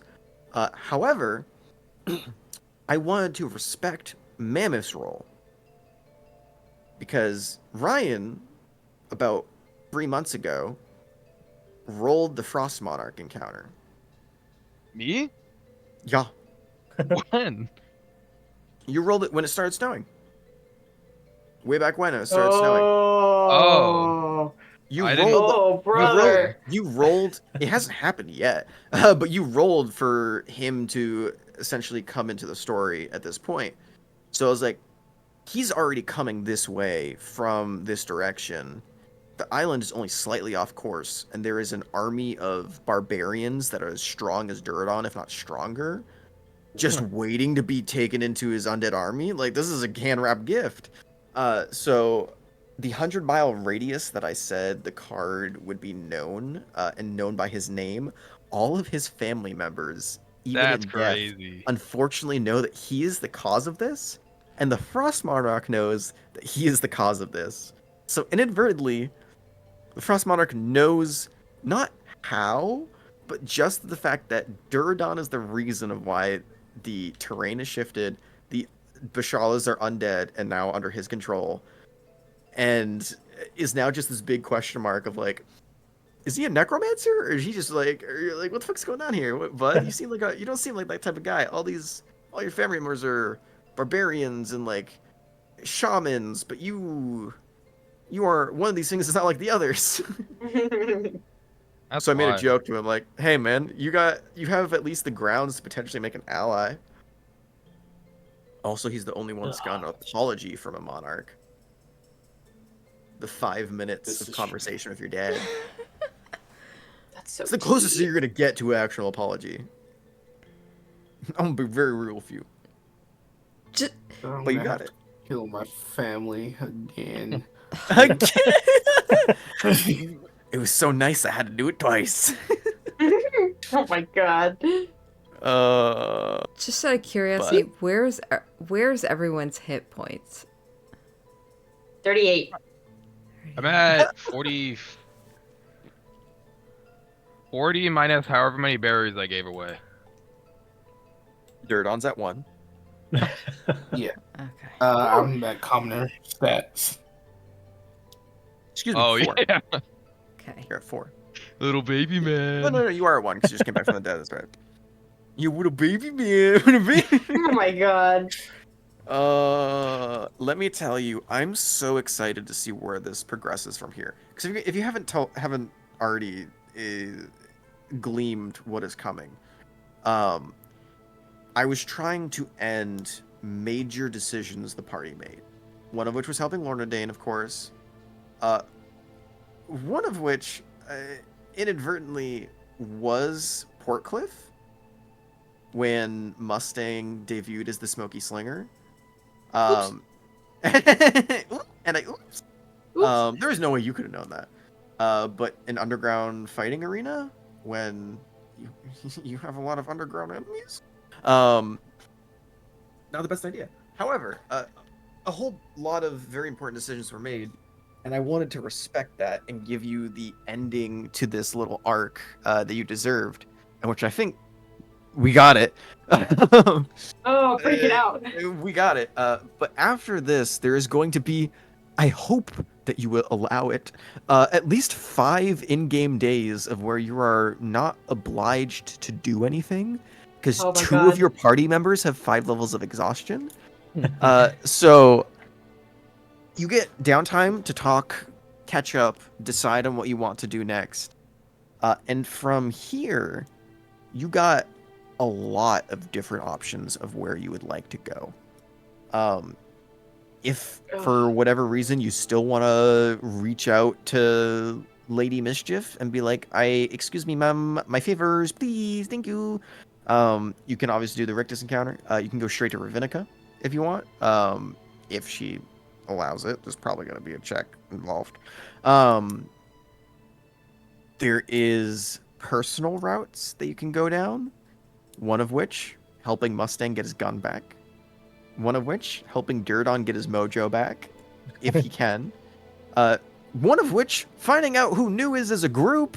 Yeah, that's definitely gonna That's be been on my important. mind for weeks. Yeah, that's gonna be Yeah. important as like one of the downtime activities at the bare minimum. I thought New was gonna come swooping into the rescue. I was pumped. And then this man said, "Nah, he's mine." Like, bitch. no, I'm just gonna fall asleep on a roof. In the cold. The In the best cold. kind of entrance that you can have. Yeah, you know, I'm a dashing assassin who will come and slay this revenant a few hours later. I'm EP. I mean, okay, I know everyone's awakened, but if you're on a roof for 7 hours and not in winter gear because you don't have winter gear because you don't prepare for winter, let's be realistic to an Right. extent. Like at the Think bare of minimum, you're gonna that. get fucking frostbite. Never mind, pass out. So I wanted to at least give you a chance to just ignore it and beef it out, but we failed. We failed the con save, so nope. But yeah, there's gonna be a lot of room for where you want to go after this, and you're gonna have a lot more of a relaxed quest line. This was only intense because you chose the intense route, unknowingly so, of course. But I mean, we get 5 days of peace on Earth and goodwill to men. yeah. After probably after next session, I'm going to open up the RP channel. For anyone that would like to do anything, talk with anyone, whether NPC or PCs, or do or do like any mundane tasks while on the island.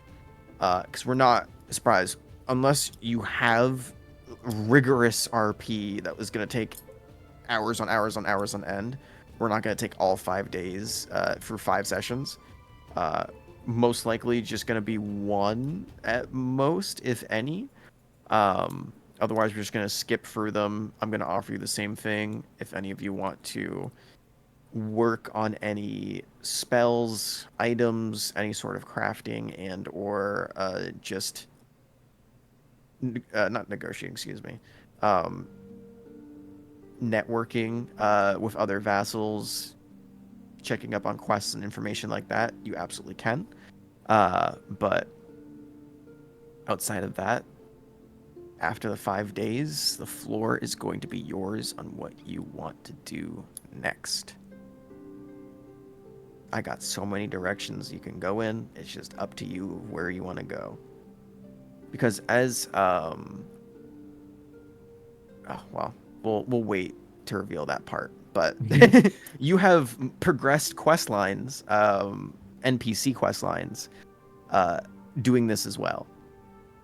Options have been taken away from people, and new options have been given to people because of this. So you will see the outcomes of those as well, and they will 100% affect current objectives of yours as well. Oh, I'm so jazzed. Oh. I have a question regarding consequences and actions. Yeah. I, as assuming I didn't go down or whatever, I had the nuclear option in my pocket of just releasing the folding boat in the middle of the library and like turning it into a galleon. And I'm like not gonna do that, but I do want to know like what would happen. Right. I need to check because I'm pretty sure it's in the rule set explained what happens when there's not enough space for that to happen. If there's enough space, you make a boat. I would do what a lot of DMs do and make either strain or deck saves, and just force people back from the area as the ship expands because they just get knocked out of the way, and maybe some minor bludgeoning damage if they impact against something. But if you like do that in the air and drop it on somebody, I mean that's different. But just like pokeballing the boat out, Yeah, a little that bit. it's gonna. I'm pretty sure I have to choose an unoccupied space. Let me just read the item before I start rambling. Where is it? Equipment. Do I have it on your sheet? I think it is on there, right? It is on the sheet, yeah. Folding boat.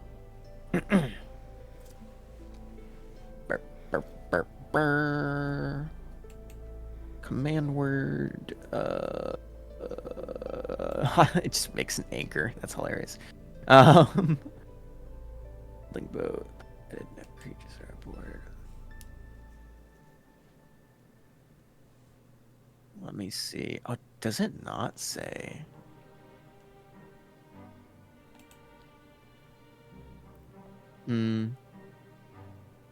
So here's the specific wording. It says unfold. So it's not. Oh, so it's not just pops out. Yeah, it's not pocket boat. It's the fact that you have a briefcase that folds outward into a boat. So it would be like you. Do you know in Harry Potter how they have the tent poles that would open up into the massive tents? It'd be very much like that, where you unfold the boat and like the mast just kind of shoots out and it comes outward, but it's in a slow and controlled manner. I was in my head. I wasn't envisioning like in the Lego games when you build something and then like the pieces float around faster and faster, and then it like chunks down and makes a cool noise. Yeah. I got you. For sure, that is the funnier version. Unfortunately, no. For sure, but no.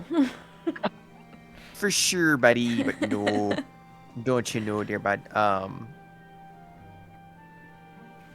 There are ways to weaponize it if you want. I'm gonna let you figure that out on your own. Yeah. Because let me tell you, I can think of at least 2 different ways right now where you can turn this into a weapon. I'm not gonna tell you how because fuck that. I like my NPCs. I like my NPCs. I don't want boats thrown at them. But yeah, hey, I keep forgetting you have a boat. Yeah, I got a boat. You have a floatable boat that can turn into a galleon. That's funny. I really want you to like by the end of this campaign just make like a fleet, and then at the end just fucking be like, where's the flagship? And then Mammoth just pulls out the boat out of his fucking pocket. Right here, buddy. Because you have a boat the size of the Dragon's Vow on your Yeah. back. God I think I said almighty. it's slightly smaller. Yeah, probably. But But either way, still, a slightly smaller ship is still like 120 feet long, I got options. which is great because as long as Mammoth is alive and doesn't lose that item, you guys will never have to worry. As long as you're together, you'll never have to worry about being stranded in the ocean. that would have been nice. It's a I bit- know it would have Yeah. been great if you were as a group, Actually, I but didn't even think about that unfortunately, till just now. That's funny. unfortunately, decisions were made to go on a duo mission of Durdan and Kipley and keep it secret. You could have asked the group as a whole and not kept it secret, but It decisions were made. it came to mind, and Yeah. then things just happened very quickly. They did. They did. I'm not saying it's a bad thing that you didn't, because if you did, there would probably be a breach of trust in the group at the bare minimum. I mean, there's going to be at least a slightly, I think, relaxed yeah. version of it now because you suffered because of this. You didn't exactly benefit that great. Durdon lost a lot, and you almost died. Arguably everything. So yeah, Durdon legit lost everything, like actually everything. But he's not dead. She says, but Yeah. did you die though? Did you die though? Do I have an undead buddy or what? I'll let Jared tell you next session. Christ on a bike. He knows. Hey, Kipley on a bike. Get it right. That's a good one. Yeah, when I made you make that intelligence check, I was like, okay, cool. I'll just make it like a DC 10. And then you got like, I think it was a 7. I was like, oh.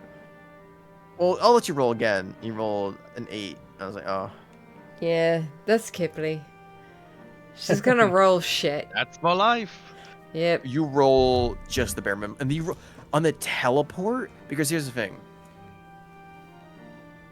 Patrons work. It's not just the fact that she's not your patron. If she was your patron, she could just locate you, just beep, beep, beep, beep, beep, beep, beep, beep, teleport in, out, easy, right? You are already claimed. And while you can make multiple deals with people, you don't have the same connection with people. So she can't just bip boopity bop over to you easily. She has to teleport using the teleport spell. Meaning she has to gamble on where you are, using you as like a little beacon.